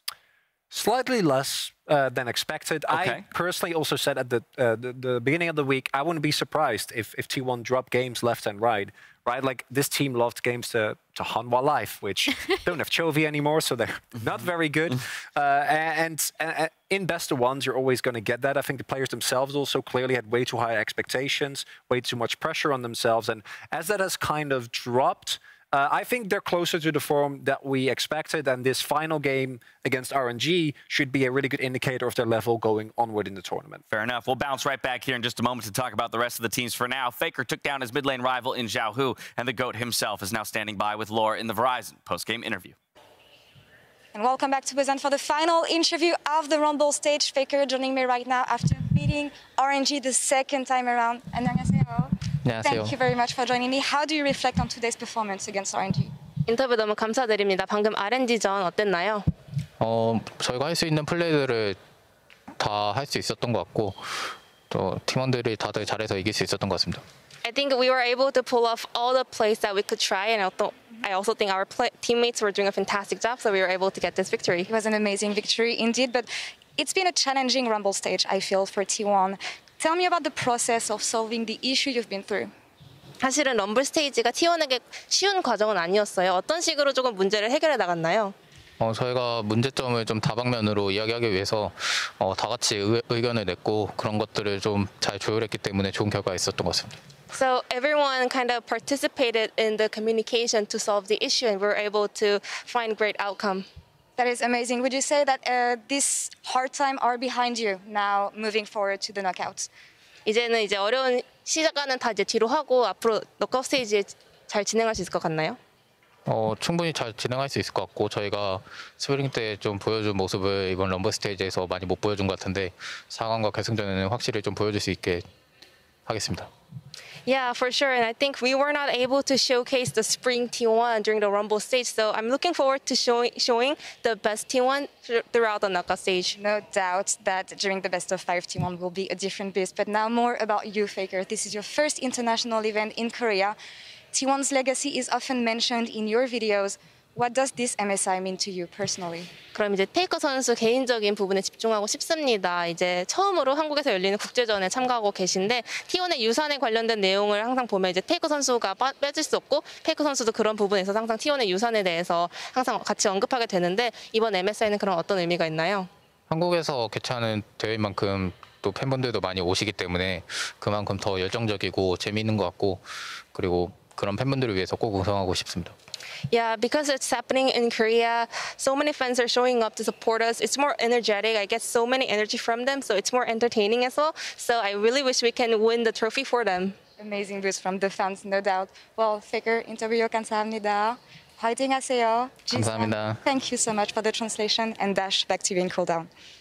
Thank you so much, Laura. Faker and the rest of T1 delivering a victory as the final game in front of the home crowd. That's got to feel good for them and be a big boost moving into that knockout stage. Yeah, it's easy to forget, but T1 haven't been able to bring home a trophy in front of the South Korean crowd, right? So that I think it's cool that he mentioned that, and you know, it would obviously mean a lot for him and T1 to be able to do that. When you've won so much that people make just assumptions, right? Like you would have assumed that at this point he has done it in front of a home crowd. Yeah, I heard that stat and I was like, that can't be true. And I was like, it is. Pretty wild to say the least, and they do it again, all right, pushing into the knockout stage by taking down the #1 team in the standings in RNG. And so RNG, all right, slipping up at the final hurdle, but still squarely in solid position. Let's just real quick, what's the word I'm looking for? Summarize how we feel about RNG's Rumble stage performance. Effectively the same, right? Like they had an incredible run. The consistency is something that I think LPL teams struggle generally more with than LCK teams. LCK teams, especially if you look at like Lost Worlds, for example, all did extremely well in like the best of ones because generally they're very stable teams. And RNG always has been kind of like the different, compared to the rest of the LPL teams, they've kind of been the weird one out in many a way, but I would still not be shocked, right? Like, we've seen how incredibly strong this team is, and I expect their eventual opponent in semis to have a really tough time. Speaking of, a reminder before we close out our show that you will find the semifinal matchups and schedule within the next 2 hours on our socials at LOL Esports. We all wait on bated breath to find out exactly, even if we think we know, the way it's going to go. The semifinals, they start on May 27th, so mark your calendars. We're going to shut this studio down. We're going to go get some rest, and we're going to prep for those very sick best of fives. What was that?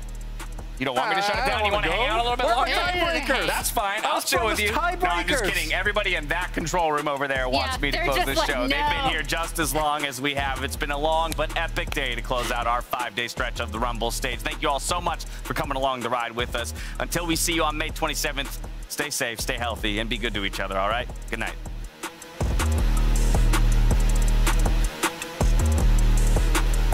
Thomas do with a collapse. 2 spots. 3 teams, all carrying the hopes of an entire region on their shoulders.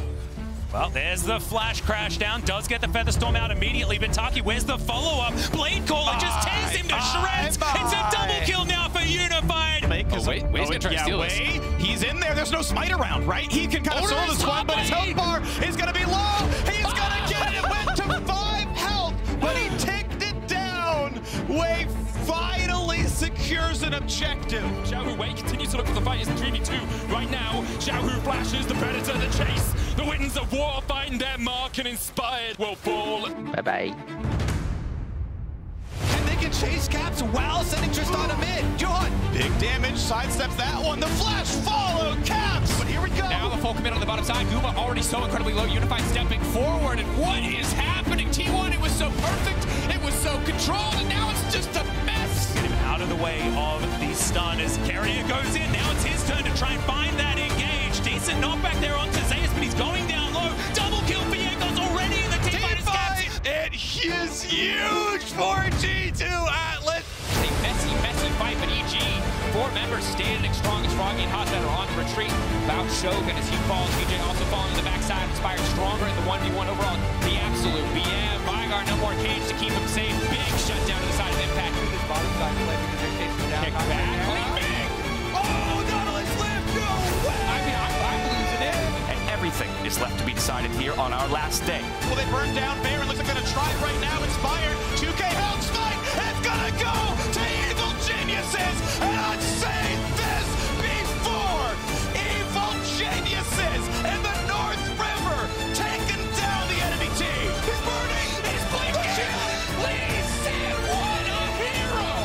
Has to be careful. Going right back in. Wilcox the knockup on the 1. Southwatch burn. And G2 off the floor with RNG. GG looking for a little bit more.